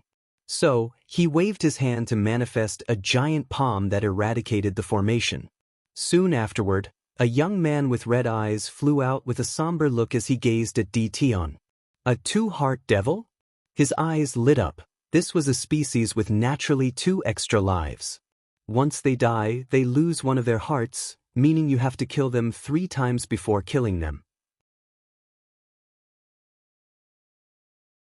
However, as long as they survive, they can condense the 2 hearts again with enough resources. Who are you? Gluttony. Are you interested in following me? And be the slave of a human? I'd rather die. That's a shame, replied Tion. Anyway, let's test your capabilities. Tion flicked his finger, generating enough force to destroy countless middle thousand worlds. Gluttony acted swiftly by opening his mouth and swallowing the force. Then, his aura suddenly increased. Swallowing Tao? Not, it seems different. Despite easily overcoming this attack, Gluttony was not happy. Everything was proceeding relatively smoothly when a sudden change occurred between heaven and earth. Wrath sent a quick message for everybody to hide since their castle or home base was no longer safe. One, however, Gluttony discovered that even the secret hideouts were unsafe since the hiding formations malfunctioned. Now, it seems he was unlucky, and someone detected him. Bam, bam, bam. Tion punched continuously, increasing the force used each time in his attacks. However, Gluttony swallowed these attacks without problem. His expression, aura, or law fluctuation did not change. First fist, last breath. The power of death and destruction enveloped Gluttony, who only did one motion, opening his mouth. You can swallow, know, eat force, energy, and even concepts, commented Tion with a plain face. He already determined this devil practiced a unique eating Tao that involved devouring Tao and many others. Furthermore, after his bombardments, the latter's straight rose from 2-leaf to 5-leaf, albeit it seems to be temporary. Please visit Panda, N0V1. Do you have a limit? Let's see, said Tion before attacking again. Meanwhile, Gluttony was frustrated and angered. He knew his increase in strength was pointless. The opponent actively allowed him to eat to increase his strength, which shows how much he looked down on his abilities. Unfortunately, he could not do much. Your power limit is 7-leaf, even if the strength is not permanent. However, you have no limit on the things you can devour. As long as you continue to eat, you can convert your food into stored energy which grants you infinite stamina. Tion nodded in satisfaction. Although Gluttony had a strength limit, his infinite stamina could be used in a battle to outlast an opponent that was closed in strength. However, he still needs to eat enough to reach a certain strength level since his opponent will not allow him to swallow their attacks. Tion calmly raised his hand as a black and white sphere appeared in his palm. Death to eating. Gluttony's face changed as he saw the sphere flying toward him. His instinct told him never to swallow that thing. Unfortunately, he was too slow to react or evade. Second stomach. A mouth phantom appeared before him and swallowed the attack. However, the power was not directed to his main stomach, where he could swallow and eat everything. No, he created a second dimension or small world to process this attack. And as expected, the small world was instantly annihilated by the black sphere. Great intuition and battle experience, commented Tion. Adding a unique Tao, you're the second one. As soon as Gluttony heard these words, he went on the offensive. He opened his mouth and made a chewing motion. Crunch. A dozen of the mountains behind Tion disappeared, while a few looked like someone had taken a bite out of them. Meanwhile, Tion, who was intact with not even a scratch on his clothes, did not care for his prey's pointless struggle. Before Gluttony could move or even process the situation, Tion was oddly standing in front of him. He raised his hand to hold the devil by the throat, rendering him completely useless. A black and white character appeared on Gluttony's forehead, sealing all his strength and powers. Swish! A brilliant sword slash arrived from the distance. It contained the intent to eradicate heaven, The sword gave the vibe as if it had an eternal grudge against heaven and earth. Sadly, it faded into non-existence before it could even touch Tion. He looked in the direction of the attack and saw a young woman with pink hair holding her sword. Accompanying her were two other devils. Wrath, pride, greed, save me. Tion calmly placed gluttony into his space ring. More talents, he commented, focusing on wrath. You'll be an even better general. He did not gather these generals only to face Wang Wei, even though it started this way. Since his imprisonment, he has been thinking about his future, about what to do after reviving Qiao Ning. For most of his life, he never bothered to think beyond the revival of Ninger due to one of his deepest fears. So, he forced himself to only worry about the present, focusing on the task at hand. However, his encounter with Nine Pillar made him see the hope of reviving his Ninger, the one he knew and loved. So, now, he wanted to plan for the future. Although there was a low probability of finding the limit breaker, there were other methods he could use to increase his chance. After reaching higher realms of cultivation, for example, the realm of his sons, he has a higher chance of finding it. Another method is to have a powerful faction to help him search. After making these plans, he realized how terrible the loss of the sleepers was.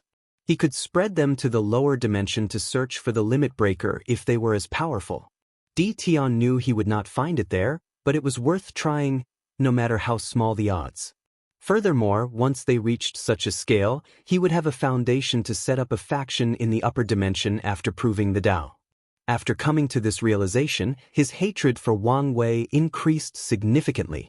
"Return, gluttony," said Wrath with a very calm tone and demeanor despite the current situation.